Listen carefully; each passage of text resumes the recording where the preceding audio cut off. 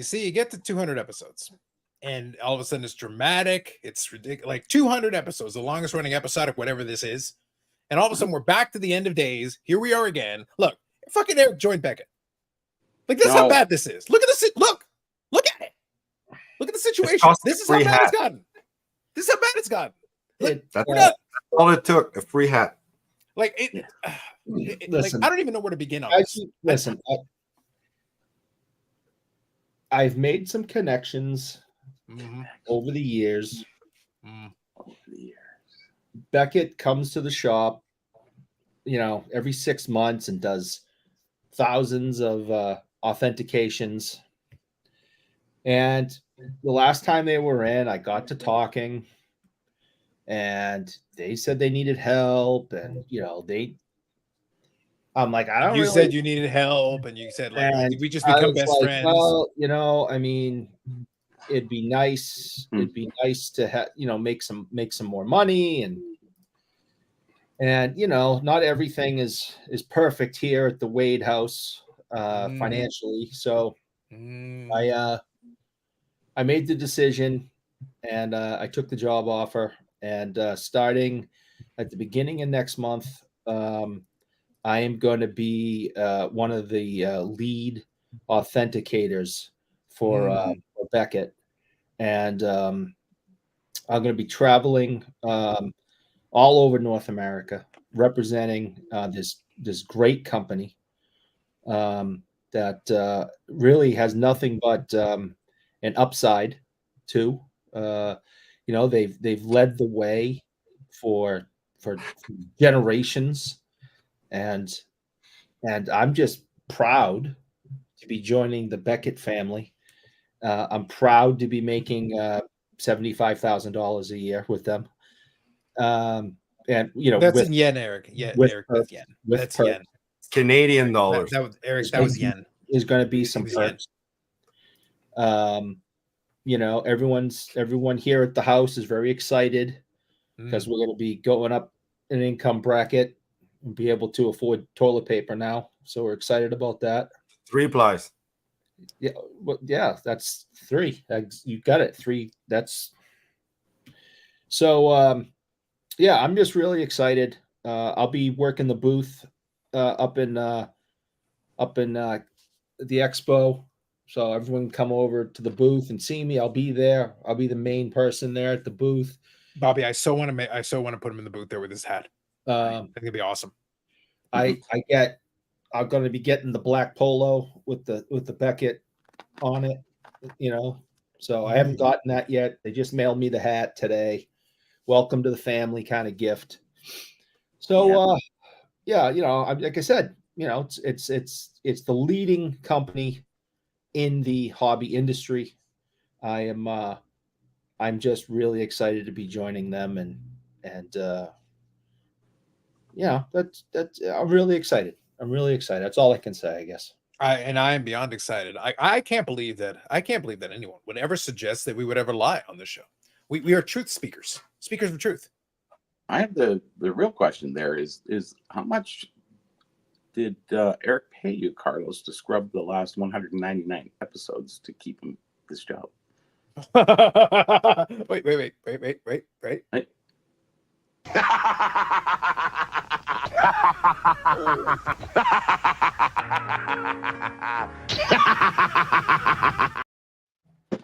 Thanks to a generous donation I made to the Because I'm Carlos enterprise.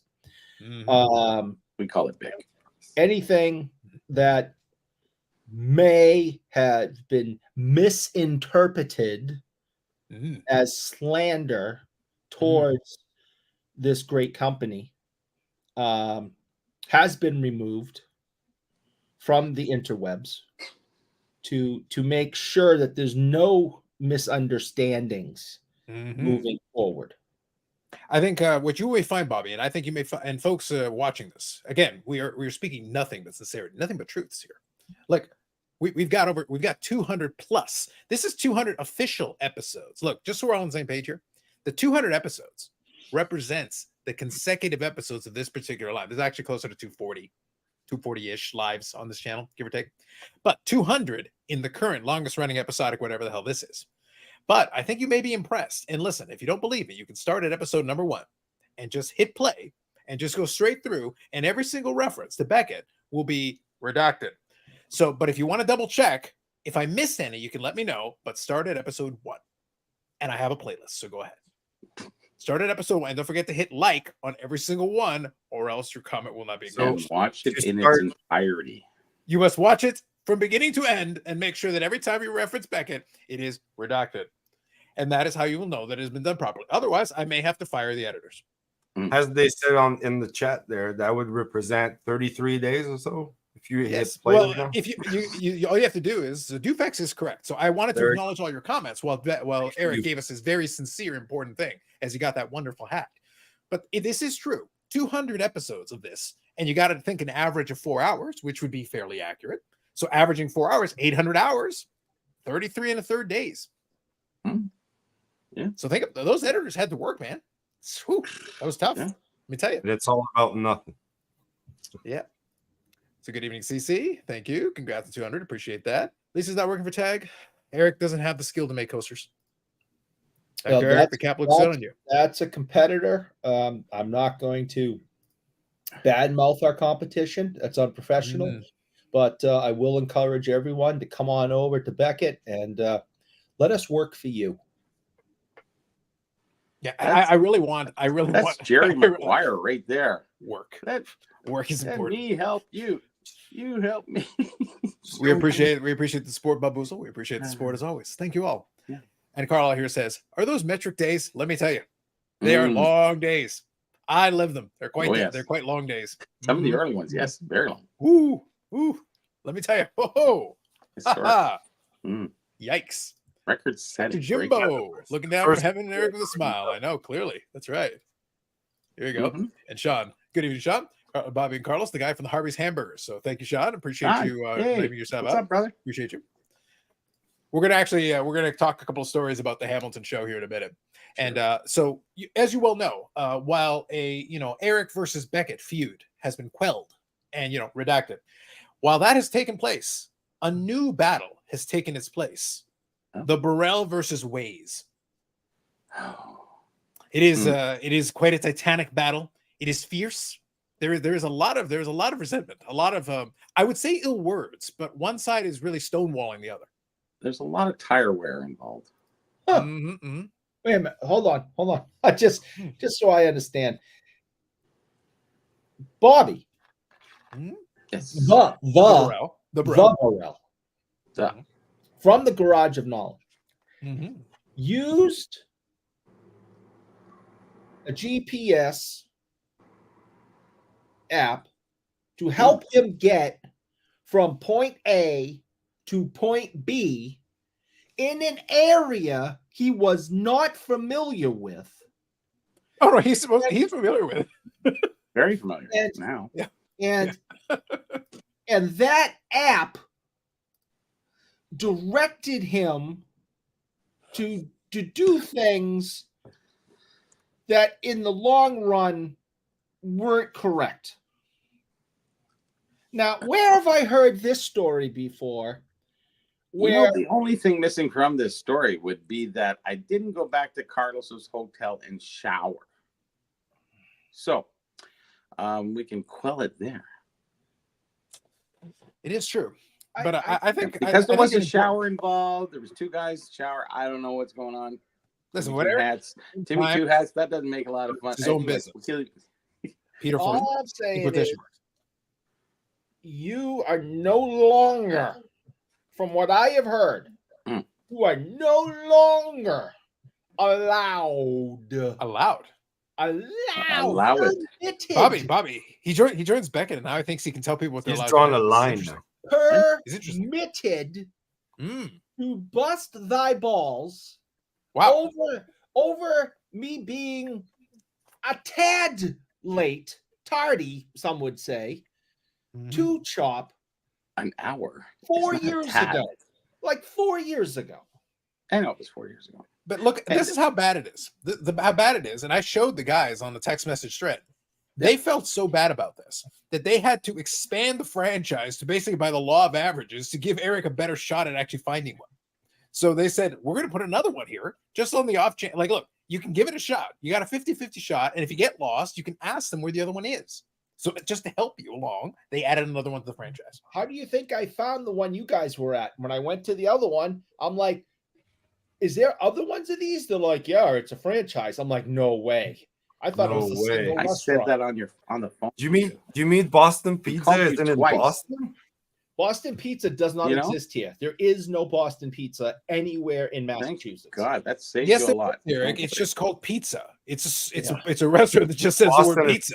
Boston is redundant. They just said it's like pizza. Yeah. Oh, yeah. Exclamation point. Chinese food is just food in China. In China. Yeah, with an exclamation point at the end, just for emphasis. But that's it. That's all that's going on. You get Szechuan in there, but yeah.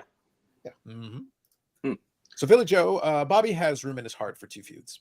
Oh God! So he's got his hand. And the Waze thing is new. We only just learned about it now. Waze is the one who declared hostilities. That's basically what happened. Usually, I guess because I put it on my phone and then I plugged it in my phone into the Honda Civic computer, that advanced piece of machinery. It seemed to clash, and usually she tells you where to go, as Eric is trying to do right now, and it didn't. Actually, it was showing us where to go. And the weird part is that it was like, turn here. It was showing us where to turn, but as it's showing us where to turn, we're so far away from that. By the time you look, you've already passed it. So it was saying, oh, okay. Anyways, and it's like texting and driving. I tried to stay away from looking at it too much. Carlo was kind of a co-pilot there, but we finally got it down after a while because we realized, you can only drive so much in circles before you realize how much tire wear you're going through. Honestly, I'm going to have to get a tire change pretty soon. Or the winter's coming first, so then I go to the winter tires and I'm good to go for a little while longer. So literally the winter is coming. But at least the important lesson that we learned is that Waze likes Highway 403. And it was very insistent on Highway 403. It was. Mm-hmm. It was. And what else we learned is Eric is now off the hook for his GPS mess 4 years ago, and it is now verboten to be brought up ever again. But did you not go back to the hotel after that and then shower and then come to Chop? No, after we you were showered lost first, then got lost. We went from the show. Not only did we go directly after the expo, they went back to the hotel. We showered. And then they got lost. So the hotel to shower where everybody's waiting, and then you got lost. Listen, that was Timmy Two Hats. I showed up. Oh, you are verboten to talk about Timmy Two Hats on the show. Wow. In that regard. Wow. That was all him. That was all him. He goes to BWC, you go to Beckett. What the fuck is next? It's all about these ridiculous. Yannick, can you believe it? Like, look, between Timmy Two Hats and his BCW thing, and Eric and his Beckett shilling, everybody here is sold out.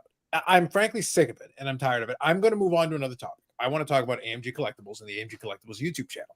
So AMGcollectibles.ca and the AMG Collectibles YouTube channel, quality content, wholesome entertainment, where your gracious host and Steve, the collector of scalps, collector of the people, chat on various matters, because right now, the last couple of weeks, Sherry's been off on location. But mind you, I can almost assure you that within the next week or two, we're going to get the boots on the ground for Fanatics Fest, because that's coming. That's going to be the next thing, because both Brad and Sherry are going to be at Fanatics Fest. So we'll get a little compare and contrast. So that'll be forthcoming. But usually we'll have a little bit of fun on the episodes talking about stuff that came in the shop. Look, we had Brad Marchand stuff. There was a lot of Brad Marchand stuff. Let me tell you. Ooh, man. Look at in the first 15 minutes, how many companies we talked about. It's amazing. We should get some promo money, some kickback, something. Listen, at the very least, it's the least it can do. That's all I'm saying. Like Waze owes us a lot, and Wade owes us a lot, and Beckett owes us a lot, and so much. We've talked them, but nothing but love and reference. Let me tell you. Time to Scarborough here. Good evening. I'm not calling out anyone, but I saw a YouTuber show a card of a skyscraper and call it a rookie card. What is this hobby coming to? There you go. What skyscraper though? I was going to say, is it the CN Tower? Is it the Sears Tower? Is it the listen, there are some options. Allen and Ginter probably has a whole skyscraper insert set. Is it Minas Tirith? Is it No, I don't know. I don't know. There you go. Eric, can we get a family and friends discount code for Becca Grading Service? Let me tell you, Eric should be all over it, man. Well, Telling you. I will be working in the authentication branch of this great company. There may be a time moving forward that Authenticating what though? That's the funny part. stuff. I'll be Chocolate sticks, probably. authenticating- Reggie Lemon. Yeah. Well, I will be in the special Reggie Lumlin division that I will very be special. starting and setting up within the company. Oh, the Pristine special. Thames all over the place. Special. Get it, guys. Yes. And that's I will be authenticating all items Reggie Reggie Lumlin Lemon related. and not. Yeah. That's I'm one. looking forward, by the way, for the record, just so that people who've been watching the show for now pretty much know the score here. But for anyone who gets confused, I am looking forward to the cease and desist letter from Becca at some point where they're like, we do not claim this man. For all the things that they don't do, this is one thing they will do. Yeah, this will be the one time there's like I get a phone call from like the Yeah, one exactly. Beckett lawyer who isn't working up with the owner. The one guy. The one guy, yeah. The one guy. I don't He know drew what the you're short talking straw. He about. goes, "Sir, could you like not?" I'll be I in just- that for the first hour. I'm baking a cake, so I got to go back and forth and do some stuff. So just let you know. Nice. All right, fair enough. Bobby's Is it an making ice cream cake? No, gonna say. it's like a regular cake that you put in like fucking an oven. And it's Steven's birthday, so don't be sly. Wow. All right. There you For go. tomorrow. Is it from scratch or out of a bag? It's from scratching my bag. Yeah. Yeah, Mm. scratch your bag. Justin says, reading this room, I think I'm confused. Justin, you're always confused. Oh, yeah. It's Just to save you some time, you are confused at all times. Yep. Mhm. you have to You are get in the confused know like for I am a this man one. of peace. You are confused like I'm a man of peace. You are confused like Bobby is in the garage of knowledge. And you're confused like Yannick is clean shaven. Yes. Billy Joe says authentication. Yes, it's cardboard. Let me tell you. I think Eric's got this That's a down. pretty easy job if you think about it. Hey, it is cardboard. Yes. Yes, it Mhm. is a sticker. Next. Yes. So I was just setting a snipe on something, so I wanted to make sure I took care of that first while we get back to making fun of Eric. A quick side point. We'll get back to Bobby's war on ways later, but Yep. also related to the card show piece.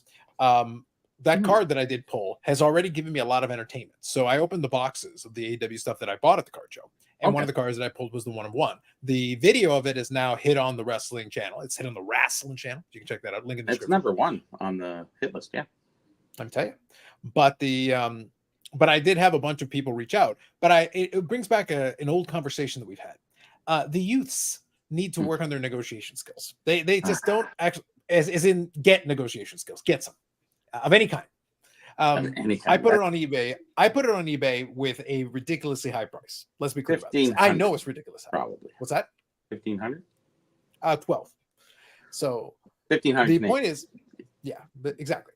But the thing is that it's intentional because I've actually pulled out of that product 4 1-of-1s. I have sold 3 of the 4 1-of-1s and did well on all of them, and that's fine.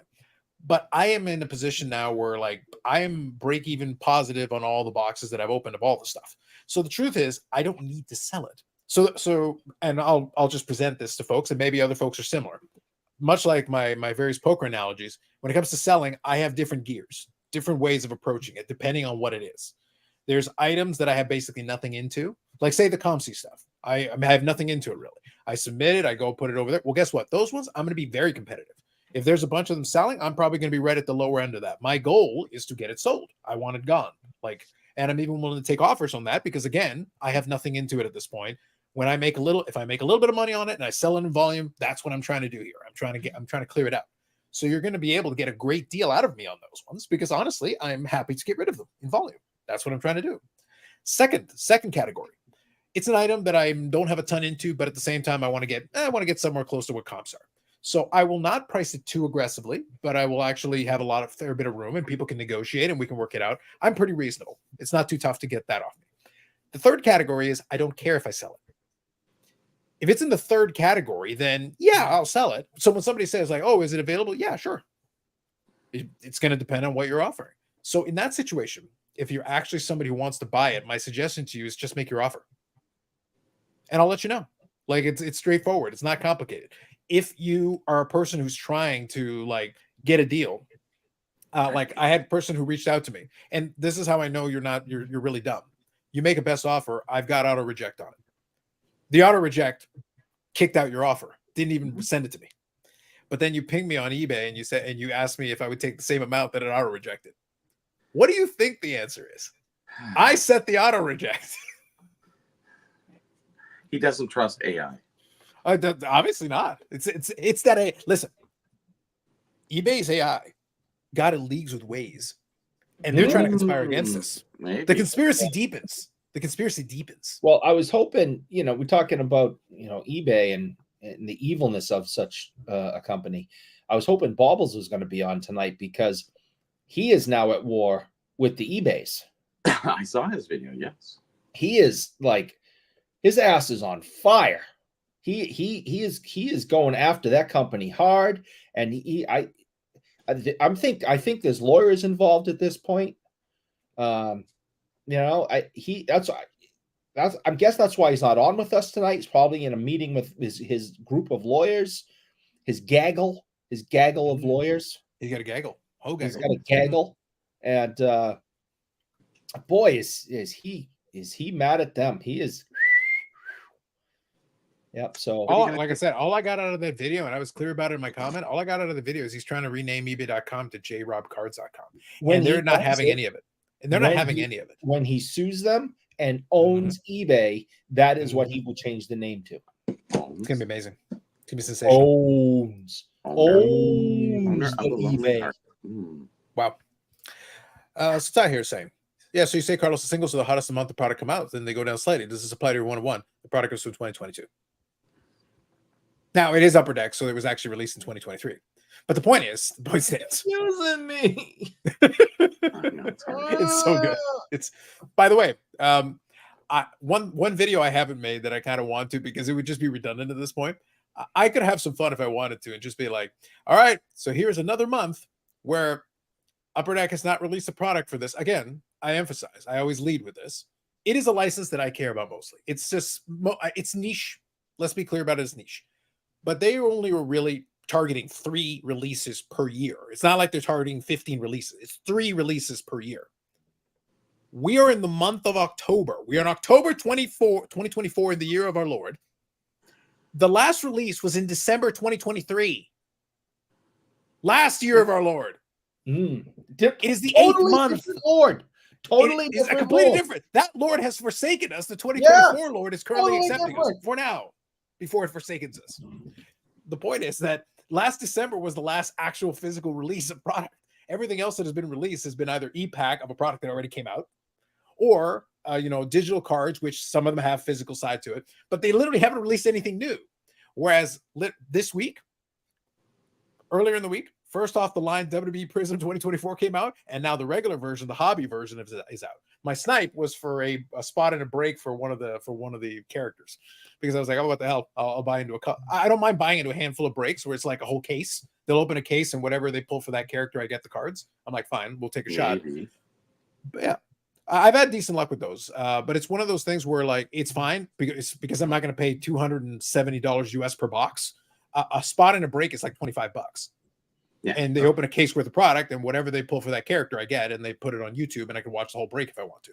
So that's fine. But the point is this, though, that Panini is on the way out. Fanatics literally has that license. They argued, they had a lawsuit with each other, settled the lawsuit, and they're still releasing products, and I'm still waiting for the next one. By the way, it's scheduled to be out by the end of this month. If they do, it means that we will get it in Canada a week after the US folks do, which means September, which means we're into the 9th month of the year. The last release was in December. And they still have to squeeze in 2 more releases before the end of the year, which means September and then October, November. Like, what are we talking about? That's the entire release calendar for the whole year. Don't you have a phone number there, Carlos? I know. I got to call a guy, obviously. Jeez, man. Yikes. Can't call anybody anymore. Try to call eBay. Yep. Simon 466 Cars. Good evening. Eric, you might want to ask your paycheck up front for your new employer. It's adorable you think they pay him. No, see, I don't listen. I don't understand that. Beckett is a very strong company, probably the strongest in the industry. Since we started the show, I announced that I was offered a position for $75,000 a year. Since we have been on for 26 minutes, they have bumped that up to 83.5. All right. So I Still am in now making $83,500 a year, to start. And there's going to be perks. I've been told perks are inevitable, with lots of perks. And when you have the type of strength that Beckett has in the hobby, we're going to the moon. We are 10 times, we're 20 timesing the hobby. Fanatics wants to 10 times it. Beckett, we are gonna 20 times it, and it's nothing but to here to the moon. So I have no concerns. $83,500 a year. Very generous offer, and I'm looking forward to working with this great fine company. Something is odd to me. Yeah. Only one, wait, so Yannick, first, only one thing. Well, that's the most obvious one is Eric's ball cap there. That is not right. If it was the real thing, Eric would have had the whole thing like curved. Exactly. This is how the hats are worn at Beckett. They are aware that I do like a bend. Part of the contract stated that when I am representing the company and I'm wearing their, you have to bend. There will be no bend. It has to be flat. If I'm in California, if I'm in California in surf country, or skateboard country, I can prop it up. I think that's Appalachia, but anyway. I can wear it like this a little. So I want you to know, quick aside, just between you, me, and the chat. It is 200 episodes, and that is kind of a milestone thing. And now you would think that I would have come up with some tremendous clip series. No, I just didn't have the effort in me, to be 100% honest with you. At 100 episodes, I did pull some clips and stuff, and I realized that this is twice that many, and I realized the horror of my own creation. Literally Frankenstein's monster scares me at this point, and I'm just thinking of how many hours we're talking about, and I'm sitting there like, no, like I can't live that again. Yannick, I've already lived it. I can't live it again. No, I can't do it. So basically, this bit is the best we could come up with. Hit the like button, please. Yep, pretty much. Twice. Think 800, at least 800 hours of this crap. At least 800. It's pretty. I'm shocked by it, and I would say at least, yeah, for the whole thing. And I was here for the whole thing, much to my own horror. And in that bit, say 1,000 hours. I mean, Bobby, it's probably closer to that. That's probably closer to the truth. Now, I will say, with that said, I will get us back to our regularly scheduled bit. Also, remember, Eric will black label for food, and remember to hit the like button because now it is co-sponsored by Beckett. Allegedly, Beckett, don't sue us. With the one lawyer you have left, don't sue us. Do not sue us. If you want to sue someone, sue the guy wearing the hat. Just throwing it out there. Yeah, the only guy wearing a hat. Yep. And while Eric continues to slander his employer, allegedly, I'll read Carlos' comment, and then I'm going to get my beer. Carlos says, I'm pretty confident that I've been watching the same episode for the 200th time. Thank you for mentioning that. Actually, this reminds me of something. I'll have to get him on here again at some point, but he is a force of nature, so no way to control him. And also, in case you're wondering, I didn't specifically invite anybody, but if anybody who has been on here before would like to come on, just let me know and I'll send you a link. You're more than welcome. But the fact is I didn't plan anything this week because literally, frankly, I've been busy doing other things. And it was also a shortened week with the card show and everything. So it's been, honestly, this week it's just zipped by for me. I lost track of time and suddenly realized it was Friday. Anyone that's been on the show? Anyone? Not anybody, but not anybody. Well, no, Justin can ask, but in the great spirit of tradition, it probably won't work out for him. But he can ask. Anyway, all right. Let me finish what I'm saying. So I'm glad, Carlisle mentioned the 200th time watching an episode. I've been explaining this to the IRP guys, and they don't understand that I'm actually completely serious about this. So some of you may recall, long-timers may recall the infamous Bob, dramatic pause, Lewis, the force of nature that he is, an alleged, disputed YouTube Sports Card Hall of Famer. And I stand with disputed.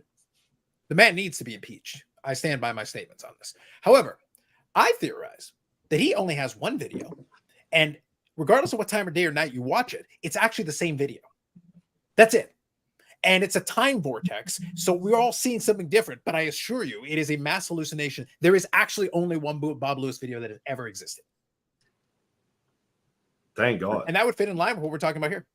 So in fact, you could be watching hundreds of Bob Lewis videos and you're going to find out it's actually only one video. I hope you hit the like button at least. I just think that sums up that, you know, this show is complete garbage and crap. And like I've been saying for, 4 years now, please stop watching this crap. It's the same crap. They can't now. They can't now. Now that you're a Beckett representative, allegedly. Now they simply cannot be allowed to. They have to they have no choice. Oh. This is now a Clockwork Orange. Now they have to watch. Oh, you poor bastards. I'm just saying. Simon says, Beckett's going to 20x, but does Eric know what happens when you 20x a negative number? He does get confused regularly with the maths. We don't maths here. Mm-hmm. It's all fun and games till someone tries the maths, and then I'm out. Simon's good at the maths, man. Be careful. He'll use the maths on you. We'll block Maths him. will happen. We'll block him, and he will not be allowed to be here no more. Look, I'm just saying. He found out that the National is a non-profit, is non-profit, like I'm a man of peace. Legitimately, of course. Allegedly. So Justin says, hey, put the chat link in the chat. I already did, buddy. Go looking for it. It's in the chat.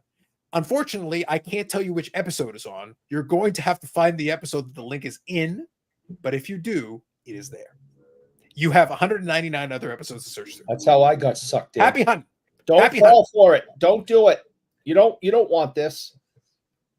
I thought it would be fun to hit the link once. Now look at me. Never should have hit the link. Now look at you. We're here, Yannick. 200 episodes, the longest running episodic, whatever this is. It's a lot of time. Collectors, ruining lives. That's what we do. That's what happens. Dufex here says, I've got a red PMG Jordan. Will Becca grade this for me? Eric will personally take care of this for you, Dufex. No doubt. Again, by the way, you can also check out Dufex's Instagram. If you check out Dufex's Instagram, you can see a mirror gold Griffey. Fancy schmancy. Cool. It's pretty cool. I'll actually see if I can pull it up here. I'll show you guys. I think he's actually got some video where he's showcasing some of it, so you can actually check it out. It's better for that kind of a card with the foil on it. You want to see it in motion, and if you can see it in motion, it shows off better. Here we go. I think I found it. I'll leave a link to it in the description. You guys can check it out. It's actually pretty cool. So here, you can see a little bit of that foil going. The shine. Look at that. It's even in Eric's favorite holder. Oh my God. Mm-hmm. That's what we're here to promote. That's what we're here to promote. Look at the fanciness. You don't get any better than that. There you go. That is top of the heap. A number one. You don't get any better than that right there. There you go. Extra fancy. Now, if you know, you know. So you can enjoy that. I saw that earlier today and gave it a like, so I appreciate it. I would like to just remind people again, I will not be grading cards initially. I am heading up the Reggie Lemlin division of the authentication part of the company. That is where I am starting. Now, it probably won't take me too long to rise through the ranks and be the head grader. Okay, give me 2-3 months.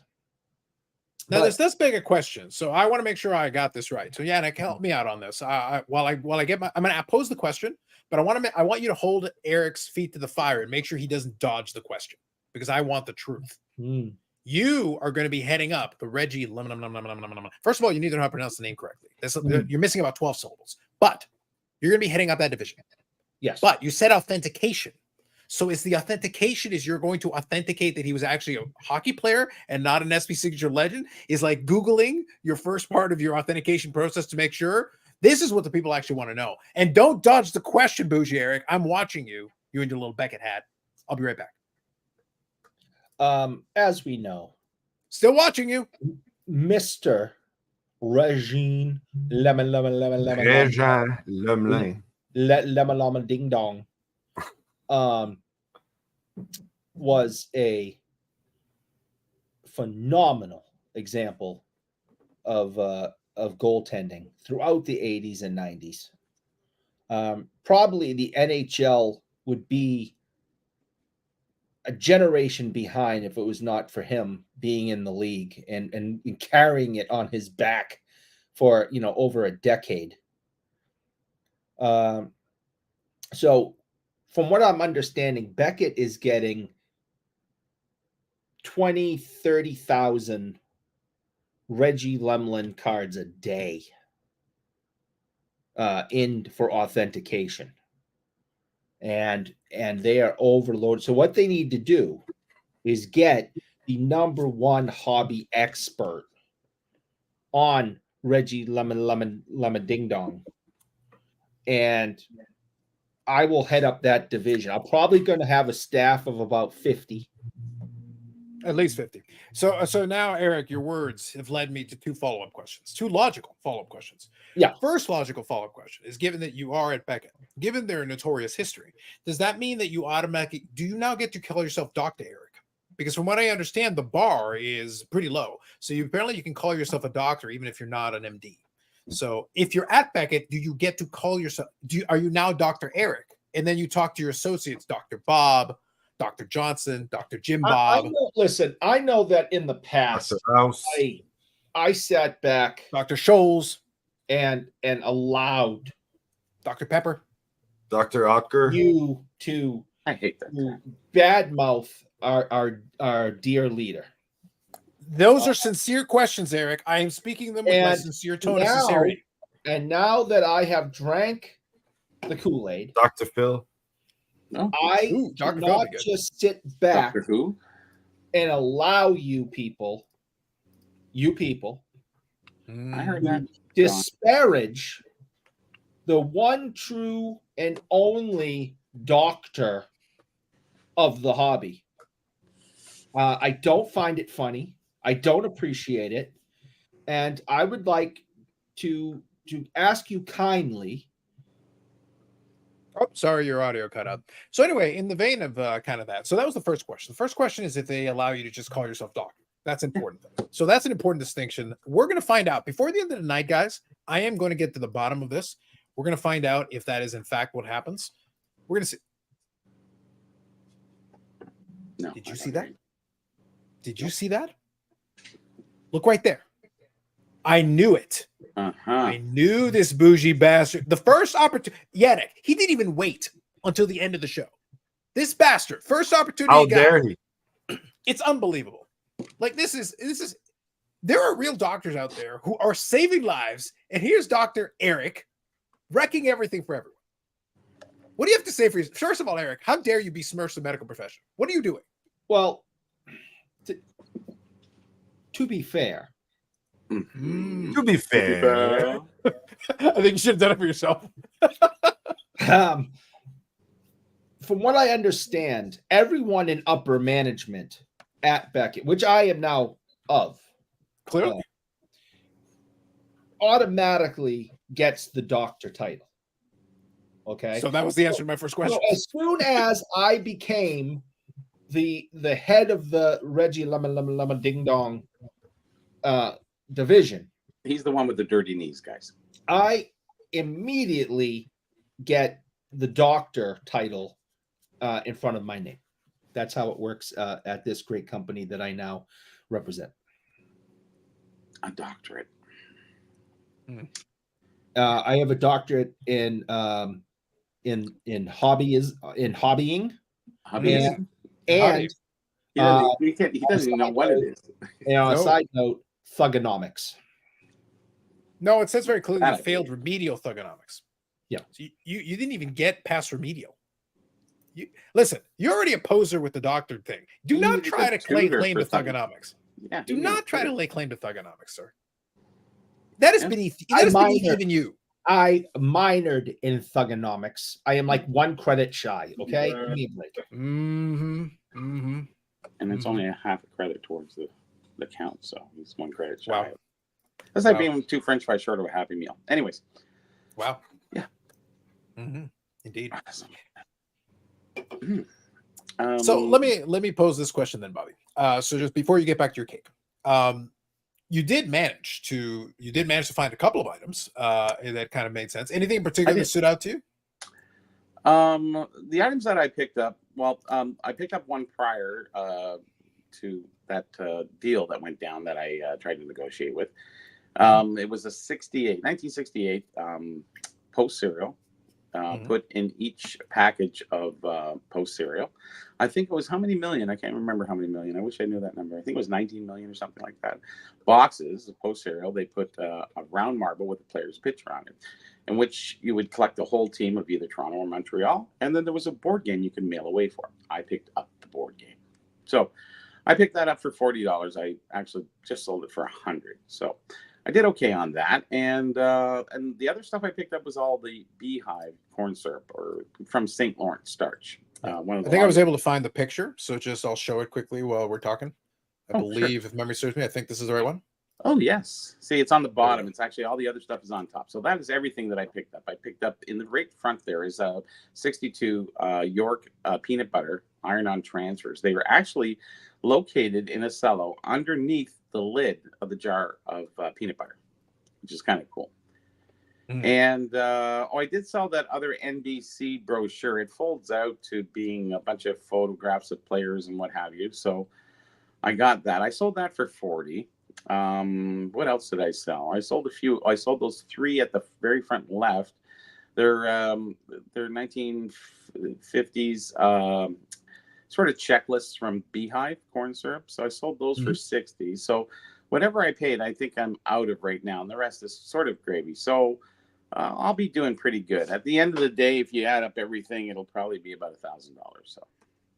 So I would consider it. That's kind of was my recap on the. By the way, if any of you want to hear kind of my overall thoughts on the show and everything, we had some fun with it. But if you want to hear the overall thoughts, check out the podcast episode, and the link is in the description to that one. Check out the podcast episode. I talk about it, and I definitely don't besmirch the good name of Hamilton. Not that I would even consider doing that. I speak nothing but glowingly of it, except for the one ways. That's the only way. Well, ways. The Tourism Bureau of Hamilton definitely will appreciate me. Oh yes, there's no doubt. No doubt. Let me tell you. Who said bad things? Oh, no. It wasn't bad. Allegedly. They were factual things is what I said. Yes, factual things is what I said. I did enjoy though that I did have we did have a couple of comments on that one, but it was a lot of fun. I always appreciate the comments though. I do enjoy that. And I was having a chuckle because I want to say it was Robert. I want to make sure I get this right. I believe it was Robert, who has commented plenty of times before, and I do appreciate the commentary regardless. Yes, it is Robert. So Robert was trying to defend Hamilton's honor a little bit, but he was talking about went to Mac, and then he was mentioning Westdale, and Westdale is not where I was in downtown, but also he went there between 87 and 91, and I'm like, I don't care what it was like in 1991. I'm talking about 2024, the year of our Lord, and I'm also talking about downtown. Yes. So I'm sorry, it was trash. It was trash. It sucked. It wasn't so bad as I have seen, but it was on the edge. Yeah, it wasn't great. It wasn't great, but the hotel was nice. The hotel was very nice. The hotel was actually top tier. Yeah, I have only the one complaint where they refused to take free money. They should have just stocked the pantry a little bit better. That would have been smart of them. But other than that, I have no issues with any of the rest of my stay. Was lovely. It was the diamond in the rough. Yes. Yeah, my day was lovely. Bob Boozle says Eric joins the likes of Dr. Doom, Dr. Bill Cosby, and Dr. Kevorkian. Illustrious. I'll stay away from Dr. Cosby. That's just back. I would probably stay away from Dr. Kevorkian with too. Dr. Ruth. Yeah, I'd much rather be compared to her. We'll just leave Dr. Cosby in the outback somewhere. I appreciate that you're cool with Dr. Doom and Dr. Kevorkian. Oh yeah, still not good. Yeah. Still not good. Yeah, much better than that scumbag. Yeah. There you go. Carlos says, I see an Atlanta Flames. Oh, you did indeed see a logo on there with the NBC listing there. You did catch that. You did catch that. That's exactly. Carlisle's got a nose for that stuff, man. It's like I scribbled it out, but anyways, before I sold it, but something. Yeah. But I love it. Obviously, man of peace. This lends to the conspiracy theory. Tag is just waiting for the big 3 self-destruct. I think you keep waiting. Yes, at this point, Tag can wait for the big 40, and they're still not even the qualifier. The best thing they've ever done was those custom cards, because I think that's the one thing everybody speaks well of, because they like. But $40, man, I'm not paying $40 for that shit. They look nice. I'll give you that. They look nice. There you go. I said something here. I said something nice. You did. They look I nice. assume Man, this a is. positive piece. I assume this is just more just another gag for the 200th episode, but we'll see how long you carry that one out. Eric, I am a man of peace. I know you are. Yeah. Tag is playing the long game, and I mean long. I mean centuries, millennia. But yes, Millennia yes, is right. Yes. millennia. Now this isn't actually, by the way, like I said, I didn't bother to get clips. Because honestly, it would have taken too much time. I actually thought this was going to be a clip I was going to use, but I didn't realize it was a live stream of the podcast. But I still think it's funny, and it still plays in exactly what we talk about. So I'm going to play it anyway. So here we go. Wow. Do you consider yourself a watchdog, Carlos? I consider myself a man of peace. That's what I consider myself. That's what I tell myself every day, Victor. I look in the mirror, man of peace. That guy. Man, that guy. And that's how I know it's going to be a good day, because I believe my lies. I believe them. Someone should. I have learned how. It takes a lot of work, Victor. This is not like an overnight thing. You got to really work at it to the point that you just don't burst out into cackling. You have to be able to look at yourself in the mirror and look at yourself right in the eye and be like, man of peace. With a If straight you don't face. burst into laughter, you're pretty much good to go. You've done it. So I played that clip for a couple of reasons. One, it references man of peace. So where Eric is questioning my man of peace, that clip emphasizes it, and Victor appreciated it. And I have no idea what Brandon and what Eric were laughing at. I am a man of peace. So that's the first thing. The second thing is, I said in that clip, as a wise man once said moments ago in that clip, if you can look at yourself in the mirror and keep a relatively straight face, then you know you've done it. Much like when Bobby explains that he actually loves Atlanta. Yes, just like The that. important thing is, can you sell it? Can you? So, like, I look in the mirror and I say, man of peace. Bobby looks in the mirror and says, Atlanta. Now, unfortunately, he was never able to get in the mirror and say, ice cream cake. All he did was punch the mirror. Didn't work. That one didn't work. I Didn't love work. ice cream cake. I do like how you brought that back in black and white. It was very nice. It was almost parochial. Very well done. Yeah, it was ye old live of Travel back in time. Yeah. It was probably a couple of months. And then also the third reason that reference works is because it also brings us back to wonderful times when we're involved with Victor the Rookie Card Specialist, his new book that came out that, people on this side of the screen were acknowledged in. Yep. Mm-hmm. Yeah. By the way, since it plays into the Hamilton story, I hate you all. I read True Rookie Cards while I was on my trip in Hamilton. Nice. Because it is a light, comfortable read. It is under 100 pages and pretty good size font and everything. I will say to you, so now I can give you a little mini book review. So here's my mini book review. I think it's a very good, if you've watched Victor's videos and you appreciate his approach to funneling out what is the rookie card, I think it is going to be very handy for you because it writes it down. And then the other piece that may be interesting to you is it does give you a little bit of history of how the rookie card came into play, of the background of when it became from first card over to rookie card as a concept, really. That was the chapter 2, which I really enjoyed. Mm-hmm. Absolutely. Very detailed. So I think that was very good. So I think, and in the spirit of hashtag scholarship, I do appreciate that. So I think that's very good. I enjoy that. And then, like I said, his system and everything is outlined, which cards he considers certain ways, and some examples included in it. So I think all this is good. All this is good. Now I will say though, in the spirit of being true. So, and also I think I'll also add, it was written in a nice conversational style, which I think is very friendly. Very much so. Yes. Which is friendly to the reader. So. Pluses on all the above, thumbs up to the whole bit. So now I will say though, page 91 and 92. 92. Oh, that's the best part. 91 and 92, best parts. Well, 91 and 92, yeah. 91 speaks of the realm. Yes. So we've got 91 and 92, 2 pages. Very, very good. There's some other stuff in between, but the point is 91 and 92, there's 2 specific references we care about. I'm actually disappointed there's no Eric Slander in there. Or like dirty. It was 93, page 93. Oh, yeah, it's in the back. It was handwritten. But if you didn't get the right copy, you didn't see it. It's in the back. It's thou shalt not be bougie. That's what he's talking about. Yeah, basically. That's the title. Chapter basically. 16. Yeah. So all good. So I would recommend it to you if you're interested in those things. Now, what it does, though, in the spirit of scholarship, what it does for me as well, though, is that the history of the rookie card of the whole bit kind of backs up my premise of not really caring about the rookie card. Why? Because it's basically the history of a marketing gimmick. Because at the end of the day, we needed this classification to justify charging more money for this. Why did we care about it? Because, well, it's a rookie card. You don't understand. So it plays into today. Why do we care what the rookie card is? Well, because we can sell it for more money. If it's the rookie card, we can get more money for it. If it's not the rookie card, we get less money. So the manufacturers want everything to be a rookie card. Some purists want only one specific thing to be the rookie card, but we're arguing about the same thing. We're arguing about a label. If you as the collector want the card, then you're still going to want the card, whether the label existed or not. If it was just first card, that's simple. That's objective. You can be like, which card is the first one to the market that meets the criteria, and then you don't have to worry about the second, third, or fourth, and you're done. Yep. That's very simple. The problem is we're still in the subjective land because you kind of have to play around with where we ended up. Well, especially in today's world, or the last 10 years, I would say.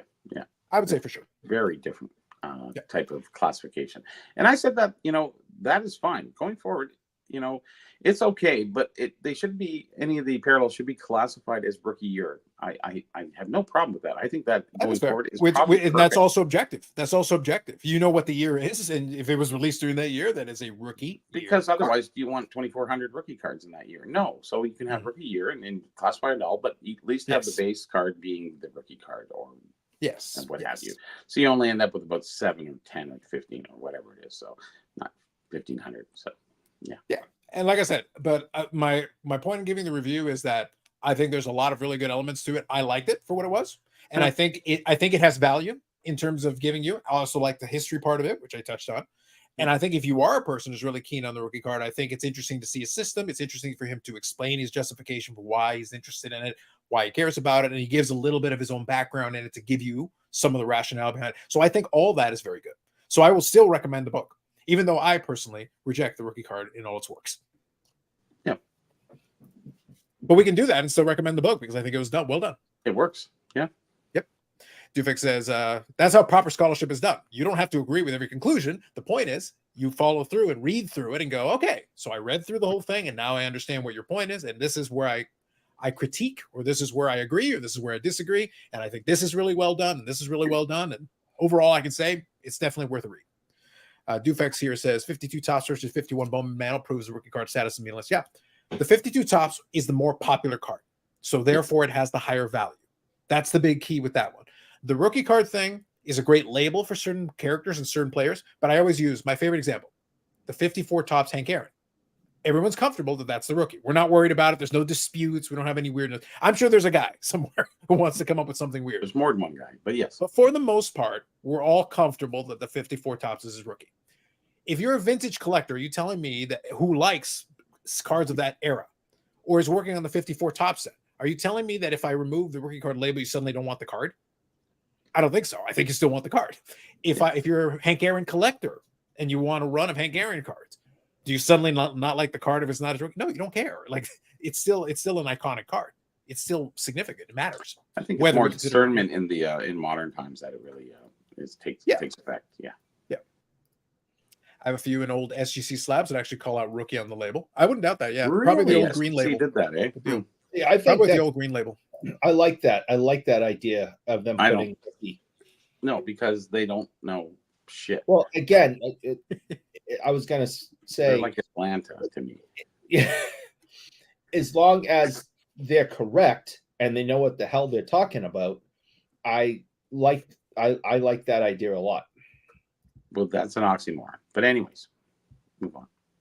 There you go. I like this. So there's a couple of good comments here. I'll read a few. Bob Boozle first says, Victor has put more thought in rookie cards than I put into my marriage, career, and life. So I'll read it. Valid. All valid. The most expensive cardable player should be whatever Gary Vee says is his best card. The V card, if you will. Yeah. Oh, between Will and Bob. That's a solid back-to-back comments. And I thought about bonus. We got a baseball collector sighting. Good evening. Good evening, Mike. I love the 54 Aaron no matter what, which is fair. That's fine. I don't disagree.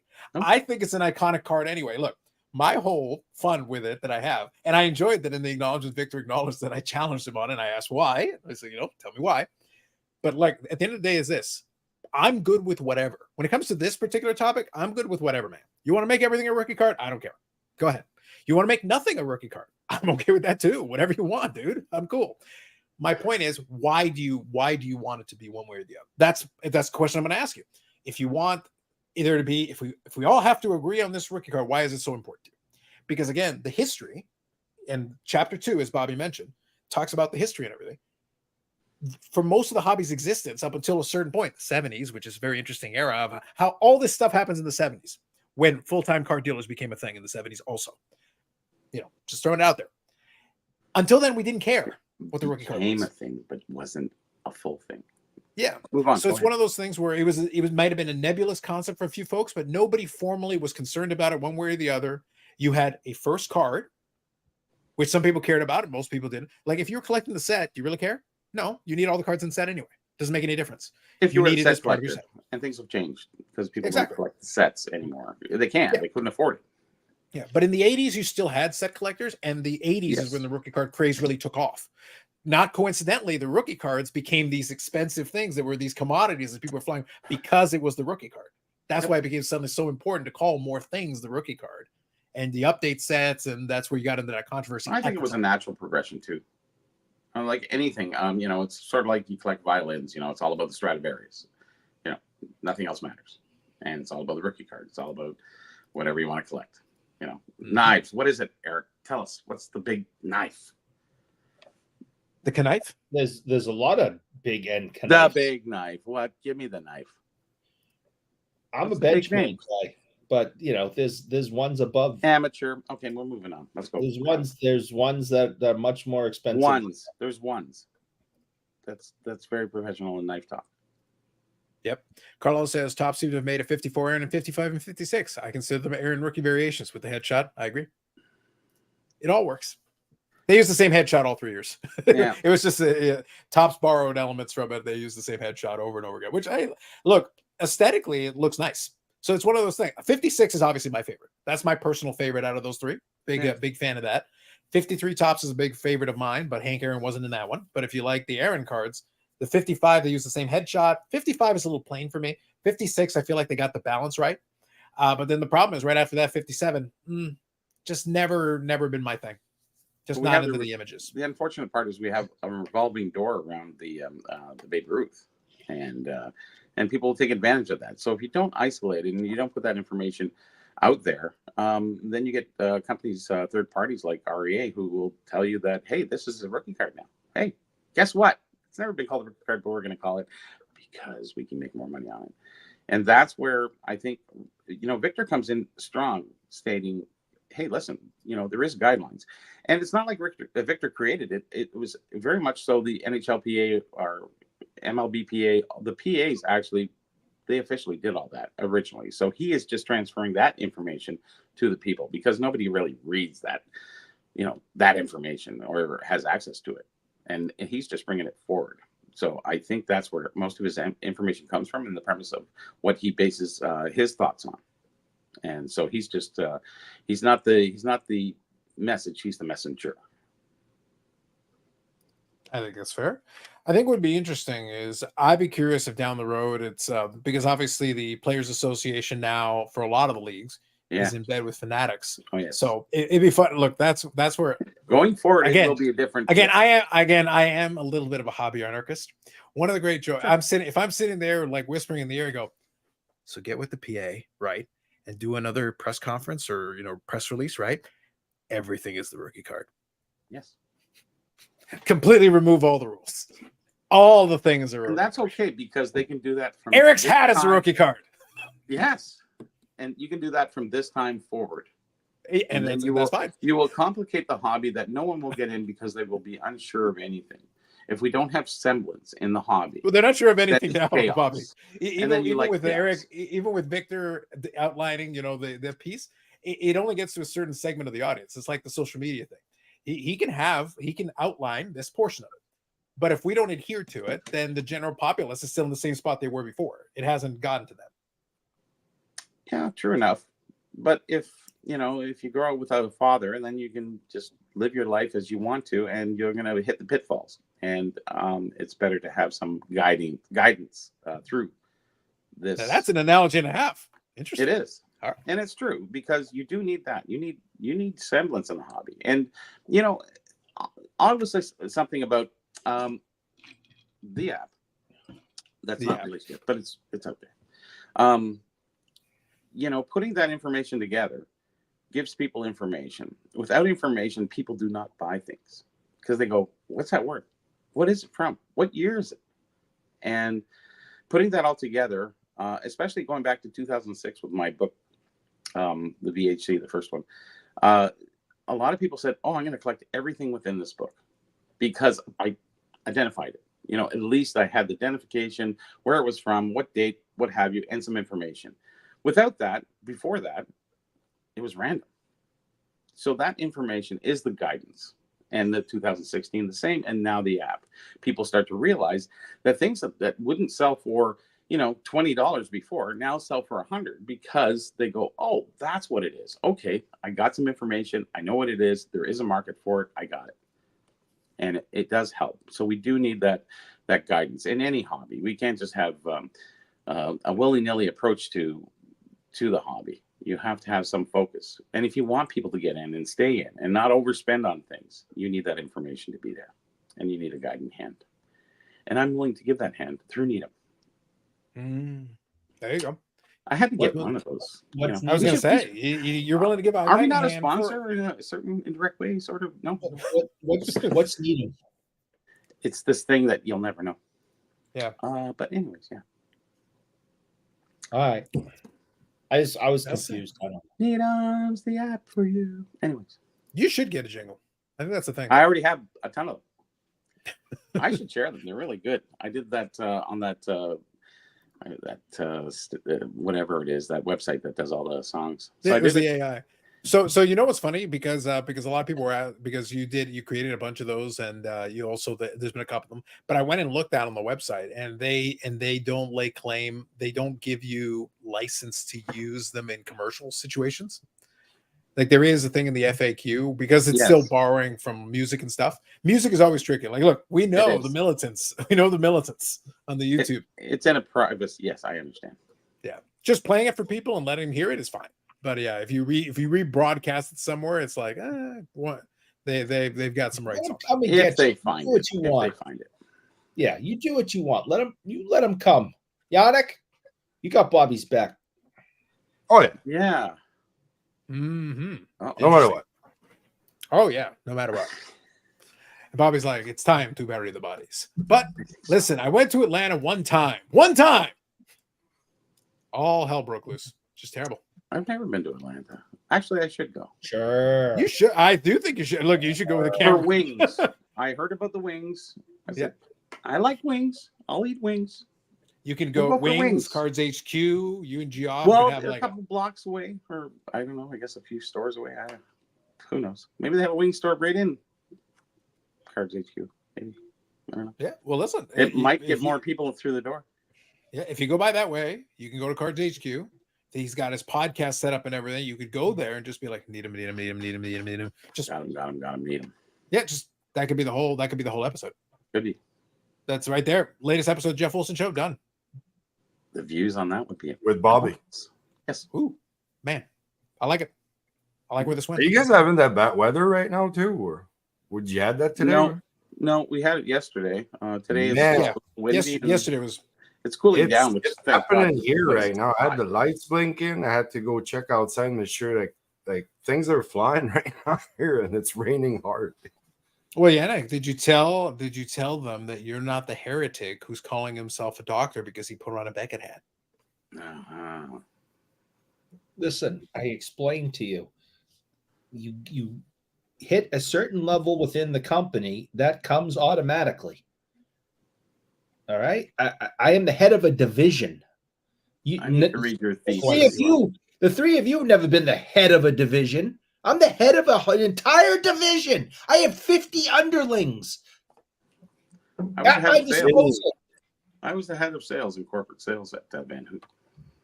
Sounds like a man who needs himself for 8 years. A raise in the like button fees. Man who heads the division, heads the like button division. I know. Mm-hmm. Okay, hold on. I'll be back. I just got another raise. I am now making $95,000 a year. Carlo makes a valid point. Are you sure you like some division? Fucking liar. It is maths. It's not that type of division. Are you sure? Did you check?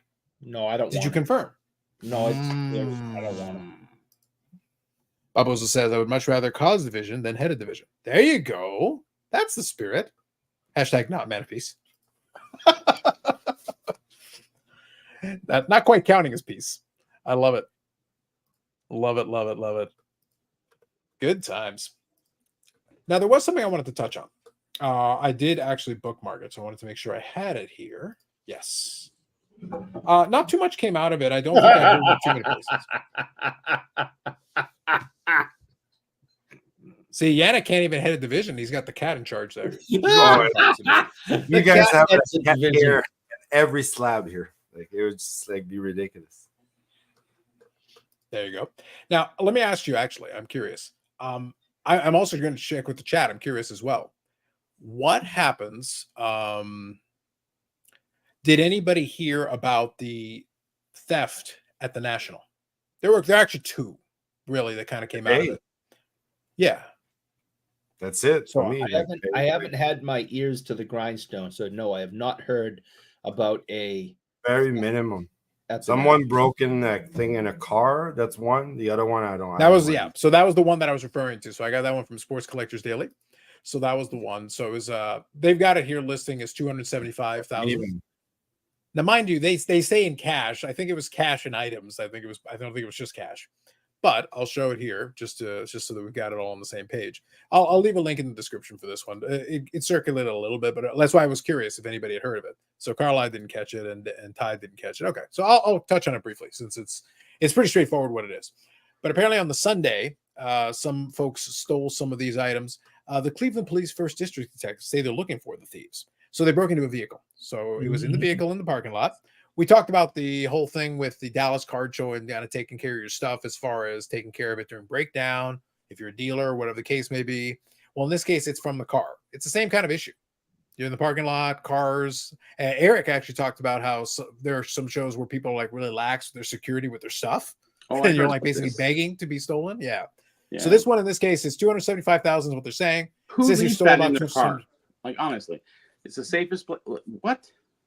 Yeah, but that's kind of my point. It's not really a complex story, but at the same time, not a surprising one. But you would think on the heels of a robbery, you would be a little bit more careful. You would like a little bit more marked. Yeah, some lessons. Well, that was Dallas. That can't be us. Yeah. So here. Well, now, by the way, for the record, I this one is like a little call out to Neo here. So one of the bags that had, so it was stored inside a black briefcase that was taken from the vehicle after he thought he'd locked it. So apparently he didn't even lock it. So you thought, that's what I'm reading right here. See, he told police that cash, 2 iPads, and the money were stored inside a black briefcase that was taken from the vehicle after he thought he'd locked it. Like I said, I'll leave the article link in the description for you guys if you want to read it yourself. But here's a little call back to Neo. The bag had an air tag. And the police recovered it on IX Center property shortly thereafter, but the cash had been stored inside his car. Yes, you can take the cash out and leave the suitcase with the air tag, but it did have an air tag. So that is the thing. It was a Samsonite. Yeah, so that is the thing. So there you go. So the police are looking for 2 people who left the area in a blue Honda Odyssey as pictured below. That is the image. There you are. So if you know anything about it, you can let the First District Detective Unit in Cleveland know, or Crime Stoppers. But there you go. I just thought I would share that since we had talked about we talked about the whole Dallas thing and everything, and with the National being so much bigger, you would have assumed that something like that was going to go down. So I think no, I would not have assumed that. I would have assumed. I would totally assume. $275,000 in cash was left in an unlocked car in a parking lot, and that got stolen. I would not have assumed that. If you said, would you assume people would steal cards off a table, or yes, I would. It happens. Well, where do you leave your money then? But are you effing kidding me? A $250,000 you leave in your car unlocked, unattended. I'm glad it got stolen. You're an idiot. If I ever did that, I would push that lock button, beep beep beep beep beep beep. Oh, Like I'd ADHD, still be like my up neighbor there. does, like 15 times Yeah. in the middle of the night. You switch to OCD mode. You'd The press old- it until the yeah, battery exactly. almost runs Yeah. out just to make sure. Yeah, you No, run out the of guys battery in power Dallas- because you freaking hit it so many times. The guys in Dallas got scammed, and I felt horrible for them, and I have nothing negative to say about those. They were, And at least that was coordinated. At least there was an effort made to try to distract somebody. Yeah, it was smart. Taking it from an unlocked car though is a lot less effort. You're an Now, idiot. We'll question the. Yeah. Okay. You're a freaking moron. I feel nothing for you. You're an idiot. Yep. Wait till it shows up at Beckett, seeing how much of an There idiot you he go. called me. Exactly. Then different story. He comes in on Saturday expecting some black label 10s. That's all I'm saying. Will says, I wonder what happens if you show up at the airport in 275,000 catching a flight to Cabo. On a related note, the Dallas Thieves has still not been caught, despite Eric's bold proclamation. I'm surprised. I'm Alas. very surprised. I thought they'd have him within. I'm not. Literally, all you have to do is lay low and not say it. No one is looking for you. There is no nationwide manhunt to find these people. They can hide in plain sight for the next 45 years. Yeah, the online presence, though. It's I hard to get away for too long. I thought the hobby would track these guys down, not the If cops. you are involved in the hobby, sure. If you're just some guys and that was one specific situation, you never have to go to another card show again. But if we said this, if those were hobby guys who knew what they were doing and knew what to look for, they've been to shows, they've been to their local card shops. Everyone in the hobby, not the majority of people in the hobby was paying attention to that story. They've seen the videos. This was big news in our little world. So everyone has seen these photos. So if you're like a little hobby shop in New Mexico somewhere, and those are regular customers, you've seen this video and you're like, that's guy over there. I question if Eric, it's been only a couple of weeks. If I showed you some random pictures of similar looking dudes, could you tell me which one is the guy from the video? It'd be like right now. Suspects. Yeah, no, but like being serious, I think. Look, I'll go back to what I said at the time. It's not that people don't want to help. Now, some people don't want to help, but it's not that everyone doesn't want to help. I just think people underestimate how many people are not paying attention, even basic. You could literally be at a card show, some of these card shows, with the Michelin Man standing beside you, and you still wouldn't realize the Michelin Man is the one who absconsed with your Pelican case. He's the Michelin Man. I was on my phone. I knew I couldn't trust him. Yeah, the Michelin Man is not to be trusted. The reality is, I think people underestimate how not observant people are. Like, not observant. But usually someone will say, hey, I know that dude. But then again, do they want to rat on them? Hasn't happened yet, man. Hasn't happened yet.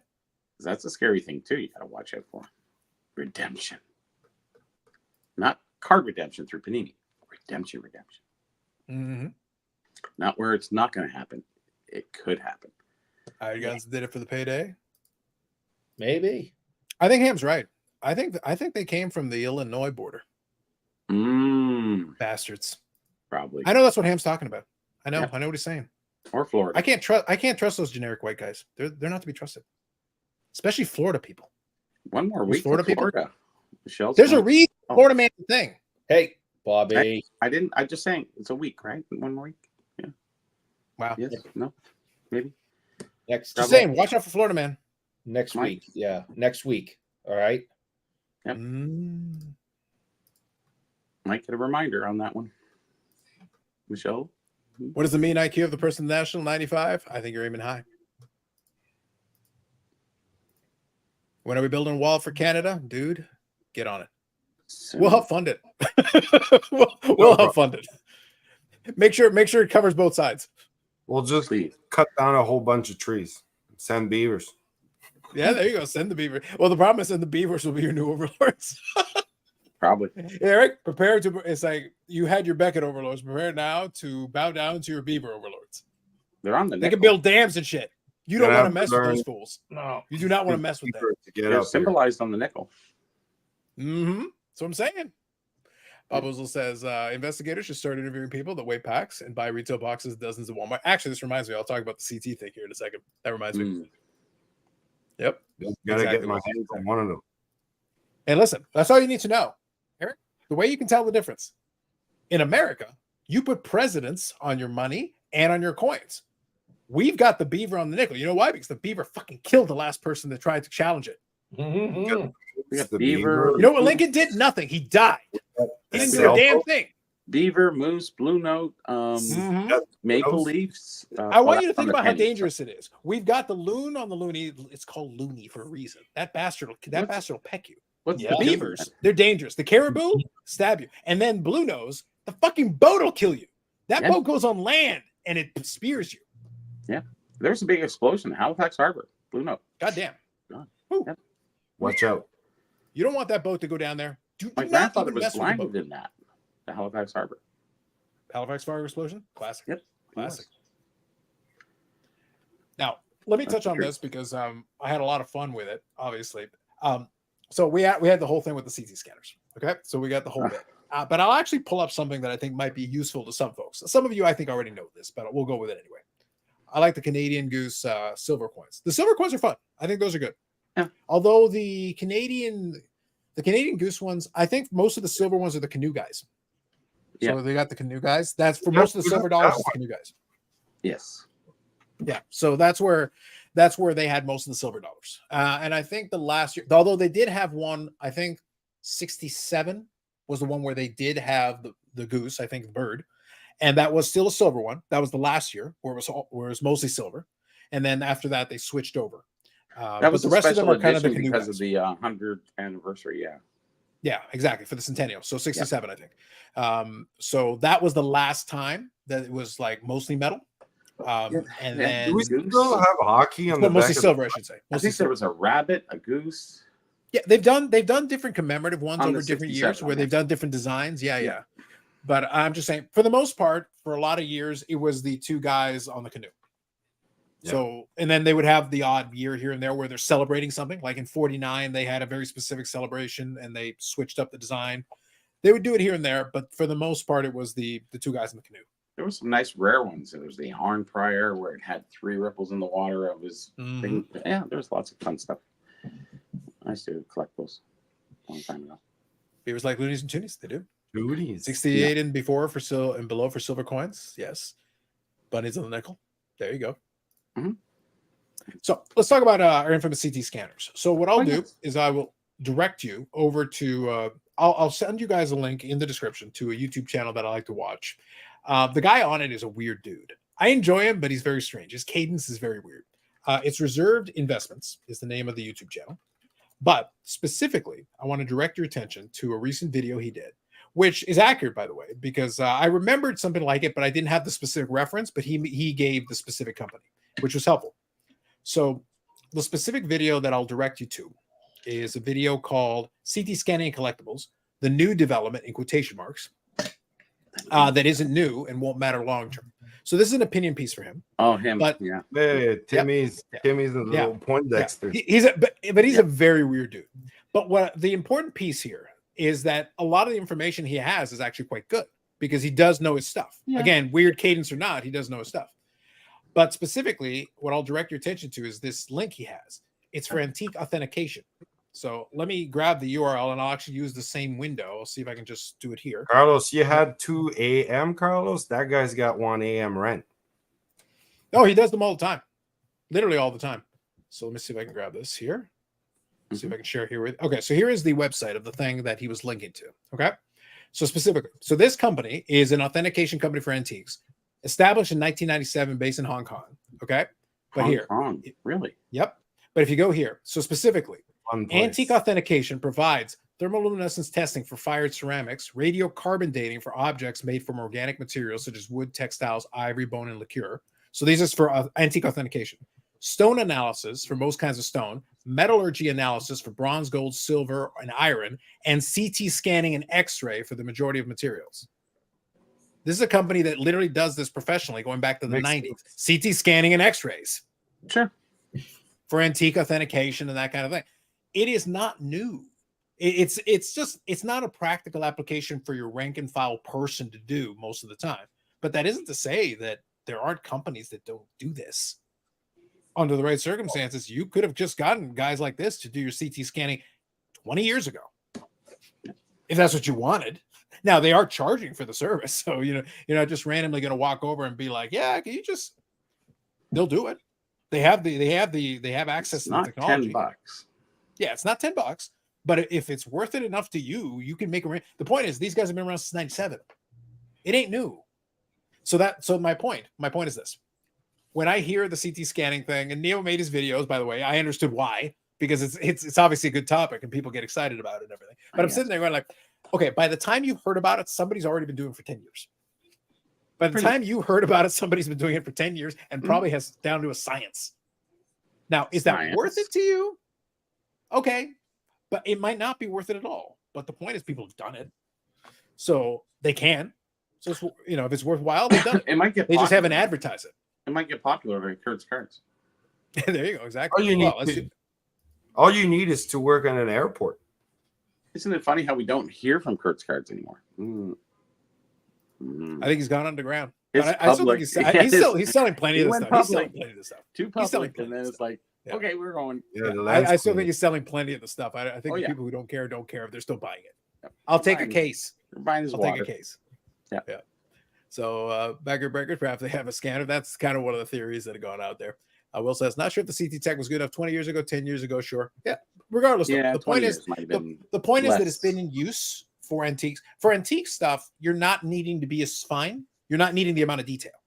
But the point is, the use in collectibles has been going on for a while. So the fact that it's been used in collectibles for a while tells you exactly what you need to know about, like, oh my God, like this is shocking. No, it's not. It's not shocking at all.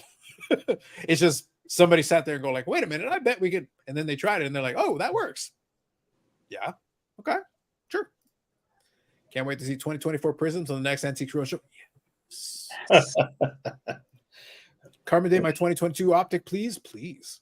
I'd watch that video. Carbon date that shit. Let's go. Yeah. Let's go, man. Get all the rookies. So anyway, my only point is I'll leave a link to the video for you. Again, you don't have to agree with his conclusions. I just think it's interesting to listen to it. So I think it's fun from that perspective. So we'll go with it. My only point is that it's not new. If somebody has decided to make a business out of it now, it's already been in use for a while. Before they even thought of the idea. Somebody's already. But the thing is, like the alterations before Kurt's Card Care repopularized it again for people under restoration, quote unquote. People have been doing that shit for decades. It ain't new. But it's fun when, people freak out like, oh my God. They said, guys, it's been going on. Now, is that like the first thing I would run to go do myself? No. But at the same time, like as soon as they mention, yeah, I can see that. But that means somebody's already been doing it. By the time you thought of it, somebody's already been doing it. Is it illegal though? To the scan? No, not really. No, not at all. Not at all. So now, I think where you get tricky is not in the scanning, or even in you buy a case and you pick the box that has the good thing out and you separate it and you do whatever. Where it gets tricky and where it gets problematic is that, and this is not for me, it's for somebody else. It's for a lawyer to decide how they would interpret this. You buy a case, you figure out where the hit is. You pull that box for yourself. Now you got the hit, but you've got these other boxes. But they're not tampered with. You haven't opened the boxes. You haven't done anything to the boxes. And then you sell them. And what you're selling is an unopened box of X. Mm-hmm. That is technically correct. That is true. Yeah. You did not say it was not unsearched. You didn't say it was unscanned. You said it was unopened. It has not been opened. That box is perfect, is left alone in the state it was in when it came out of the case. Yep. Except it has been run through a scanner and you kind of know the hit isn't in there. Yeah, but given the modern day mantra, I think that the rookie card is a base card, so maybe you're going for the rookie card. Who knows? Maybe that's it. Yeah, exactly. But look, all I'm getting at is that it's a gray area.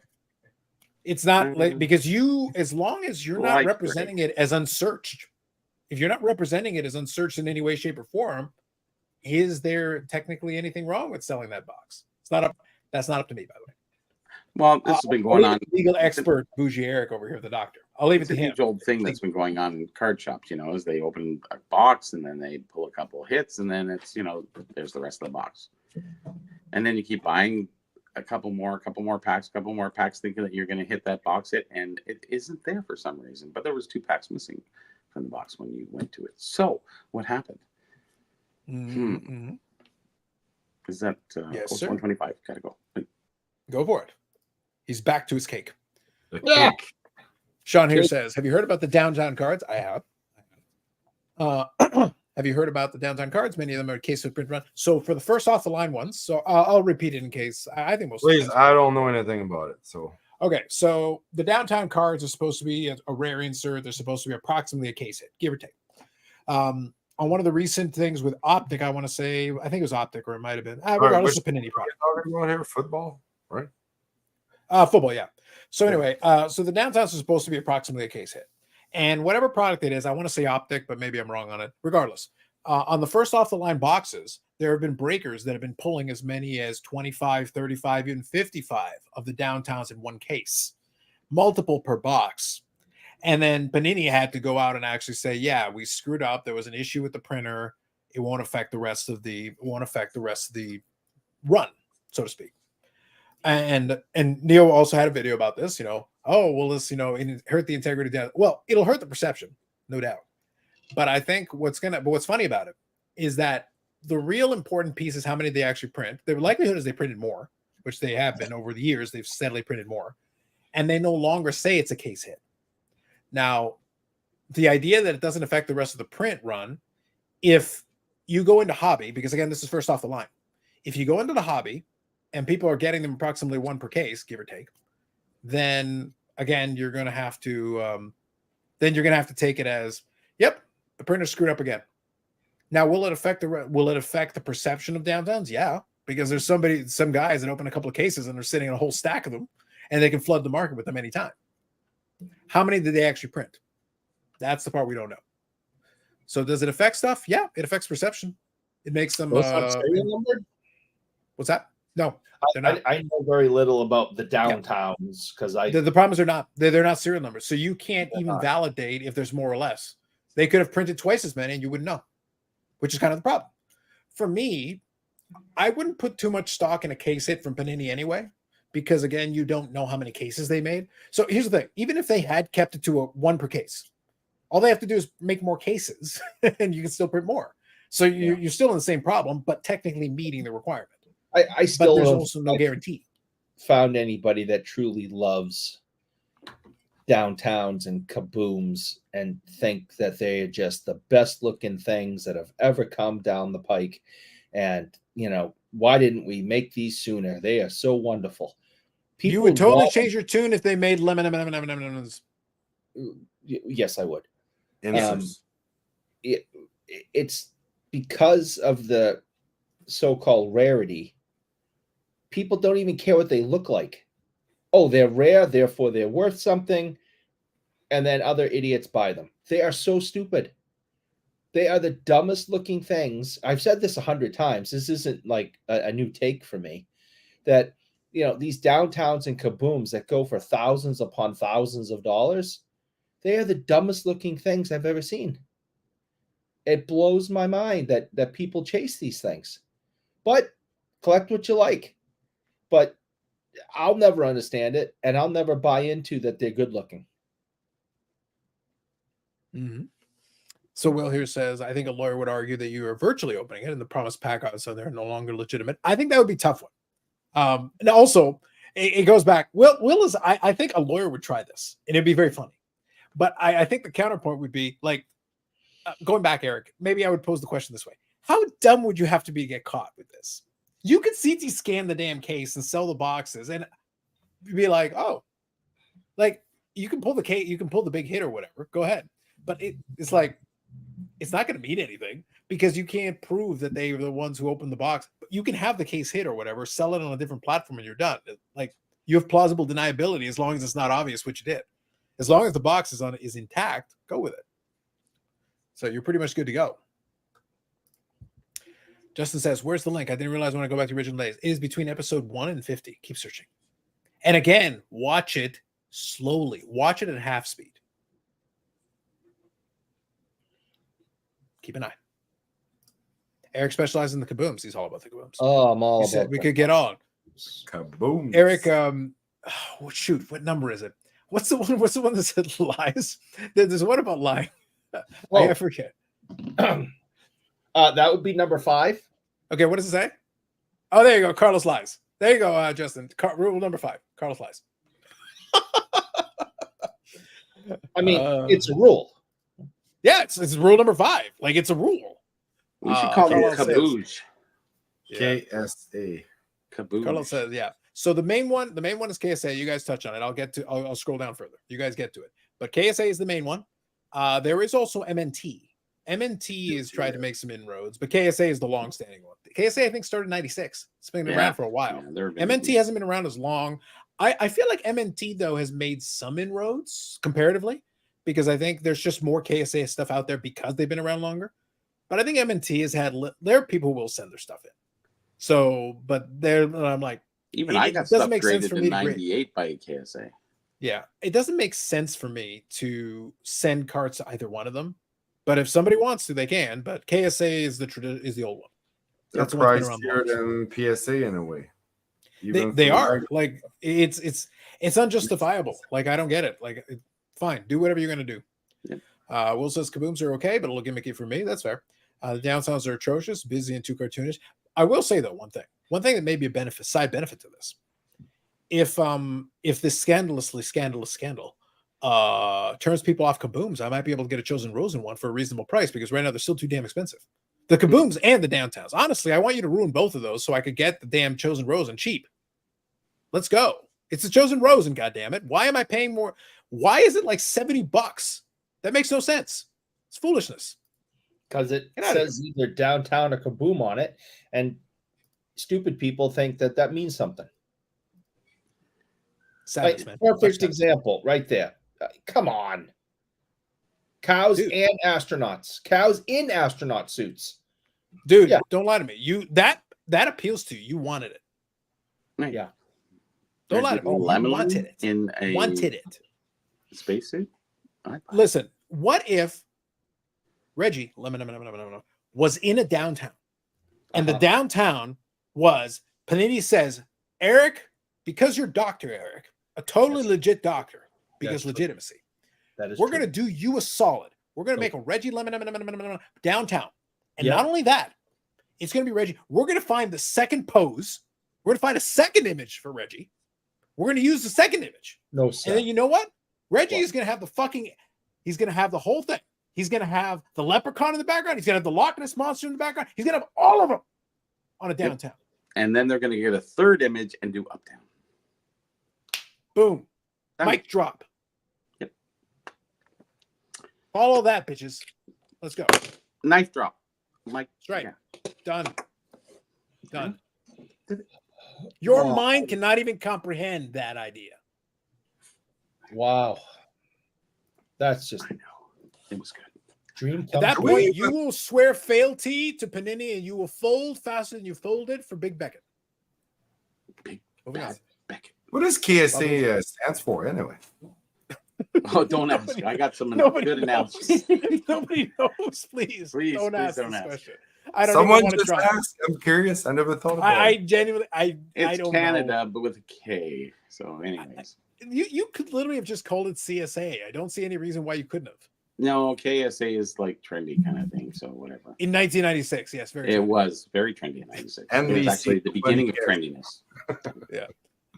Let's see. Bob Wuzzle says Justin Bodie is the Matt Damon of the show. There's a good comp. He is, yes. He gets bumped every episode because the previous segment went too long. He's so kind of sad. like, well, he's more the, Tiger Blood kind of, yeah, maybe. I don't know.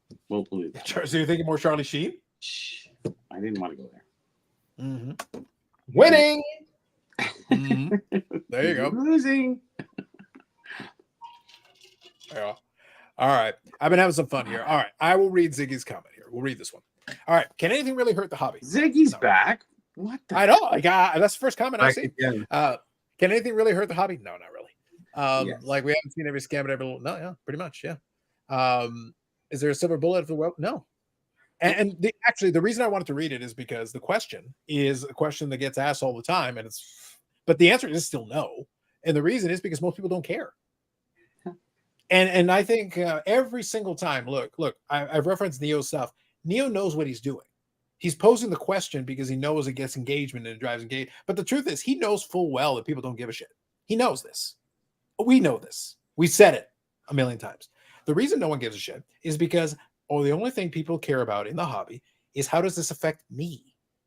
Just me. It's a selfish hobby. I told everybody that long Yeah. time So it's like, if it doesn't affect me, I don't care. So for the most part, most of the stuff, the scams or robberies or whatever, does this affect me? No, then I don't really care. I can feign outrage if you like. Yeah, it is. But the only difference between, honestly, the live stream, 200 episodes of this stuff, is that most of the time I can't feign caring. If I did, it would actually draw more attention. It would get us more views. You're a man of peace, so you can at least if you feign that. I mean, listen, I am a sincere man of peace, Bobby. How dare you, sir? Yes, I know. How dare you, sir? I dare. I am truly sincere. The point is that, listen, I'm still working on it. I've been practicing. I'm getting better. I know. I haven't burst in the cackling. I'm pretty good. That's so it. The point is that it would actually be better, quote unquote, for the show if we were outraged at every single one of these things. If all of them are, oh my God, I can't believe this is being done to our wonderful hobby, blah, blah, blah, blah, blah. I could do it. It would work. And I guarantee it would work because I know it works. I watched it. But I don't care. I'm saying people don't care because I've observed it, but I'm also saying I don't care. We have to put pictures on the intro going. Yeah. That would be great. That would help. That would help a lot. Sure. So, but that's the truth. The truth is, most hobbyists can be like, "Oh man, that sucks. That's really terrible. Sorry to hear that." And then at the same time, they're like, "I don't really care. That's nothing to do with me. Like, sucks to be you, bro." Yep. Like that's it. Pretty much. Yeah, and that's the real life. By the way, I like Will's comments back to back. So here, but then he has to say pronounce. If you can't get pronounce right, Will, you didn't even get your comment right. You had to correct your own comment. You missed it. Yeah. Part of pronounce is announce. Shame.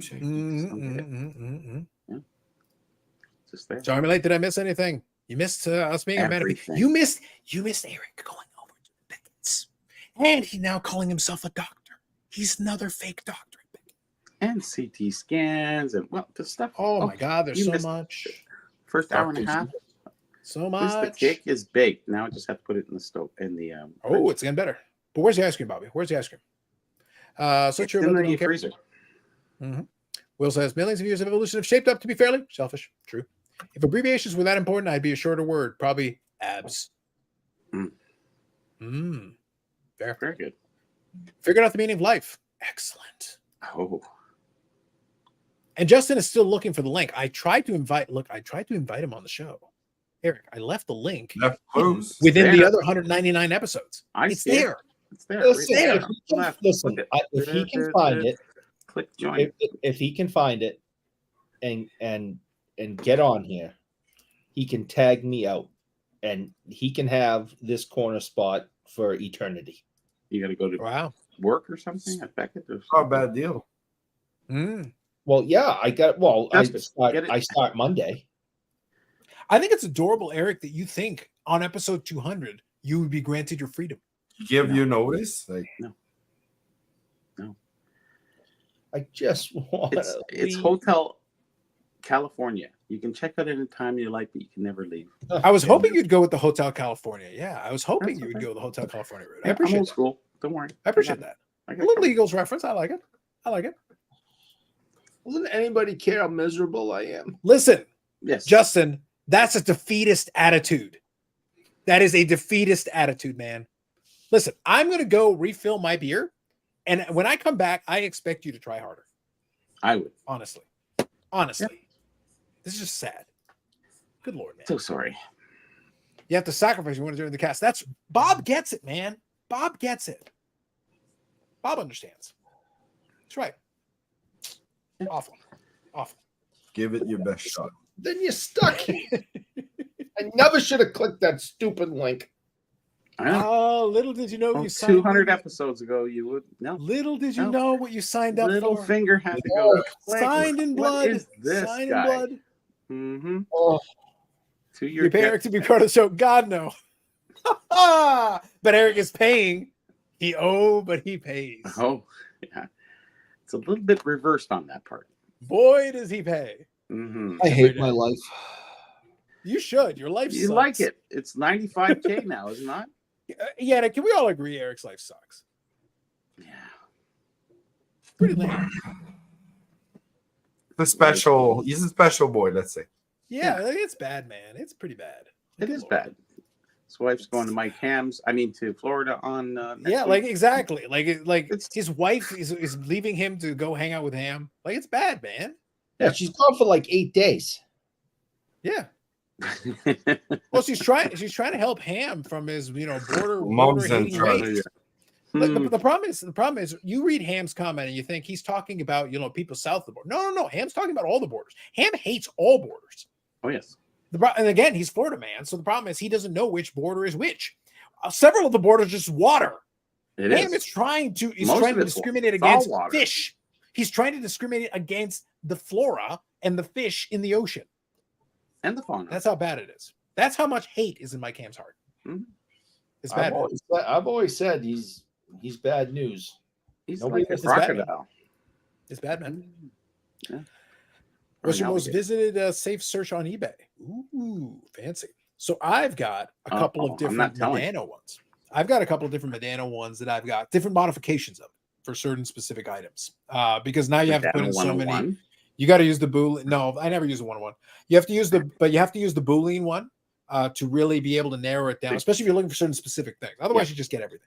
I do have one that gives me new stuff, which is one that I use regularly. That's helpful. That's why I get annoyed when I'm searching on eBay, and I don't see something that then I'm like, oh, something you might be interested in. Yes, it is something I would be interested in. Why? I have a safe search for every new thing, and it's not there. You idiots. It's worthless. Good evening, Dave. Carlos is simply throwing in the chat. Where's the fun in that? Rare NHL is probably, I'll give you one of mine. There you go. Thank you, Dave. Appreciate it. But yes. Hang on, we're What's gonna that? write it down. Write it down. Yeah, man. Rare NHL, Kaboom, Uptown. That's right. Um, I should, I never have, but I should literally have a Chosen Rosen one and see how many people actually type that in. That'd be awesome. Yeah. I should do that. That'd be great. So that's an idea. I could do that. That'd be fun. mhm. But yeah, no, for the most part, it's just for the player collections and stuff like that. I got stuff for the dentist PC that's going on. I've been having a Lately, little I fun got the with those. C57s, and I still have Vladdy Guerrero Okay. Senior. Are you thinking about doing a set? Is that what you're kicking around? It's on. I got 7 out of 50, All right, so it's on now. All right. and I'm already hitting the big guys, trying to anyway. I got The Vesna's a bugger. long ways to go, but yeah. Vesna is All right. actually, that's a card that's going to go up in value more than any other C Series card, I believe. Yeah, it's only like $30,000 now. You shouldn't have any problem getting that. No, in a 2 or 3, No. you're still looking at 3-4K, and then you get up 4, 6. Right 7. now, all I got is 1s and 2s, and I'm really happy with them. Good And, eye appeal, though. That's a key No. for those. Or you ones. can Eric, for- too, in Toronto, it's very possible to just, stuff that is not on eBay, and you'll find that the last 7s, basically, I scored them all in Toronto. Would I buy any C57s on eBay? Not the price people are asking. No way. That comes across as, I'm looking at prices on eBay again. I was looking at some stuff that people listed, and I just sit there and I shake my head and going, do you not know a recession is coming? You're going to stick with that price. It's almost 5 times. Like, you can't even make an offer that would be even somewhat reasonable to these people because they're just 5 times the amount. I don't understand it. I just don't get it.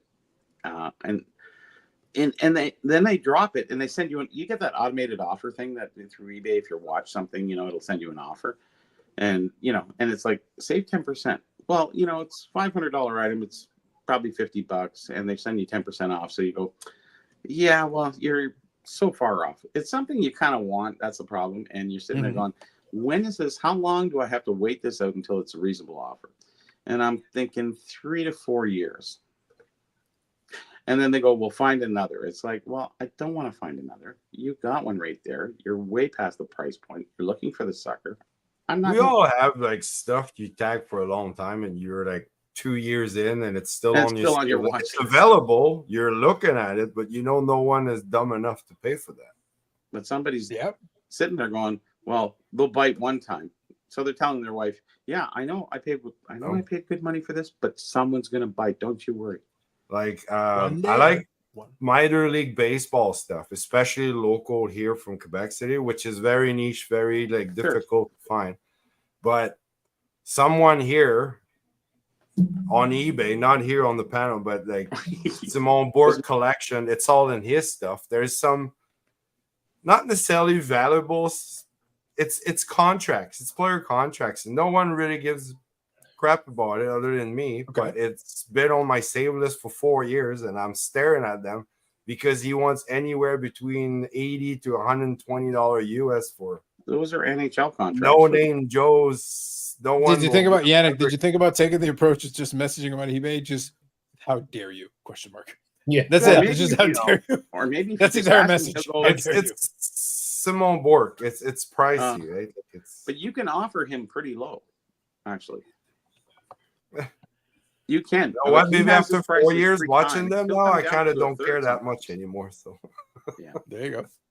All right. And let me make a actually, couple after you've comments. been watching it for a certain amount of time, you don't even want it. It's sort of that's what I'm saying. It's ridiculous. you turn so many people off of an item. It's just like, I don't care anymore. Yeah. I don't care. I think it's fair. Just the saying, I even have a nice shirt on better than these guys. Eric, use your super Beckett powers. Can you see if he's wearing a nice shirt? I think he's a liar. Oh, the Chiefs. That's the killer shirt there. I'm white sad to shooter. report that he is shirtless, actually. And Then he's a lying piece of trash. Uh, Justin, and, stop being a liar. and he's got some mustard right about here on his chest. That's and unfortunate. That's terrible. it's kind of gross. Carlisle says gem mints and mints can be indistinguishable. That is true. But the range for 3 and 4s can be drastically different. All the lower grades, you can get various eye appeal ones. There's a lot of ones. There's a lot of room for eye appeal in those Oh, grades. Yes. especially for These are the facts. higher tier cards too. Mm-hmm, mm-hmm.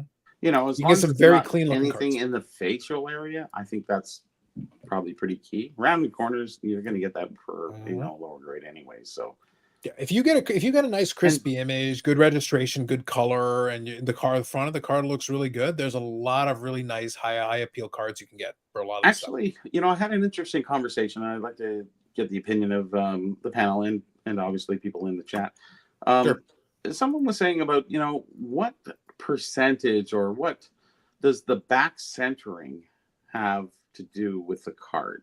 Somebody asked me that at the show, and I said, yeah, well, it was kind of one of those questions that you can't really answer because it really depends. And then depends is a big question.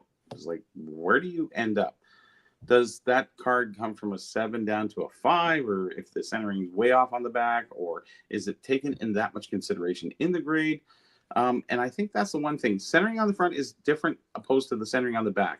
Is it? They asked me and they said, well, is it more important on the front or the back? And I said, obviously the front. But how much does the back account for that? And I said, let me get back to you. It's a real tough call, but I believe it's pertinent, but I don't know how pertinent, I guess, is my my summation of what I think. I think it's important, but not as important as, like, is it worth a grade or 2? Yeah, possibly. If it's off cut on the back completely, then obviously the machines weren't set up properly, and the whole sheet's kind of done anyways at that point. So, and that happens with a few different years, 74, 68, in hockey. And even going back to the, turn of the century, the C series, the 20s, the 30s, there's a lot of miscut and off center cards too. So what part of the back is really that important? Anybody want to chime in? So I want the chat to chime in on it. So I'll just give a quick opinion for me. For a lot of cards, a lot of it depends. So I'll use vintage as an example because that's a category where I can take advantage of that sometimes. I will always after value the vintage, back. really. The newer cards, it's tough. Well, I'll be honest. On a newer card, in a lot of ways, I'm less tolerant of like. Yes. It's silly. It's Oh, you're silly less for it to tolerant? be that way. Yeah, I'm Really? less tolerant on newer cards. Yeah. Huh. I thought the opposite. There's no reason to be tolerant of there's it reason. because there's enough of it out there. It's For a lots lot of of them, there's reasons. enough of it out there. It's called minimum wage. You can find it. Anyways. Yeah, sure. It doesn't affect the cards that I collect, so it's not an issue. Just get a decent centered one. You're fine. The reality is that for vintage, on the back, I care more about the front by a factor of many multiples. The back is relevant, but not completely. For me, the reality is in a percentage base, what would you call the front to back centering difference that you would prefer? Would it be 80-20? Not in centering. I'm just saying in You mean in terms of importance to me? Yeah. It's 99-1 to the front. Wow. You have to be miscut on the back for me to give a crap. Okay, I gotta go. Yeah. So for me, the centering on the back is not really that important to me, unless we're talking like legitimately miscut. Like if we're talking about like way, like it's ridiculous it's out of whack. But then it's also weird if it's that far out of whack that the front would be decently centered. Is it possible? Absolutely. That can totally happen. But I'm saying it's unusual. Like if the front is really nicely centered and it's a good, clean copy on the front, and it's like way miscut on the back, that's weird. But it can happen for sure. But it's weird. Generally speaking, if the front is decently centered, the back can be off-centered, but it's not going to be like this wild, crazy thing. Because you're looking at it like what is aesthetically a decent card on the front. So that's kind of what I'm looking at here. Does it affect my ability to read the card or see the back of the card in any way? If the answer is no, then it's really not going to have much impact on me at all. Thoughts on that one? Yeah, I would say that when it comes to grading them, I think they should. And again, my opinion. When you're grading something, the back has to have the exact same importance as the front. If you're having it in your personal collection, then you can have whatever makes you happy. But if you're going to be grading something, you're grading the entire thing. You're not just grading 50% of it. There's a reason that these slabs,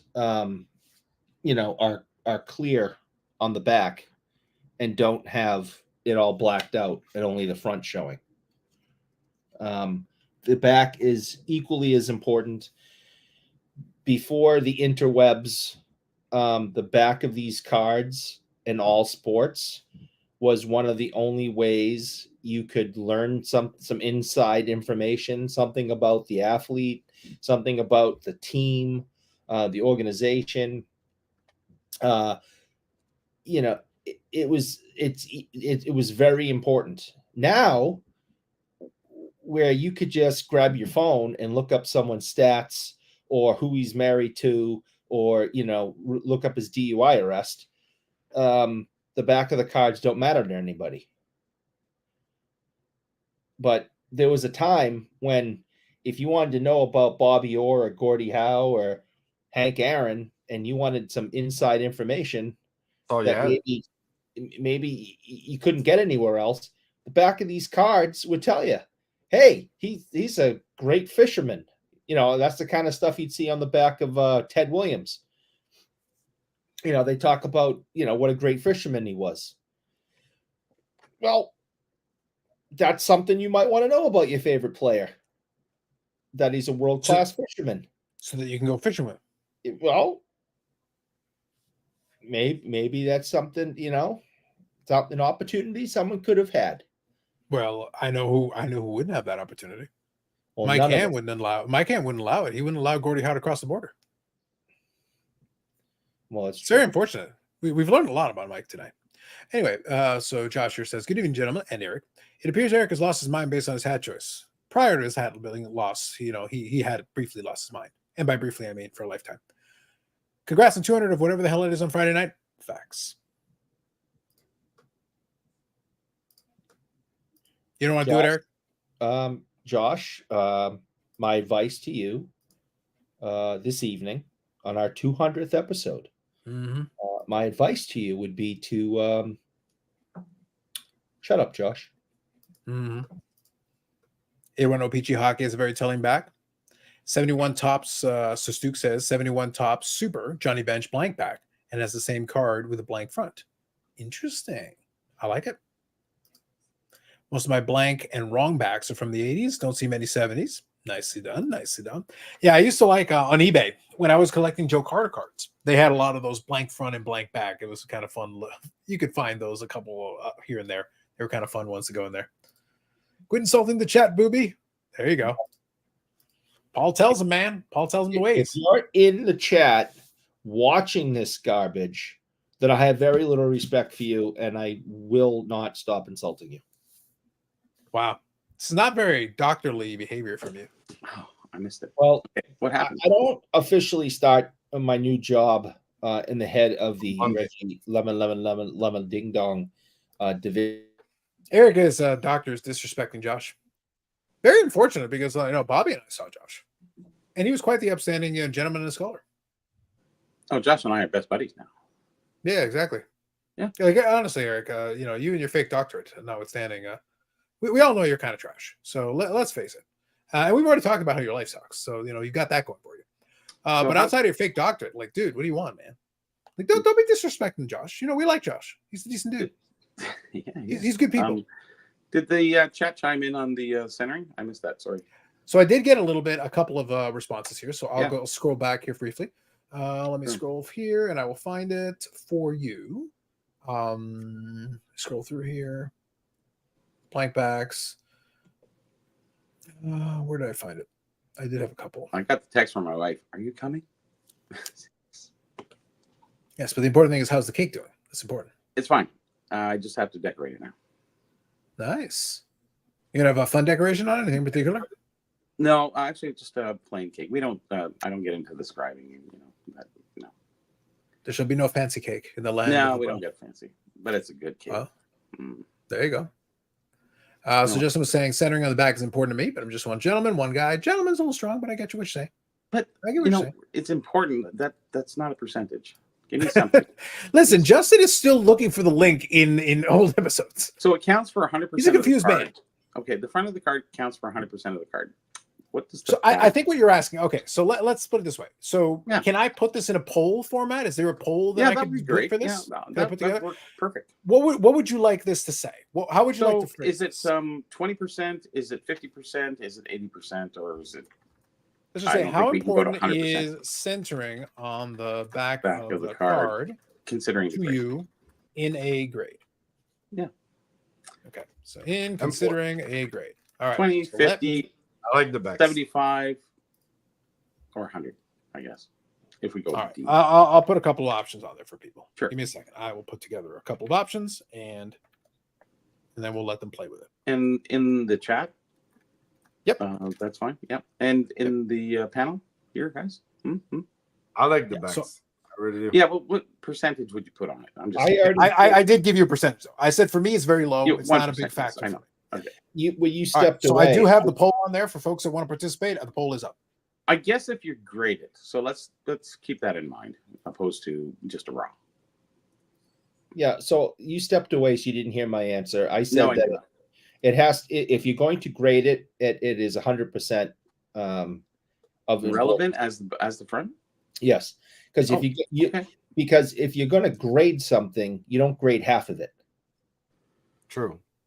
But you don't collect the grade- back of the cards. You so. grade the entire Okay. thing.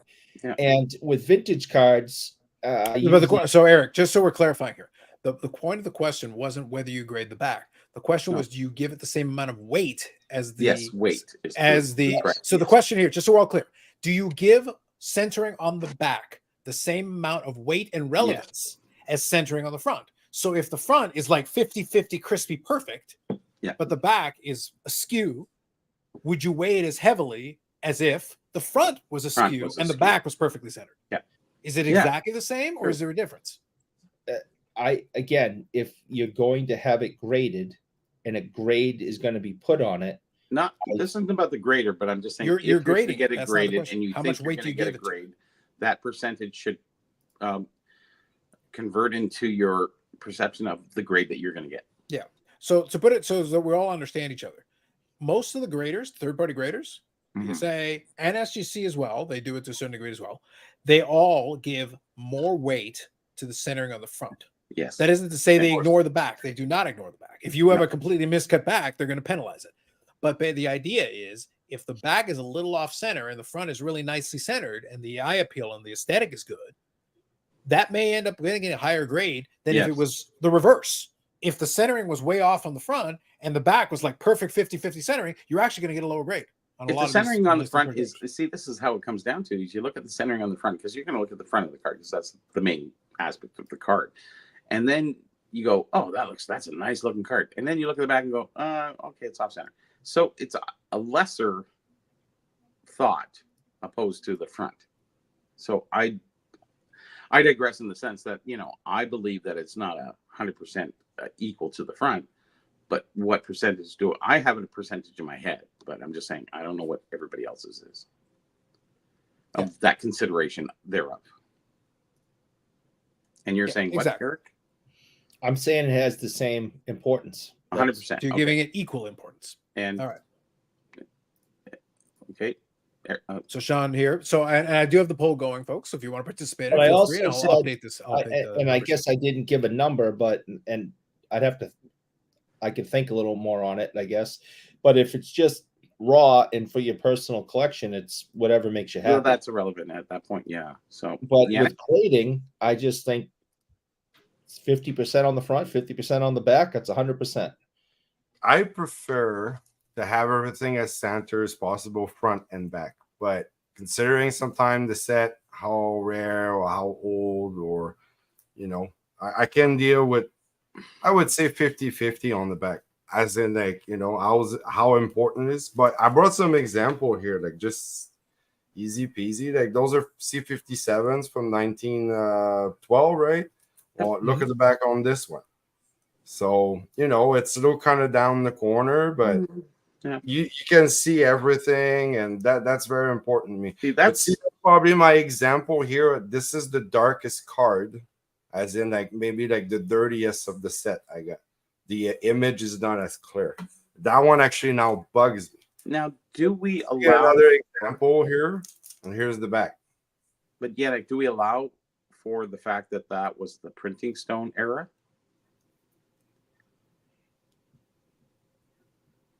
Or is Well, that I think that's to your point, Bobby. That's part of the question. So whenever I'm thinking It of is. vintage, I That's all that understand. is, yeah. Yeah, whenever I think of vintage, I understand that a lot of times there is that issue. So when I'm looking at it, of course, look, if we're just talking perfect world, whatever, you know, money's no object, or you can find the right copy. Look, 50-50 center front and back would be ideal. It'd be fantastic. Perfect. Also, 4 sharp corners, perfect color, like everything would be great. Understood. But in the real world, the point of your question is, what do we as individuals weigh more?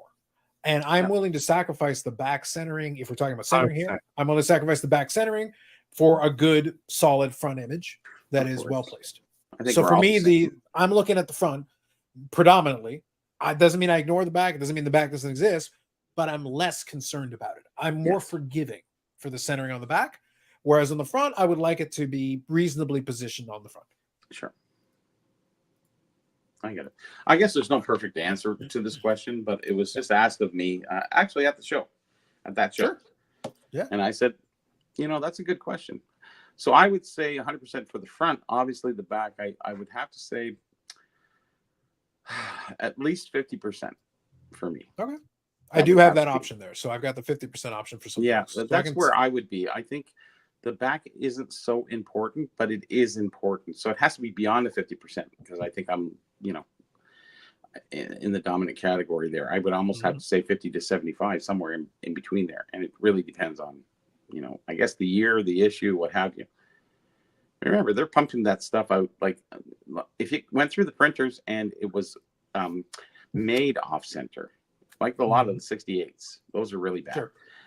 You know, you can't help but, you know, and you have to satisfy with whatever you get on those ones. It's not like you have much of a choice. If there is that perfect one, it will go for that much more. Yeah, exactly. So on this one, the front's pretty good considering you just said. Yes. The back is actually better. The back is actually more centered. So then And it wasn't printed properly. So that then goes this- back to the printer. You can So that see is the origin of the card. Yeah. You Oh, can look at- see the yeah, you're ink. left, right, and the There's front. more is green. bad. So you're saying, Bobby, that it is defective. We need to correct this error. In a sense, yeah. Actually, if it comes from the printer, yes, it is defective. Yes, you got the scissors. Look at that, right in hand and everything. Eric, send it. Dr. Eric, send it over. I'll fix it for you. You're not touching any of my Bobby Orr cards. Have you ever wondered what a Bobby Orr, what is it, 68 or 67? I forget the year. 66. Or whatever. No, that's no that one. That the Oh, one. 68. Yeah, 68. Have you ever wondered what a 68 Bobby Orr snowflake would look like? I'd be interested. Fold it a couple times. We can. Yeah. Be amazing. reckon. Awesome. As long as you leave the face intact. Of course. I would never dream of anything less. Cheers. Stu says the blank backs are less stressful. That's true. That resolves the problem. There's That no fixes stress the in problem. blank backs. So you don't have to worry about the front. You don't have to worry about the front. That is a fact. Yeah, Well actually, played, sir. I just saw a post on Facebook. A guy sent in I think it was 88. And it came back from PSA as what the heck was it? Miscut? I don't know, whatever it was. And the guy goes, "Well, it's an error O-Pee-Chee box bottom." We're going, "No, that's cut from the top of the box, you dummy." It's like people are just stupid, you know. So whatever they sent it in as, PSA looked at it and went, "Well, this isn't from the box bottom, and it's not a variation of that. It's from the box top, and they don't grade the box tops; they grade the box bottom. So it's the advertisement piece that kicks up when they put the back Right. part. So." And a lot of people have cut those and wanted to get those graded, but they don't grade those. So the guy's wondering, and everyone's answering, and it's like it's just a shit show. And then one guy chimed in and said, "Hey, yeah, that's the front of the box." Oh, really? It's amazing how much people really don't know. Well, that's a very maybe it was a tops variation. It says O-Pee-Chee on it. You fuck. Anyways, we'll move on. Only someone, I don't know, put this. It's amazing how little people know is what I'm saying. But everybody's got to write a fucking opinion about it. It's crazy, honestly. Wow. Yeah. I just wish that maybe there was a book or something that you could look at. You know, is that a signed copy? Is that a signed copy? I don't know. And let's see here. It is. It is autographed. By the Burrell himself. You should have inscribed it. Screw you, fucker. I only put that on a couple, but he missed it. Yeah, I guess. Yeah. You sent this. You sent this one to me. I didn't buy this one from. I know. Now they go for $200. Like whatever. There you go, Eric. Money. Use some of the goddamn Megan money. Let's go. Yeah. Huh? Yeah. I mean, if someone wrote a book that showed you, all that information. Yeah, it's all there. So I'm going to let the poll go probably for another. I will let it go for another 20 minutes right now. But we do have 15 votes. Okay. I will give you the That's results. good. I've got it. That's here. good. Yeah. So we got 15 votes. So that's good. And I'll update everybody in about 20 minutes, and we'll end the poll at that time. But anyway, so right now, and you can still participate if you wish. So you've got another 20 minutes. So right now, the question was, I'll just repeat it. The question was, how important is centering on the back of the card to you in considering a grade? That was the question. Weight, yes. Yeah. So I put in weight four options. In a percentage. I put percentages. So I gave you four options. I said 25%, 50%, 75%, obviously mostly, and it's all that matters. So like to you, then basically, equal weight you care about the most. So all that matters has not gotten a vote. So there's 15 votes. Really? The biggest one, the big one is 25%. 25% has received most votes. Wow. And there you go. There you go. Eric has switched over to it's all that matters. I would expect 50% to be the most votes, but okay. So right now, 25% has 69%. 50% has 6%, and 75% is the second highest with 19% currently. And Eric has voted for It's All That Matters because damn right. Well, that's quite. So we are up to 16 votes. Between, isn't 16 votes right now. 25%, the lowest number that's still a number. Yeah, is right now got the lead comfortably right now. And second is 75%. Second is 75%. Yes. So it's kind of right, like absolutely very bare minimum or most of the way there. That's so right now crazy, isn't it? We're very right now. It's still skewed towards minimal, but those surprising. are the two. So we're on two. That makes sense, though. That makes sense. in a lot of ways, because either you are or you aren't into Very much so. Yeah. the importance of the centering in the back. Yeah. So I'll leave it, like I said, I'll leave for another 20 minutes or so. We'll let it run for about half an hour, and then we'll kind of look at the results here at the end of the poll. So Stuke says, and thank you everybody for participating. We appreciate it. So Stuke here says, there's so many new people in the hobby since COVID. They have to remember they don't have a lifetime experience in the hobby. I forget sometimes when I'm rolling my eyes. That is true. And that's been a reoccurring theme where, look, we'll have our fun, but we try not to forget that, and it's not meant to be anything more than just a statement of fact. And I've joked about it a million times. When we do these panel shows, especially when it's even if it's this panel show here, we've got like 100 years of hobby experience on the screen. Yeah, like comfortably. And that's just Bobby. Well, there you go. Hey, and imagine if Brandon was here. Imagine Brandon was here. Dr. Burrell. Dr. Burrell, exactly. So yeah, so that's the thing. I'd like to so go it's forward like with that, Dr. Burrell. I think we could use that. I think you should just call yourself Dr. Burrell. Just go with it. Well, I did have the Burrell book. That's right. That's right. But it's true though, because like once you've been in it, now important distinction, and I've said it before, but I'll repeat it one more time. Whenever I'm talking about somebody says, "Oh, I've been in the hobby for 30 years," I say, "Well, have you been in the hobby for 30 years, or did you start collecting 30 years ago? 30 years ago. Take like a 15-year break, and then you came back. That doesn't count, by the way. And that's what I cards on eBay every year. That's not valid. I'm sorry, that's not counting for me. Yeah. I started collecting in 1990. It is the year 2024 of our Lord, and I'm still collecting. And I didn't really take a break in between. I'm in that category. I collected like between like 1994 and then up to 2018. Yep. And then boys, I collected in '69 for fuck's sakes. Summer. You did have a breather in there though a couple of times in there. There was lots of breathers, but it never really left, because then it was comics, but there was still cards, because I went to card shows. I went to little hotel shows. There was tons of them in the 70s and 80s.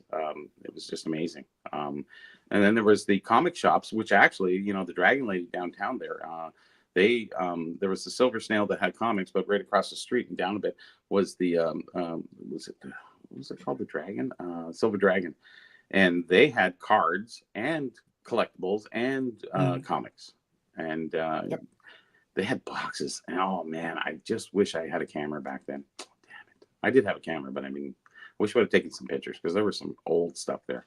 There was stuff there that was like $80, $100 when I'm paying, you know, $1 comic.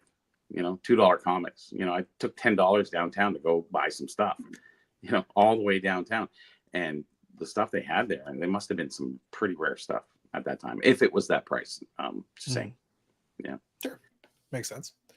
But yeah, so to kind of Stuke's point though, is that it is important to remember if you have been around a while. So that's the reason why I say I joke about it, and I can use that number because it's valid. It's simple math. Sounds good. All right. No, listen, math. Eric, you need to learn the maths, buddy. No, you as a doctor, you better learn some of the goddamn maths. No. All right, Yannick, take off. Appreciate you popping in. We will catch you. Got an early start tomorrow. Thank you guys. Thanks to chat. All right, buddy. To another 200 episode. Thank you, buddy. Appreciate you. Catch you later. Thanks. See you, Yannick. How dare he? And then how dare he? And then it was indeed. Yep. If we have 400 of these things, I'm killing myself on air. I'll look forward to that. Oh, I was gonna say, like, is that Bobby? I might go to daily. Just so I think so. Yeah. Just so we can get there a little. Bring it on, Bougie. Let's go. By next, I'll buy a rope. We're done. We're there. You've already got knives. Like, what do you need? Yeah. What do you need from us? Bobby has a PhD in cardiology. Might as well go with the doctor. That's right. It's gonna happen. I love it. I remember the Silver Snail. Yes, absolutely. So do I. Oh, really? There you go. Good. Yep. Yeah. Does the Ovechkin large size beehive card count as a rookie card? Ask Victor. Probably not, to be honest. But ask Victor. Call Victor. He'll appreciate the right now. I know he'll appreciate the question. Yeah. Bobby, where are the triggers for the 80s card boom? All right. So I've got my fun for this, but Bobby, do you want to opine on the triggers for the 80s card boom? And then I'll also mention something about a poll as well. So take a second before you answer. Yeah. I also want to thank everybody who did participate so far in the poll from the podcast last week. So podcast this week, I should say. So right now, Eric, so far, justice for Troy Dan. So far, I will tell you that from the community post I made on that one, so that's on the YouTube channel, the community post I made, we talked about 3 silly cards that we each had. So Brandon Baubles and Ball Cards had an ABA card photo with some fun photoshopping kind of going on there, crazy. pre-photoshopping. So that was one. I love Justice the for Troy ABA. Dan. That was great. That was like the WHF hockey. Yeah. That one is leading the pack right now with 50% of the popular vote. So we got Okay. 50% of the popular vote for that one. All right. The Danhausen card that I showcased on it is getting 15% of the vote, and the remaining 35% is the Mahavalage Nightmare Fuel card with questionable, also photoshopping happening. So right now, I think this is appropriate given where we're at. I think that's fair. So far, Justice for Troy Dan, we've got 26 votes so far. So good job, guys. Some good participation on it. We do appreciate it. If you haven't and you want to vote upon it, I included pictures of the 3 cards on there on the community tab. Yeah, so you did a you good can actually job see the with that. picture. Yeah. So you can actually see the picture. I'm going to try to include that for future ones. So you guys can actually look at the picture yourself if you want to make your choice based on the picture. There you go. 3 times a day. Exactly. We'll elevate it. Thanks, Scoops. That's good. Yeah. All right. So You Bobby, you had a moment. I'm going to refill my beer, but while you're doing By it, the end of the do you want month. to tell us what triggered the 80s card boom? Okay. Now in the 80s, I'm going around to garage sales, and then there was a lot of shows that came up in little hotels. But they weren't just card shows. They were actually postcard, trading cards, and there was some other collectibles involved. And it really started to meld at that time because there was postcard shows specifically, and then there was coin shows specifically. But then they started to group them all together because there were so many shows. There's so many shows going on. At every hotel, there was a show going on. So at that time, that's what stimulated really the card shows of the 80s. And it's sort of like the postcard shows took a back seat, and then the cards started to come forward. And then more people started to recapture their youth. And at that point, because if you think of the 80s, I was born in 64, 74, 84. So by 85, 87, I'm 20 years old. And so I'm in that, making some money, and I have a few extra bucks to spend. And then the shows started, the bigger shows. There was a few starting. There was one down, if you remember, the Leon's. There was a Leon's. It used to be a furniture place. I think Paul Kenny, who's one of the Storage Wars guys, he actually hosted that show, and I went there a couple times. And it was just getting around to all the different shows and finding out about them. We didn't have the internet. We didn't have so you'd have to find out through magazines or through different things. So you missed a lot of shows, and you're kind of pissed off. So it was it was hit and miss. So you would go to local shows, or I went to a lot of the same ones at the same hotels. And they seem pretty good, but I wanted to get more. And then I would go to different other shows. And that's what really kind of to stem everything. And then you start finding certain pieces that you go, oh, I forgot about that. That's cool. I want to start collecting that. And it was the discovery stage, I think, in the 80s of what you kind of missed, 10, 15 years ago. And you wanted to recapture your youth. And then the 90s, we went through. Then the, obviously, Beckett started coming out monthly, and then you had the expo starting, and then you had PSA grading. So all the early 90s was just a trope for the hobby going forward, and it never stopped from there. It did kind of go through some lulls, but it actually went forward pretty fast, especially as we got to 98 to 2000. Then it really went into second gear as the internet came in. So for the 80s, I'm going to go with, especially in the baseball card side of the hobby, it basically comes down to certain generation baby boomers hitting a certain age where they were kind of getting through their cycle.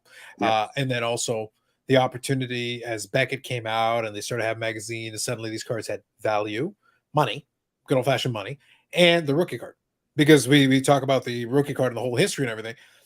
By the 70s, you were starting to establish, again, go check out Victor's book. There is literally a chapter about where it touches on some of these themes. I'm just giving you high level points, but if you want to check out the more detailed thing, he's made a video on it, and also he wrote it in the book, so you can check out both of those things. So the point is that as that started to become a thing in the 70s, that was a thing, but then in the 1980s, it hits full swing.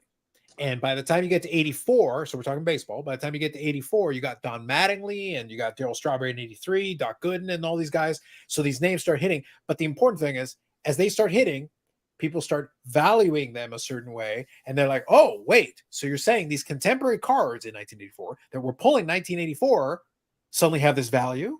And then 84 is Don Mattingly. 85, there's another crop with Roger Clemens and those guys. 86, Jose Canseco. So you've got all these guys one after another. So there's suddenly a rookie boom to go along with the card boom, and they're kind of feeding off each other at the same time. More card shops open up, distribution opens up, the manufacturers start printing even more. And then by the time you're hitting the late 80s, early 90s, then we're in full junk wax mode. We're turning on all the machines are printing everywhere, and that's where you go nuts. But the trigger of the 80 card boom, it came down to money like anything else. People saw dollar signs and they got real excited. Yeah, and it would have to start in the late 80s for sure, more than the early 80s. I understand that, you know, the 80s, it was very centric, so to speak. You know, baseball specifically, you know, they were always the first out of the gate. They were the main, the collectible. But it was very, if you look at the Beckett guides back then, they had the yearly guides. And if you collected, you did. If you didn't collect, you wouldn't actually say it in a large group because you would be the odd man out. And only until 1990, until the Beckett magazines of all sports, because 84 was the first for baseball, and then 89 was football, and then 90 was hockey and basketball. And those ones, that's when it came out to monthly. And that's when it became a trend at that point. And I think in 1991, was it not, the stock exchange that did said Mickey Mantle was an investment card? I'm very sure about that. It was right around the stock guys were really pushing for a lot of stuff. In the 80s, they also went into coins. They also went into coins heavy. Coins were always, and they were trying to do that as well. Yeah, they went everywhere they could get their hands on. Of course, you know, they want to get money. Mm-hmm. So realistically, yeah, you know, Carlos is right that it did start in the 80s, but not to the general public. I can't really say that general public was really involved. I think it was more specific collectors. Not until 1990 it became a thing to do.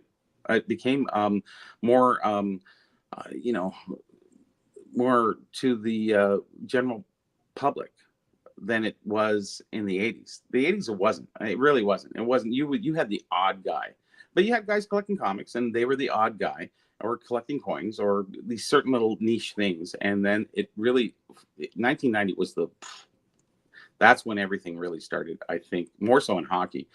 Otherwise, I think a lot more people would have grabbed onto things, but most people weren't into it. Not until 1990, 91, and then the shows started to get big, and then we started really going into things. But all the other shows, there was tons of them around in the 80s. Hey, listen, there was like I said, at every hotel there was a show. Almost every hotel there was a show in the main room, and you could go there. But it was postcards, and it was comics, and it was sports cards. It was an equal balance of all. And but you know, I have to say Canada's a little different than the United States. And I digress to that, but I don't think it was in full bloom that you know, the dealers outweighed the personal collectors of the people who were buying off the shelf, off the countertops. That's just my summation. Mm-hmm. But Jack, you're saying most... you know, it's everybody's determination, but I do believe 1990 was really where we came into as a hobby, not as baseball, but as a hobby. So you take the four main sports. That's where I would really put the start of everything. And then that start actually enabled PSA to come in 91, right? And then we had more grading companies after that. And that's when really things started to roll. So really, I wouldn't even say 1990, but I would, you know, push it 91, 92, right in there. And then we had the strikes. And then, you know, it took over. A lot of things happened there. It was in a speed wobble for such a long time. But by 98, it really started coming back into its own, and it didn't really stop until today. It still keeps going. Well, I think so. Look, I'll touch on this.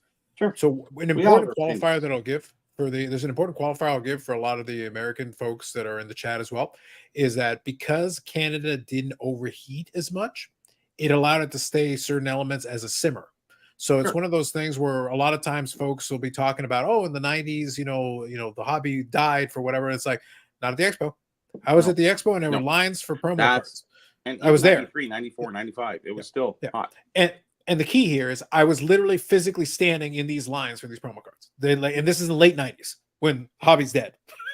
So it wasn't an issue. We did not have that problem. Now, was it as uber hot as it's been the last couple of years? No, it was not. Nowhere near close. But I can say that it was consistent. People were learning at that time. I think that was the learning curve. I really think from 96 to about 2002, that was the learning curve. A lot of people were understanding what they had. A lot of people were collecting, you know, the French version worth more than the regular English version. Like if you take the 1971 booklets or something like that. So everybody wanted the French versions. Now, not until, maybe 15 years later that the French version slid back because people going, I don't want the French version. I want the English version.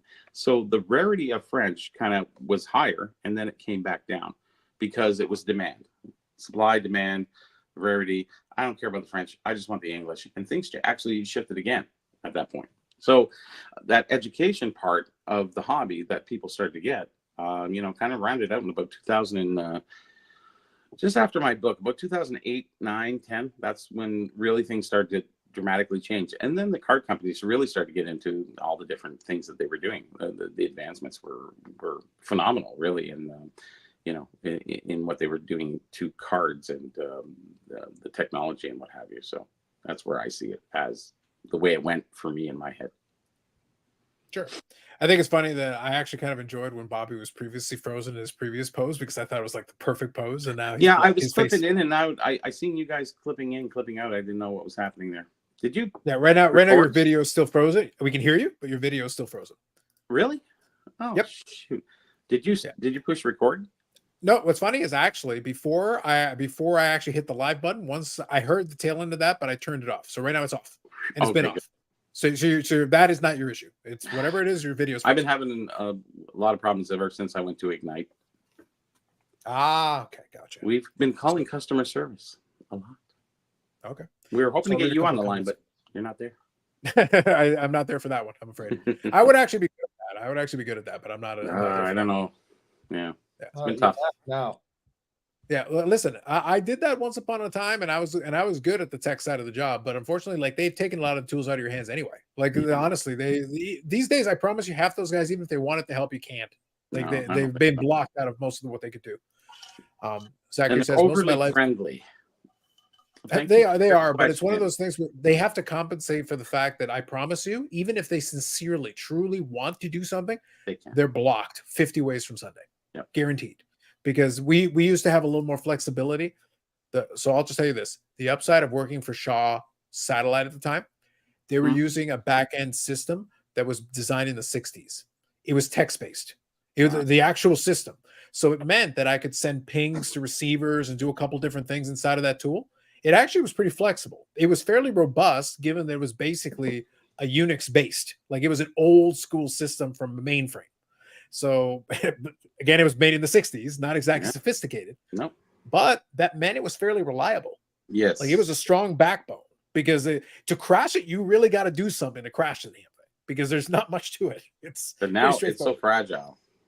Yeah. I find you look at it the wrong way and it breaks. Especially Ignite being the wireless. It's just like we went down. We just got it like a few months ago. So we went from cable into that. And we've been down one time a whole day. And then just recently, a month and a half later, a whole day. And then another time, 15 minutes, 20 minutes the other day. It's just that inconsistency is, you're in the middle of doing something. I'm in the middle of writing, looking some research. And, you don't know if you're going to be down for an hour or a day. And you can't have that inconsistencies. It's just, it's unfortunate. Am I still frozen? No, right now we can see you. It's a little slowed down video, but now you're actually moving, so that is a step in the right direction. You're up to early dial-up era now. Congratulations, you've elevated. So Zach here says most of my life in my areas have been a card show desert. One decent shop, no shows. Looking at Beckett from the early 90s, I'm amazed there were shows like every weekend. Can't even imagine. Yeah, the 90s were intriguing. Where I think a lot of folks didn't realize. There were a lot of the hotel shows. There were the mall shows. It depends where you're located too, right? Absolutely. Yeah. I will say the mall shows, I enjoyed them for what they were because it's nice getting the variety of stuff.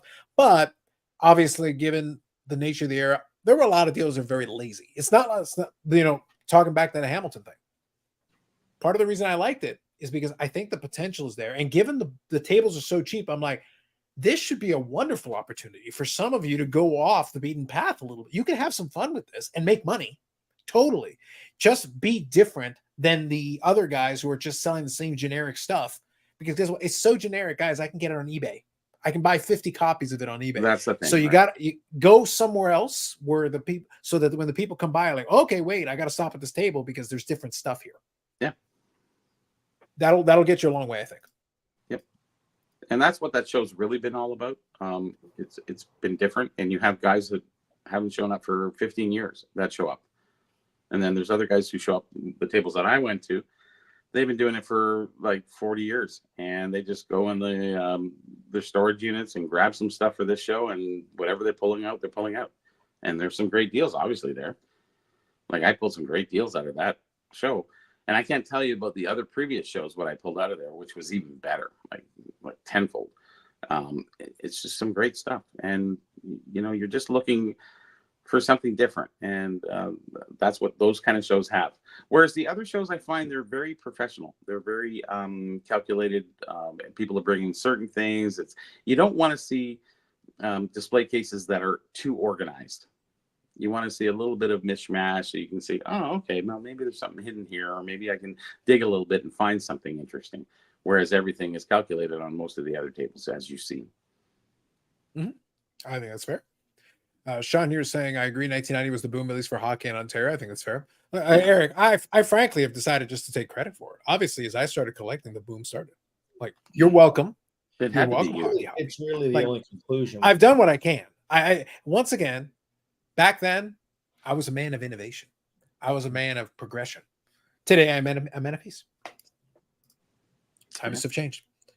Will says, I remember football, basketball cards with prices really taking off right when Beckett started covering them. 88 for football, 89 for hoops. Yeah, in that range. This is around timing was somewhere in that late 80s period for both those. It's kind of funny in the 80s when I was collecting, even 70s, I was collecting comic books too. You didn't want to mention that in too many crowds, especially if you collected Richie Rich like I did. But you wouldn't mention that to many people. But even if you did, someone said, oh, I remember those. Those are kind of cool. But never went past that point. There'd be no discussion beyond that point. You just kind of, we'll leave it there. And I don't want to be that weird dude. I'm driving motorcycles. I'm doing, so you don't want to go, oh yeah, I collect cards and comics. Yeah, okay. Richie Rich. Yeah, I collected Richie Rich. Well, all the superheroes were on TV. So Richie Rich wasn't on TV in the 70s, 80s, no? No, yes, he was. No, he wasn't. Oh, On TV? oh, Do on you remember the Richie Rich show wasn't on until TV? 88, 89, 90. well, we'll. I was going to say, go to the Google machine. You can go and check it out. Oh, that was on in the 80s, baby. What year? I'm gonna look. All right. While you're doing that, I'm going to read these comments. Will says PSA and eBay in 99 were 98 were a synergy. Brought me back briefly and sold off most of my collection 98 on eBay. Yes. So my account, I believe, started in 98 on eBay. But anybody who started on eBay 96, 97, 98, right in that period, it is. But the thing is, the advantage of it was the early folks that were just trying to dump off their stuff. There was some stuff that was very sneaky good in that period there, where you were able to grab it because nobody knew what anything was coming worth. out of that downturn, right? So you didn't really, and nobody know knew what anything was worth, so they just throw it up for $20 and say, "Please take it away," and people were able to pick that stuff up. And then later on, now other stuff that people thought was rare, and suddenly there's 100 copies on eBay. That tanked the market for those things. But for stuff that was like legitimately tricky to find, but now you expanded the market and suddenly you have this bigger global thing to be able to reach into, that's handy. Because some of that stuff that was legitimately rare, by the way, that copy that sold in 98, that was the last copy that sold. Because after that, it disappeared and it's like, it's gone. That was your shot. That was your window. There's a lot of things that came out in those time periods that you'll never see again. Went into it came out of somebody's closet and then it was sold once. And then the guy who bought it knew what they had. And that's the end of that. Those were the legitimate closet finds back that time. I have to really give it to that because so many guys said, hey, people are paying money for this stuff. Here's a 68 O-Pee-Chee box. Yeah, maybe I can get $50 for it. Now it's 700.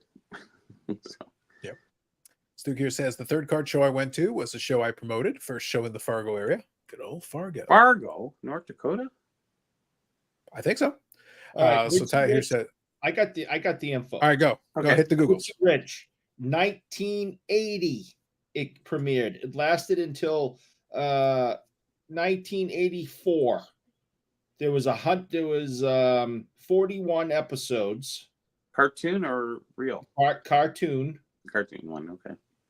Yeah, here's a quick still from the cartoon. Okay. That's what I grew up watching. That's But how remember, I'm collecting Richie Rich in 1973. Yeah, but 1980 to 84, I was watching Richie Rich. But he came back though. Came back with a Yeah. movie with Macaulay Culkin at one No, point. no. Yeah, I remember that There one. was later comics, so I've got cartoons. I mean, Okay. Well, it was possible. Yeah. I'm just Some of the telling similar. you. You said they weren't around in the 80s. I said yes, they were. I watched them. I'm right. You're wrong. Are you saying that the Beckett hat has given you wisdom? Beckett hat has made me a genius. Now that I work for Beckett, I have all their information running through my brain. but it wasn't in Canada. That's the problem. Richie Rich was not in Canada. Well, I don't live. All right, hold on. Ew. Bobby, hold on. Yes. All the Beckett knowledge is running through his brain, which Mhm. means his knowledge of some of the inserts and parallels from the 90s are all wrong. Oh, there we go. All right. That's fantastic. I appreciate it. I think that's great. I would love that. That'd be fantastic. All right, I'm gonna finish reading these comments. All right, so Ty here says, I heard one dealer I'll be say right majority of back. your buyers at a show will spend a total of 200 or less at the show. I'd agree with that, but I'd take it a step further and say 100 or less. I think people would be surprised. Like, most buyers are not crazy. Like, it's not. Most buyers don't have as much money as people like to. Obviously, whenever you see card show vlogs and whatever, you see the big spenders. You see the folks that want to show off that they spent all this money, or that they put all their money in their car and somebody else walked away with it. So there's that. But no, the realistic, like, regular rank and file collectors going to some of these shows or might have $100. And that might be a really good day. That's why they like going to those bargain boxes and finding some good deals and stuff like that, because that's where they can at least get something for themselves and walk away with something for their collection. So I think it becomes really tricky to remember that most collectors are very modest in what they can spend on the hobby. Those of us that are spending regularly on it are the exception, not the rule. I'm fortunate that I can spend a decent amount of money on these things, but that's because I prioritize that. I like it more than some other hobbies that I could be doing. It's my preference. But otherwise, no, there's better things to spend your money on. There's more important things to spend your money on. So this is if you can, and if you want to, and if that's something that interests you, great. That's awesome. But no, most people will not spend thousands of dollars at a card show. They just won't. $100 might be the most that a lot of people will spend. $200 is pretty good, and anything beyond that, you're a baller out there. so comparatively, if you're taking the average, more than $100, $200, you're a baller, my friend. So that's what I say. Like, anybody that is going into four figures and beyond, my friends, you are a very, very tiny percentage of the overall populace that's out there at that show, because it is expensive. That's why I say I can sympathize with folks that are like, man, the hobby's too expensive. It can be. If you choose to go down those paths and make it so, it can be. If you look at some other categories, you got some options. But again, you might have to compromise. If you are more budget constrained, you may have to compromise. You may not be able to get everything you want. That's a different conversation. I think you nailed it. I other than the expo, take the expo out, which is 4 days of fun. Sure. Take that out of my going to show history. I don't think I've ever spent more than $200 at a show, and that would only be that $200 range would be very, very rare over hundreds of shows since 1988. Yeah. Well, that's why when I went to that Hamilton show, kind of money at shows, I'm going through dollar boxes. I want to get out of there, spending $40, and have a handful of cards to go home and play with. But yeah, there are times where you go, oh wow, well, I can't pass up this opportunity, and right now I have the money, so yeah, maybe a couple of times I've got close to that $200 number at a local show, but it is few and far between. Absolutely. 100 more apt to happen, but 200 rarely. And all these years. Rarely. Count the expo, I can blow through $200 in about the first 5 minutes I walk through the door. So Stuke says that's why it's good to set up early to show sales to deals. Yes, and for that Hamilton show I mentioned, you definitely 100% want to get there early and look through certain tables quickly, because you may find something interesting and grab it early before the crowds come in, because that is advantageous with a lot of shows, but with smaller shows of that especially, because you're picking the pick of the litter if you go quick. So that's a very important thing. Josh, you're saying because you're poor applies to the majority of hobbyists. These are facts. Well, guess what? Because you're poor. That's right. This is fact. These are facts. Sean here saying, I paid cash a year ago for Aggressive PGS 8 at an expo, so I guess I'm a baller. You are a baller. You are Declared. a big baller. Declared. Done. So it is Big said, so baller. it is done. The man of peace has spoken. Officially. Billy Cilio. Eric doesn't even spend $200 to take his wife out to eat. You don't spend $200 to get decent internet. Bird! Sick bird! So good. Very good. Man. No, I would never spend $200 on a meal. That is because the $30 special at the at the 99 restaurant ends up in the same position, the same place a day or two later than the $200 meal. So no, I'm good. I will never spend $200 on food.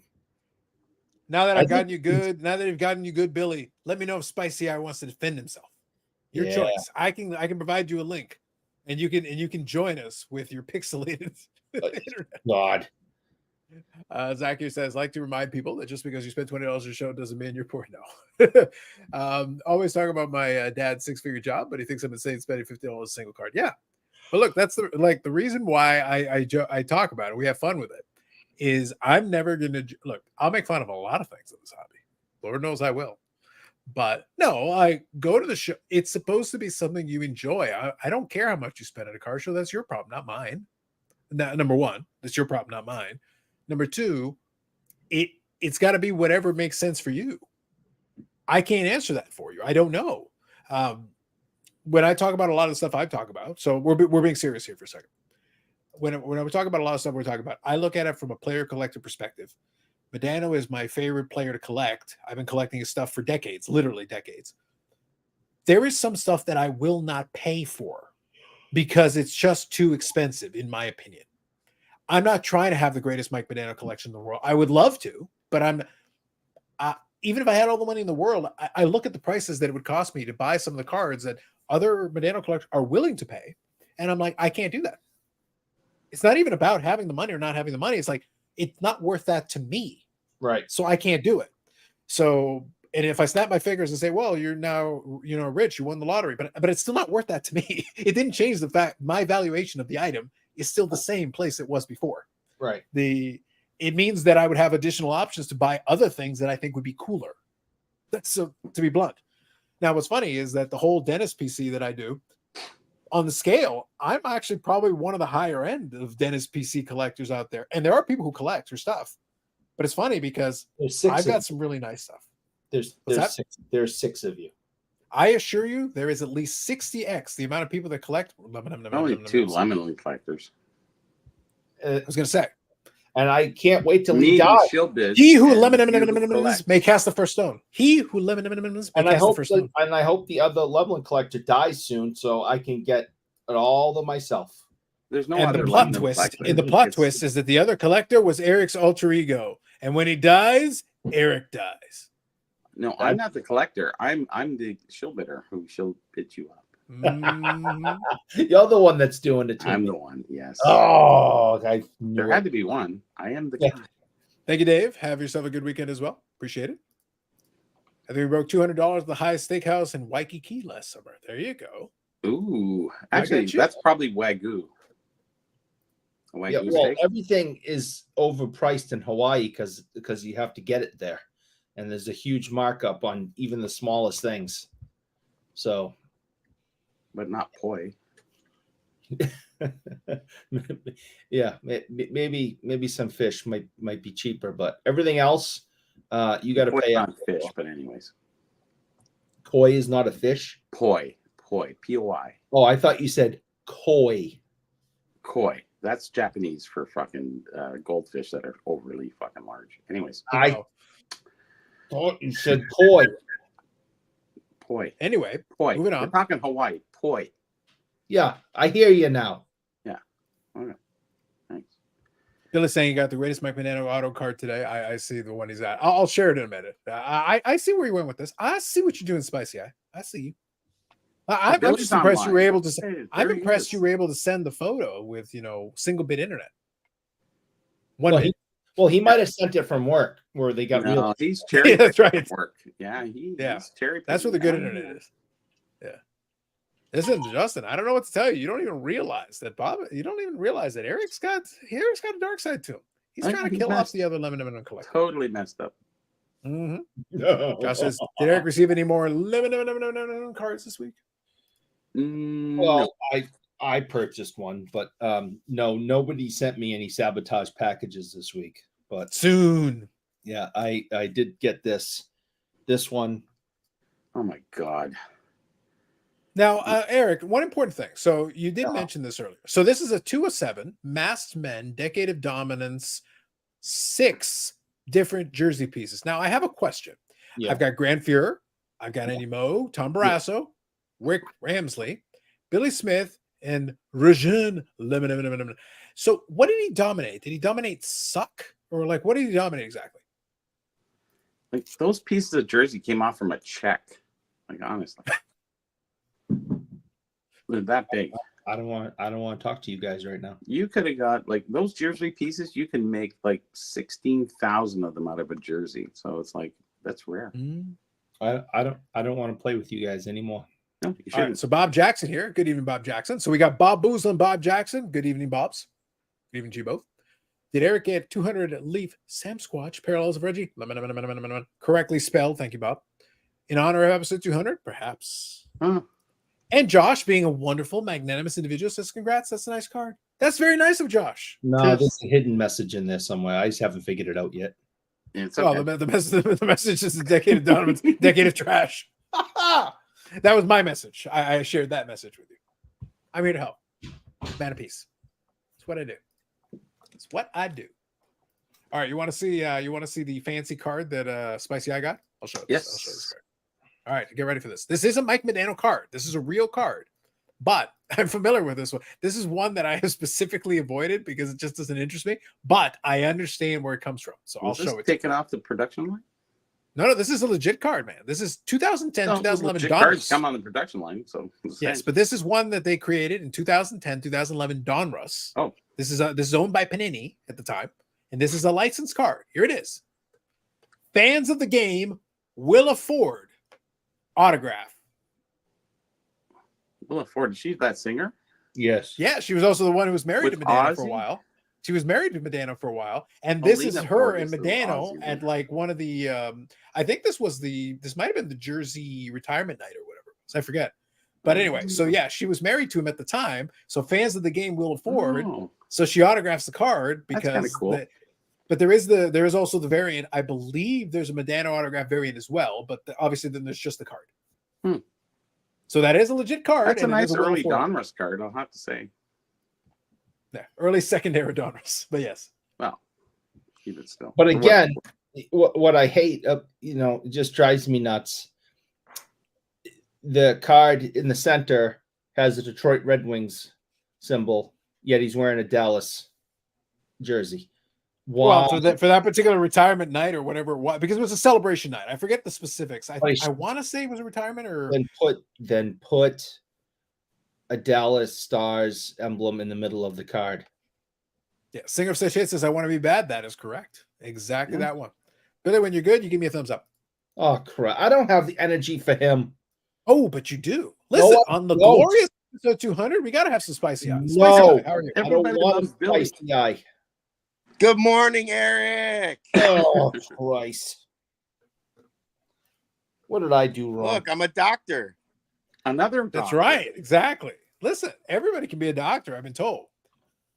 Works out for you. Why not? Be a Well, doctor. now Go for it. that I work at Beckett and I'm the head of the Reggie Lemlin division, I It's the am one with the dirty knees. because I am the head of the division over at Beckett. Anyone who's a manager automatically gets the title of doctor. You didn't know that? Mhm. Now, real quick, before we continue, we're almost 3 hours into the episode. I want to make abundantly clear. So if anyone at Beckett, like the one guy who's not defending the owner, wants to sue anyone, you can sue Eric. He bought that hat, just so we're all clear. Oh. We're almost 3 hours in. I could just say, state for the record, he bought that hat. Probably. And he spent a princely sum, goddamn. But why? When he showed me, I was like, listen, I wasn't as offended when I saw that text message he sent, the press one, like on the podcast that I talked about. He was like, oh, that'll get you canceled. That I was shocked that moment. What's But on when he Billy's told me hat? what he spent on the Beckett hat, woohoo! What's on That's like Billy's the hat? gross domestic product of several states. What's You your don't hat even say, want to Billy? know. You don't even want to know. It probably says spicy eye. No. What's on your hat, Billy? Collect. It's the upper deck hat. Yeah, we can't see it from here. I'm on a iPhone, so There you Oh, go. no problem. There ain't fellowship been Beckett. Oh, and there you Beckett's. collect. Holy shit, that's almost what That's like a demand. Collect Beckett. There you go. Look at you guys. Well done. So Billy, so let me ask you a not serious well, let me ask you a semi-serious question, then we'll ask a more serious question. So I made the joke the other day. Have you ever, by the way, gone to the Upper Deck Facebook page? I have. I was the guy that would always respond to the guy with the fun gauge that was always to 0.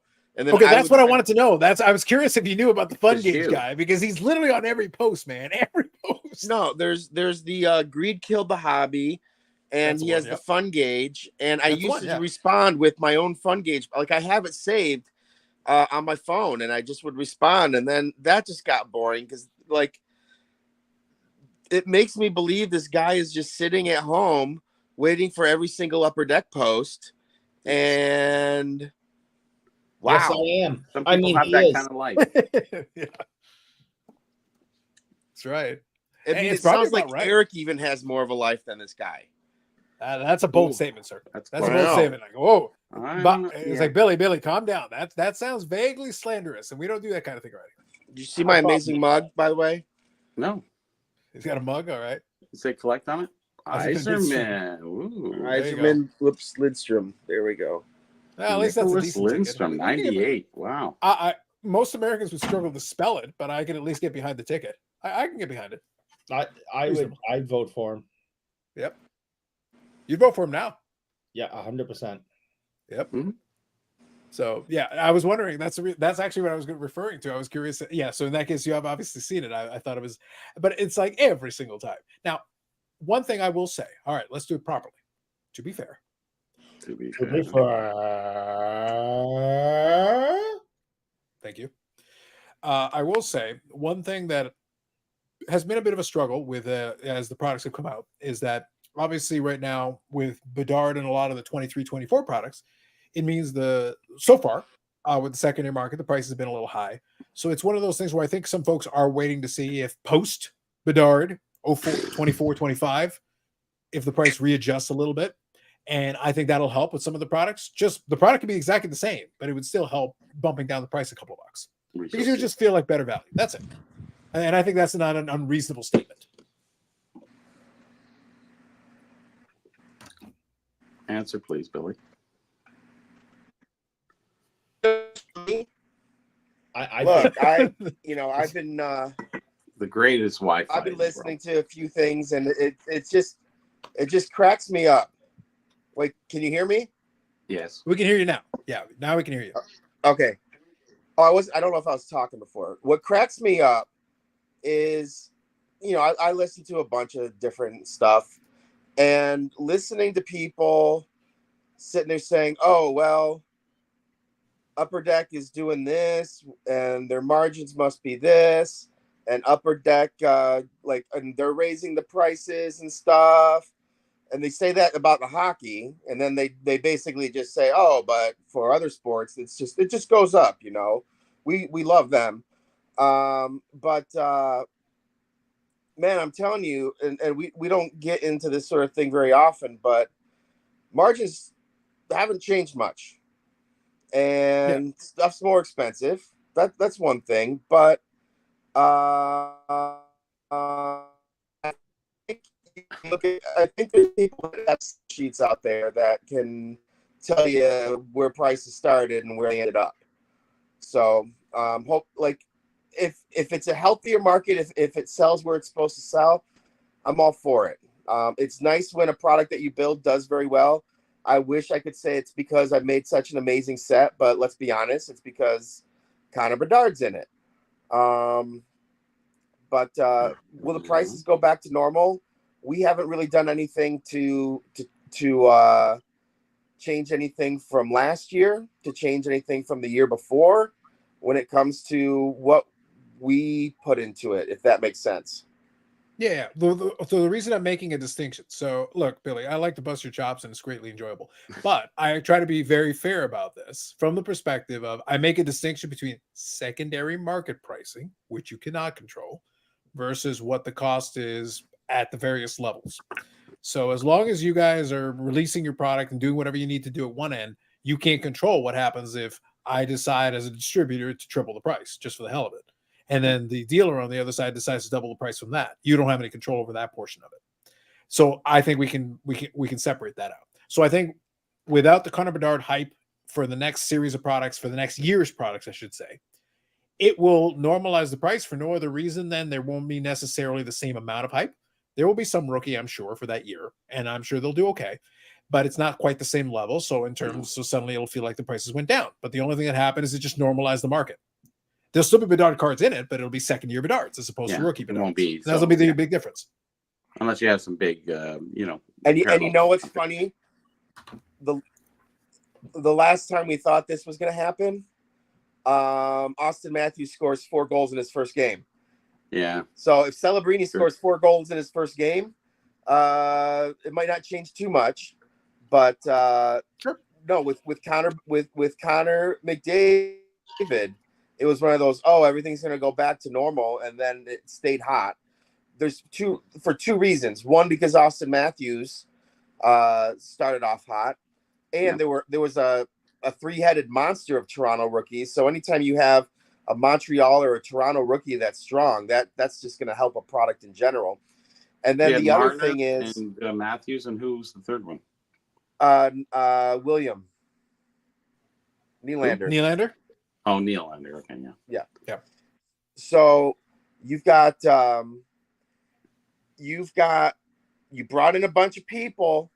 Hopefully, like we brought in people with McDavid, and I'm assuming that people got brought in by Bedard. So they're going just like you saw with the other sports when everybody got back into it during COVID. You saw the next year everybody hyping whoever the next big rookie is and trying to keep the momentum going. So I would love to say it's going to go straight back down to normal. I can say that I'm still building the same product at the same prices and all that, and I can't control the secondary market. But I don't think it's going to go in my honest opinion, I don't think it's going to go straight down to where it might have been, because I think you still have some new collectors that are used to the way of the other sports. Billy, didn't you say that prices went up a little bit? Your costs? Our costs go up, yeah. Okay. What I'm saying is,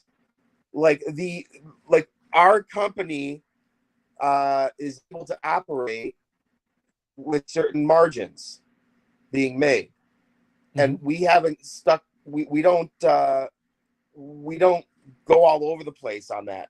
We're pretty consistent year after year of what's expected. Sure. So if everything's going up, sometimes to try to ease the pain, you've seen jersey cards got taken out of Series 1 a number of years ago. Why? Because 1, they were ending up in dollar bins, and 2, they were getting more and more expensive to make, and we were going through complete jerseys where we could put those in better products and get more value out of them. Mm-hmm.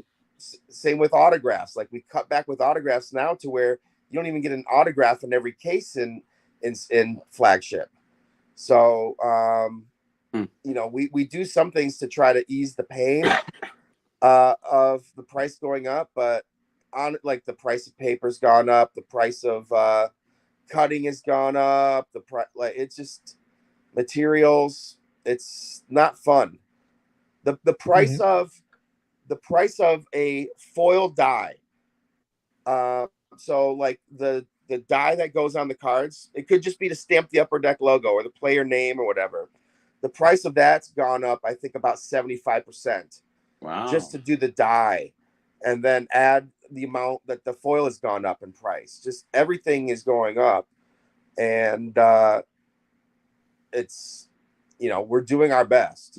And again, in comparison, and I understand that the hockey card collector is different than the basketball collector, and it's different than the, they're very weird people. Like, could you imagine they stand around wearing Beckett hats? There's things that big problems. And there's things that we're actually super appreciative of that they're not those type, like it's a different type of collector. But that being said, you know, I don't think it costs $1,000 to make a box of Prism. I'll just put that out there. Sure, I think it's fair. It's fair. And so I have a feeling margin on some of those types of products are way better than what we might make on ours. Sure. Let me read a couple of comments here, and then I'll ask you a question. But let me read a couple of comments here, just so we're caught up here. Bubbles is saying our Upper Deck executives giggling at schoolgirls and meetings over the latest Topps Chrome cards. We'll come back to Topps Chrome because I think that's a fun topic. But let me touch on that in a second. And I know Billy's not going to answer it that way, but I'll come back to it. Don't worry. What's it say? It was saying they giggling at schoolgirls and meeting over the latest Topps Chrome cards, because the Topps Chrome is the one that they released it basically unlicensed effectively. And it's one of those things where the design, but on top of it, the design, the draw was the Wemby card. The Wemby card is the thing, but the design is also kind of crummy. So like it's got the worst of all worlds. Leaf does its unlicensed stuff, but some of it looks decent. It depends on the card, the year, the brand, the product. But these ones are unlicensed effectively, and they also look crummy. So it's not a good combo. Like you got to at least make them look good. If you're going to do it, at least try to make them look decent. So that's always going to hurt, no matter what. They're ridiculous looking. They're just horrible. Yeah. So, but I'll just say this. So, guys, as we're chatting, I know some of you may be newer, so I'll give you guys a little lay of the land. Billy is a product manager at Upper Deck. So we're gonna have some fun. We're gonna poke some fun at him because Billy is a good friend, a good buddy. Time out. Go. Time out. Eric did not go to school all those years to become a doctor, not to be called doctor. I did not work there for 10 years, not to be called senior product manager. I'm just joking with you. Oh, all right. Senior product manager. Ooh, the fanciness. Look at you. My apologies. Senior product manager. That's right. Who still can't smuggle I'm totally AW blasters. That's how worthless being a senior product manager is. Moving on. Put some respect on his name. I'm going to put some respect on his name when he can get me some goddamn AEW products since last December. Moving on. You're doing pretty good on your own right now, aren't you? Listen, I'm killing it out here. I have to compensate for what you people lack. You're letting me down. I have to elevate my game to make up for your lack of game. He just picked up a Van Heusen card. The guy makes menswear and wrestles. It's amazing. Listen, do not be envious of the Danhausen. I'm I know, are secretly a Fanhausen of Danhausen. I know. You got Chris Jericho from last time. We got that going on. We got the Danhausen. Come on, Eric. Look at that. That's the killer card. It's a fanciness. Listen, you wish. I'm going to come back to this in a second because now you're reminding me of something I wanted to touch on, but we're going to come back. Hang on. I want to finish reading these cards. Card. I'm going to come back to it. Hang on. Don't know Dr. Warrior, but I'm willing to start a GoFundMe to rescue him from whatever third world country he's being held in from Zach. So this Billy was already telling y'all about the dire situation of the margins at Upper Deck. They can't even afford real internet. See? Nope. That's He's how gone. bad. Yep, there you go. Bobby, my timing could not have been more perfect on that. Perfection. Impeccable. My goodness. This is how bad it is. This is I'm going for my situation. doctorate. I'm going to go 100%. I'm getting it. Yeah. So Canada Blue say, would have been nice if Warrior would sit up and talk. He can't afford a chair. This is rough.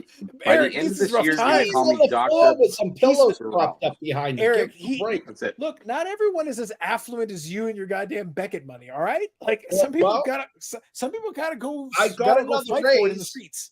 I am now making $127,000 a year from Beckett. It keeps going Amazing. up. Holy shit. Amazing. No wonder Amazing. they're bankrupt. I mean, No, we're doing fantastic. But they're just afraid that I'm going to walk away, and they just keep sending me more money. and what do you do again? I am the Lord knows. head of the Reggie Lemelin division at Beckett Authentication. All right, he's Billy's back. back. Cannon Blue says he can afford something. Lies. Yeah. The best Billy will ever do on a live stream is if he's at work. If we drag him back into True his enough. office at Then like he an has a unreasonable hard hour, connection. then the internet's fine because he's using the upper deck internet. He's using the upper deck Wi-Fi. Yep. Billy, are we ever going to be able to browbeat you into actually paying for internet at your place? Like actual internet, not on We your can do phone, GoFundMe on that. using data. We can go fund me. It might be happening. I've said this before, but it actually might be happening here. I just have to wait for. You said that a I have year to ago. wait for a few things to happen. I know. I The did. release of an AW5 in 2024. Yeah. I got to win the lottery. I got to pay my back taxes. And I have to get a few extra autographs, and Yeah. I'm going to get best Wi-Fi available. Yeah. And I did really good at Comic-Con this year. I'll say that much. Where was that? I hope you guys had fun at the I have no National. doubt. I have no doubt. Listen, you do well. You're doing well at Comic-Con. You're doing well at a lot of these things. But look, our running joke has been the internet thing. It's like, dude, one day of Comic-Con would pay for a month of internet. It would.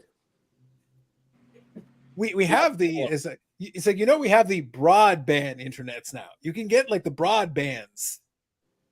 They have it in California, I promise. They totally People have are it. dressed up.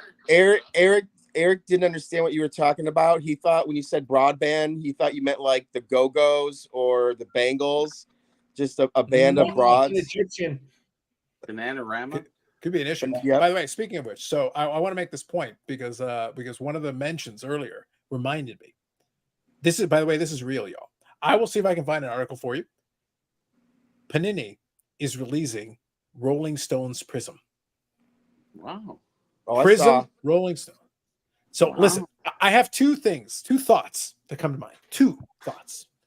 Thought number one: when is Kiss Prism coming, and how bankrupt will Eric go when that happens? I will 100. spend all the monies. Oh, yeah. That's number Yeah. one. So that's the first thought that came to my mind. Yeah. The second thought is, and this is Billy works for Upper Deck, so I'm not going to concern him with this. I'm not picking on him for this. I'm fixating my direction to Mr. Panini, Dr. Panini, whatever the fuck he wants to call himself. That guy.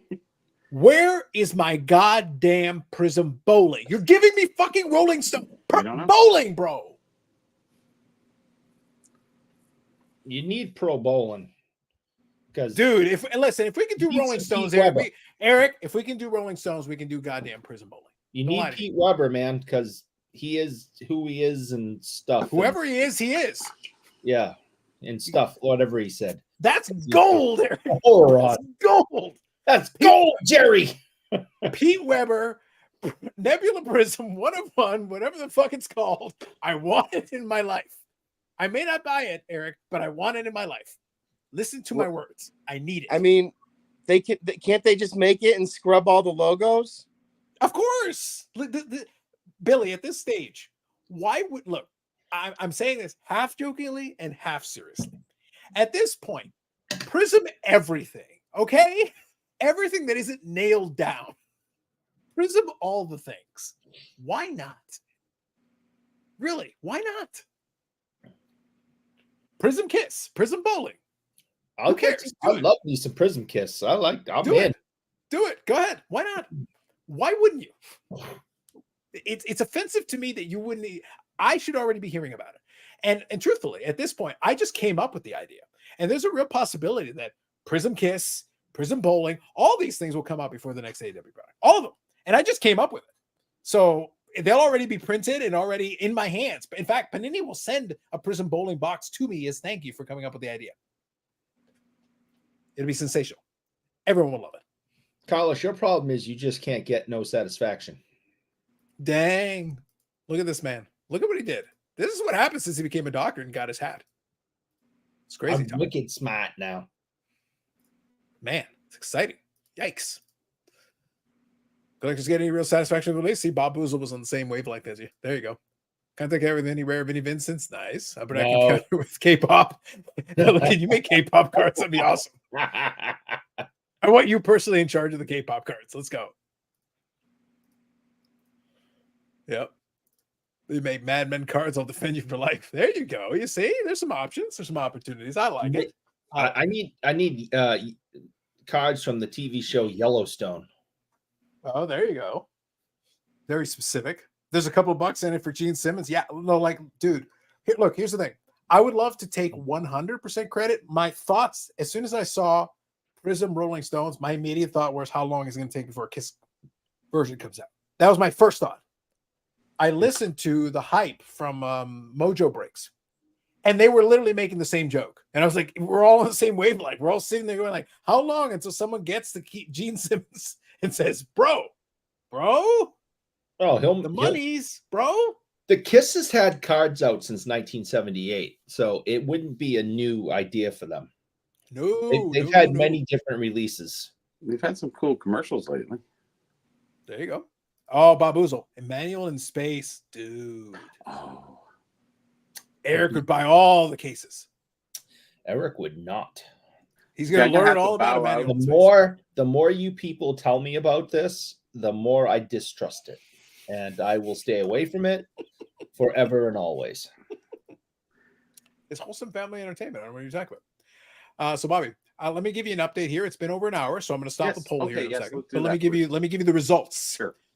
The poll was, how important is centering on the back of the card to you in considering the grade? We ended up with 25 votes. A very strong turnout. Yes. Very strong turnout. So thank you.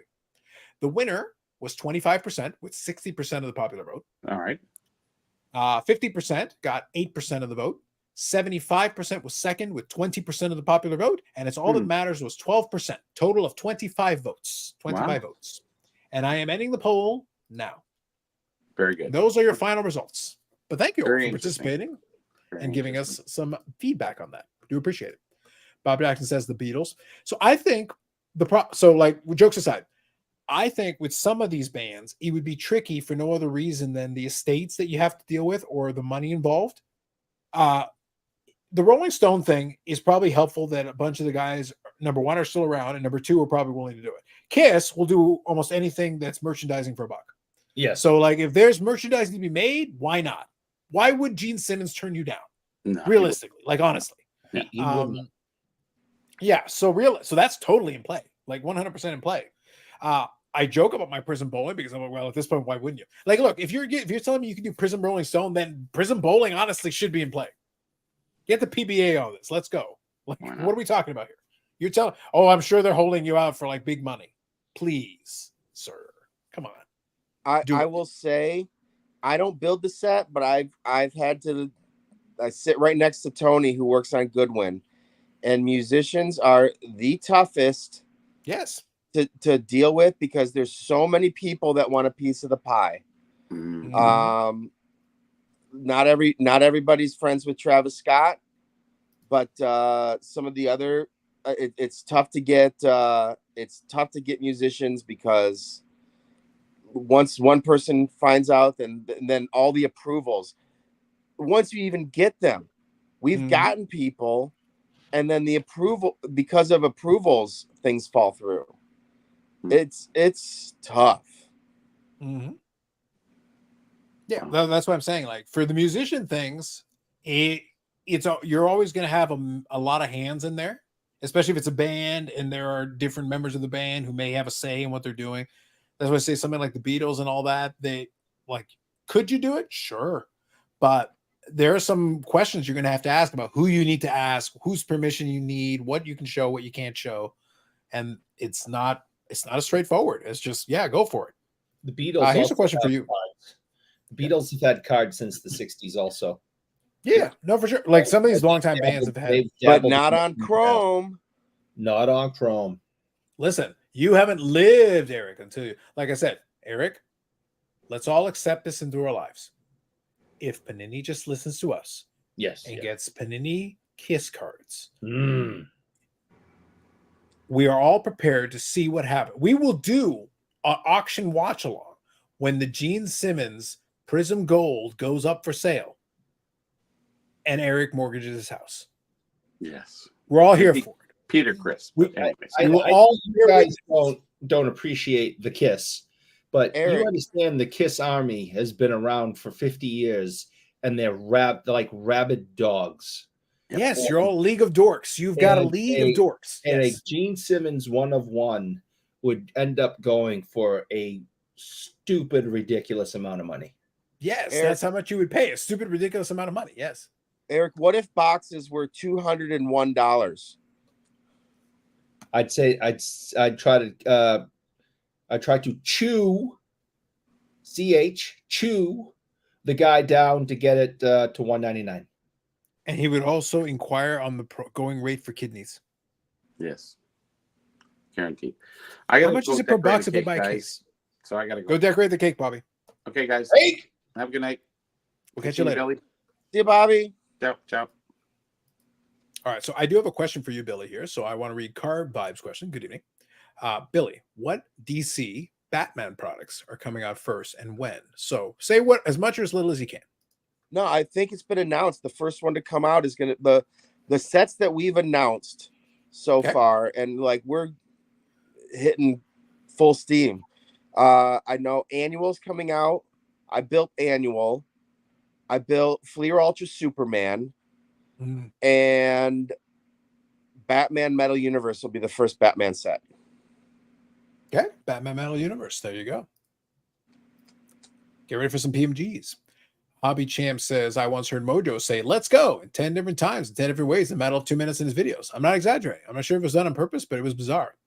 I would love if one of the let's go was actually like, let's go, but it was like, let's go. That'd be cool. Pretty sweet. I would kind of enjoy that. Is Dr. Feelgood okay? Does he need some Narcan? Maybe. oh no. What's the first, Booby or Chromium card? All the Booby or Chromium cards. Stuke says, saw Kiss concert in 1977. Nice. There you go. Bob Oozle says, Kiss cards need puzzle back so we can reconstruct Gene's giant tongue. There you go. Now you're thinking. The original ones had puzzle backs. And I think the ones in the 90s also did. Mm-hmm. There you go. So Eric, one of my old roommates when I lived in Northridge is literally not literally the biggest Kiss fan, but he's a huge Kiss fan. And what like the only bar he goes to is Rock and Brew because it's owned by them. And he'll try to go there days that he sees people, and he's got like all the albums signed. He's got all the replacement people and all, like just everything you can think of. And one time we went, so Jimmy Kimmel Live used to have these outdoor concerts, and they play like 5-6 songs, but we waited in line to go to that, and like a free 5-6 song concert, front row, and it's definitely something. It's definitely something. They're not young, but it's definitely something. A Kiss show. Yeah, Kiss. I don't think anybody puts on a better show than them. That they put so much time and effort and money into the show itself. What are you talking about? I put that much effort into this show every single week. Yeah, I mean, you worthless bastard. What are you come on, talking Eric. Sorry. It goes All right, Taylor Swift, Carlos, then Kiss. Okay. Yeah, that's right. Look, Eric, I'm not having you besmirch us. I am going to show you right now the production values I got on this fucking show. All right, ready? That was pretty good. Goddamn right. That was pretty good. I Damn don't think right. Kiss can do that. No, Kiss can't do that shit. That's They big wish time. they could do that shit. That's Hold on, big. Eric. I'm going to do you one better. Here we go. Boom. Fireworks in the background. Yeah, I don't Take know what I was that. thinking. Take that, Kiss. Gene Simmons. Fuck you. You are nothing. Card Vibe says, I'm so pumped that I know maybe more of the Upper Deck DC cards. Thanks, Billy. Thank you, Card Vibe. Oh, I should Eric show says- Eric some. Just a second, let me find it. I got something, Eric. that you'll Oh. appreciate then. Here we go. Oh, Some you're fanciness. moving. There you go. We're gonna lose you. Yep. We're gonna find out. We're gonna find out while Billy's cell phone internet holds up. Will says, "I wish Kiss put some effort into the actual music." Dang, Will! Shots fired. That's not nice at all.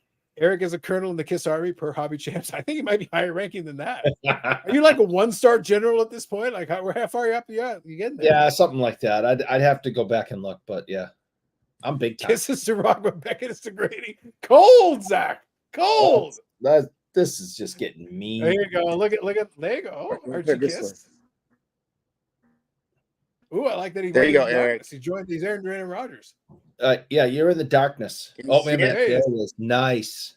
There you go. Now it's it. Look. It's the Archie, and it's signed by Gene and Paul, and it's got the writers and stuff on it. But they had a comic book signing a long time ago at Apple Comics in LA. That's awesome. Nice. Okay. There you go. Getting all fancy. Look at you. I like it. I know. Well played. Bubbles says, I like when Kiss goes.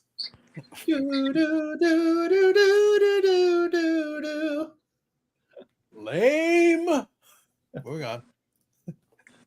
It is kind of me. Listen, Zach's comment is my personal favorite. This one's good. I like this one. Eric's favorite song is New York Groove. Okay. I like New York Groove.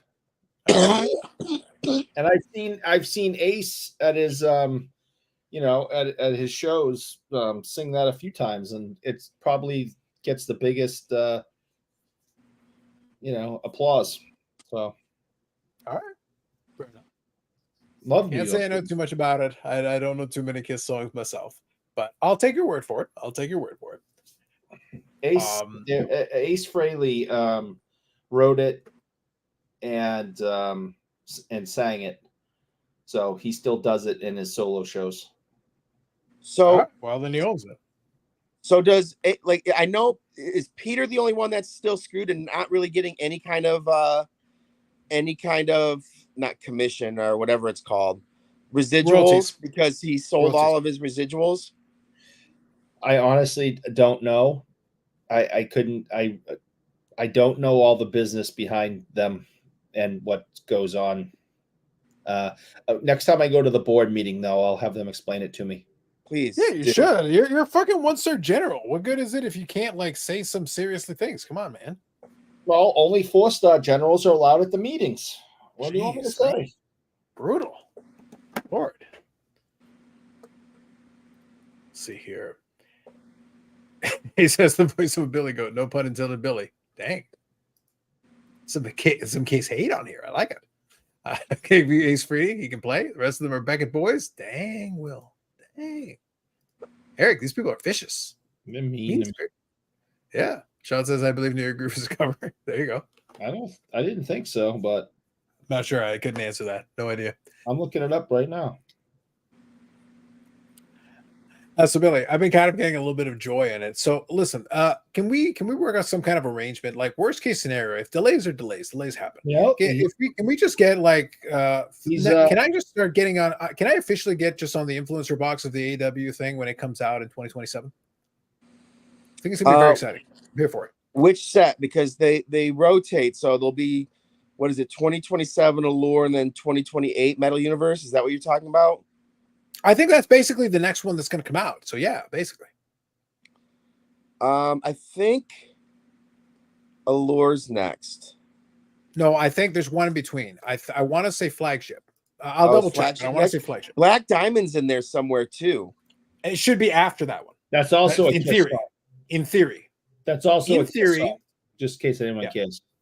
Yeah, I want to say literally no one cares. By the way, the next Allure is, I think I've told the story. I can't remember, but so we understood the delay, and it was tough finding vendors that can print chrome that weren't busy printing months worth of either Prism or chrome products. So Bro, they've got Prism the Rolling Stones. I'm sorry, you got to take a back seat. So yeah, pretty much. So it was tough finding times, but So it was delayed so much. They're like, well, we're going to push everything a year. And I go, can you just not do 2022 and do 2023 or 2024, whatever? I go, that one is so much better than 2022. So not to hype it up, but the next Allure is, and I like this last Allure, but this next Allure is so much better. There's no ice cream. There's no ice cream cards. There's no die cut buses. It's really, there's some really cool inserts. Okay, Billy. So, okay, Eric, Dr. Eric, mark this down. I'm going to do something that is not my policy. This is the 200 episode, so I'm going to break new ground here. Okay. I am going to say nice things about an Upper Deck product while Billy's here. Are you ready? Watch my internet just crash right now, and It's going to crash. Totally going to crash. Brace your fucking selves. Brace yourselves. Crash the entire internet. Brace yourselves. Are you ready? Take a breath. Here we go. It is interesting that Billy says this. The reason I say that is because for me, in my opinion, 2022 AEW Allure is by leaps bounds infinitely my favorite product that I have ever opened of Upper Deck, period, end of story, good day. I don't care what category, what sport, whatever it is. I really liked 2022 Allure to the point that I was still opening boxes of it goddamn last week. And hit probably the second biggest card of the set. So I have no problem. And that's with the fucking ice cream cars and the stupid buses. I like pretty much the rest of it. Like all of it. Like I even like the parallels. I am very comfortable with Allure. If you are that's why I say to all this is to say, if you're trying to suggest the next Allure is substantially better, that's a bold statement, sir, because I am a big fanboy of the 2022 Allure iteration of it. I very much enjoyed it. I opened 2 cases of this shit personally, and that's without the boxes that y'all should have been sending me this whole time, because I'm clearly the one promoting this shit because it only comes out once a year. Period. Any AEW product only comes out once a year. Well, I'm just telling you, the next one's even better. We shall see, sir. I shall be the judge of that. because I opened a crap ton of the last one, so I shall indeed be the judge of that. But yeah, so I liked. So again, the hockey side, I'm never going to buy much of it or spend much time on it, but I am familiar with it. But I really like the way Allure came off for it. I saw the design for the next one. I think it could be on paper, it could be as good as you say. The next one though will be 2024 flagship. That's the one I'm looking at. It shows end of August. By the way, if that successfully happens, if I'm putting that in quotation marks, if that happens, that will almost be 9 months between releases, Billy. That ain't good, man. It's only 3 releases a year, man. Come on, Billy, get to the printing. Let's go. I don't have any control over it. Mm-hmm. Do what the rest of us do. Blame Eric. It's Eric's fault. Yeah, it should be. Add it to the list. But look, okay, so can we have a serious? By the way, this isn't an indictment, and I'm not expecting you to have any agreement on this. I'm simply going to make a statement. The statement is, for any license, having weird long breaks between releases and then being like, even in a case like this, there's 3 releases a year, and even if all 3 releases come out this year, which I assume they will, for the sake of argument, let's assume they do. But then having a 9-month break between releases, it breaks momentum. It creates this weird thing where you're just waiting so damn long for the next product. It hurts the enthusiasm for the next one because you're sitting there waiting. There can be stuff in between. There can be e-pack stuff. There can be all the rest of it.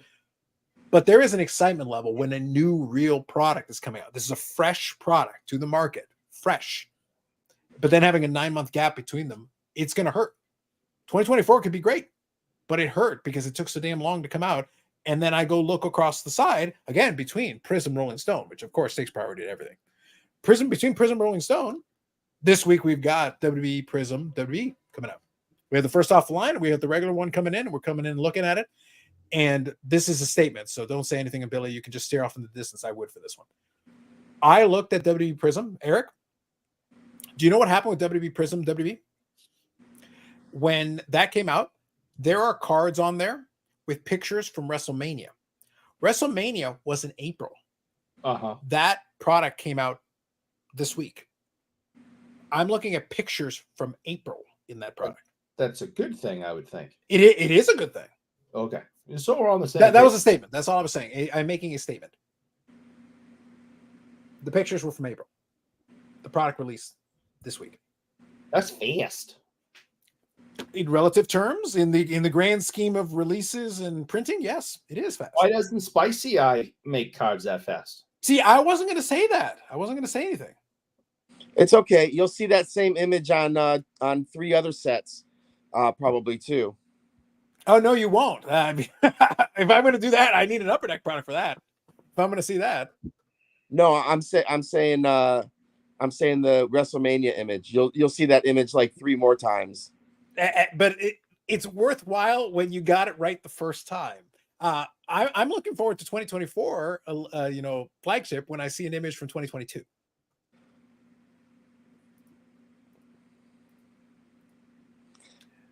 New York Groove should be the anthem of Fanatics Fest, and Eric can sing it live in the stylings of the Olympics opening ceremony. I would actually enjoy that. That'd be kind of fun. Are you going to Fanatics Fest to get your picture with Livy Dunn, Eric? Ooh, I think that'd be great. All right, I gotta remember who she is. Hold on. I know I've heard the name. She is a frequent Google search for you. So she is right beside Emmanuel in Space. So it's Emmanuel in Space and Livy Dunn. Those are the two main. Those are the two I Google the most. I think she's an athlete, right? Like a college. She's athlete? a national champion gymnast. Oh, okay. In From college, though. And the reason a lot of people care about Paul Skeens. Why isn't, if she's so good, why isn't she in Paris? Because she is a national champion as a team member. So she's like one of the lower members on. I mean, she's good, but she's one of the lower members on the team. She's not like the top person, but they won the team championship. So she technically is a national champion. But she must be pretty or something, and that. Yes, Eric. That's basically the reason why. Yes. Okay. I'll tell you what. Having just been to Comic-Con and seeing what they're doing, Ruben's doing everything he said he thought he wanted. I'm just intrigued on how it's going to be perceived. He's turned it into what you see at a Comic-Con. There's panels. There's big names. There's big exclusives. Yep. They have vendors. The vendors will have overpriced stuff, just like the vendors at Comic-Con have overpriced stuff because they have to spend a lot of money to get a table at this thing. That is right. One of the things that's very intriguing to me, and guess what? All the biggest names and stars that go to Robert Downey Jr. wasn't doing a private or a signing at Comic-Con, and he was like the big star and the big guest. He was playing Dr. Doom now, but he didn't have a signing. The thing that's interesting to me though is, so they're advertising all of these athletes and stuff. Look at the time they're signing. But one day will be there for a lot of them for like 50 minutes. Going by Comic-Con time, like, and they sign and thank you, you're gonna get through 250 minutes. I have a feeling there's a lot of people they're talking about how 100,000 people or however many it is. There's a lot of people probably to get some autographs. This thing at the National, I don't know how long they stayed at National, because I've been to 2 Nationals. One was in 1989 and the other one was last year. And then these signings at either one of them. I don't know how long the athletes stay there for the signings. But all right, Billy, as entertained as I am, I think you're gonna have to reposition your phone, because right now you're back to robot mode. Fudge. Any better? You're gonna have to find that perfect position. You're gonna have to adjust the rabbit ears a little bit. If you adjust the rabbit ears and just get the angle right, you should be okay. You gotta put tinfoil on your phone. That would help. Yeah, that'd be good. I don't know where I left off, or where you left off hearing me. You were saying something about 1989. You meant 1991. Oh yeah, I haven't been to. I don't know how long like normal signers at the National are, but for these guys to only really sign 150 things, I have a feeling there's a lot of people going to try to get some of this stuff. And I think they're going to be sold out real quick. So then they're just going to go there and they'll just be seeing panels and stuff. Are they going to be disappointed that they really aren't going home with anything? Like all this exclusive stuff, how much of it's really available? Like, are all 100,000 people going to be able to buy a pack of the new, the New York version of the Topps or the Travis Scott cards or whatever they are? I don't know. I think what he's built is exactly what you would see at a Comic-Con. The only thing that worries me is that the people going, when you go to Comic-Con, there's people that are excited to go to Hall H and to just sit there and look at people. There are people that like to go to the artists. There's people that like to do the signings. There's a variety of different kind of things in there. Is there going to be enough variety in the Fan Fest that people are going to be satisfied, or is there a large group of one type of person going that then a number of them are going to be dissatisfied because everything they went to go see is either full or out or they can't see or whatever. So I'm very intrigued. I have a feeling every influencer is going to go there and say it was the greatest thing they've ever seen. Yeah, Eric's already planning on saying that. Yeah, but I'm very intrigued. If the game plan was to build a Comic-Con of sports, I think they've actually done a pretty decent job to replicate what you would expect out of a San Diego Comic-Con. It's just whether or not the consumer of San Diego Comic-Con's happy. I'm interested to see if the consumer of Fanatics Fest is going to be happy with what they get. All right. I think so. I think that in seriousness, I think that's a fair question to ask. I think it's an intriguing point. I'll read a couple of comments here and then I'll kind of follow up on that. Bob Jackson was saying, release the cards, man. If you get the reference, nice. I get the reference. I know what you're talking about. Saying Livy must be the Anna Kournikova of sport. I would argue Livy's probably a little more successful. Anna wasn't too bad. She actually won some doubles championship, but people were interested in her for her looks. I think she won Wimbledon doubles, I think. Yeah, as a doubles competitor, she actually was pretty decent. She actually had some wins. And they both dated a top elite athlete. Yeah, wasn't she with Fedorov? She dated Fedorov. Yeah, and she wound up with Iglesias. Yep. Which is hilarious. Bubbles was saying sports fans are generally not as nerdy as comic book fans. Have you seen the dudes who dress up at NFL games or like full body paint? Are you sure you want to go this angle, Bob? Oh, that's another group of people that go to the Comic-Con. There's people that just go to cosplay. Like they're happy just standing there and having people come up to them and take pictures, like Eric. Yeah, pretty much. I dress up like the Punisher. No, you dress up like a 50-something dad, and it's really convincing.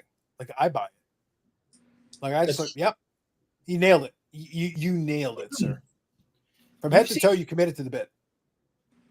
You've seen what my daughter and I have done in the past with the Comic Cons.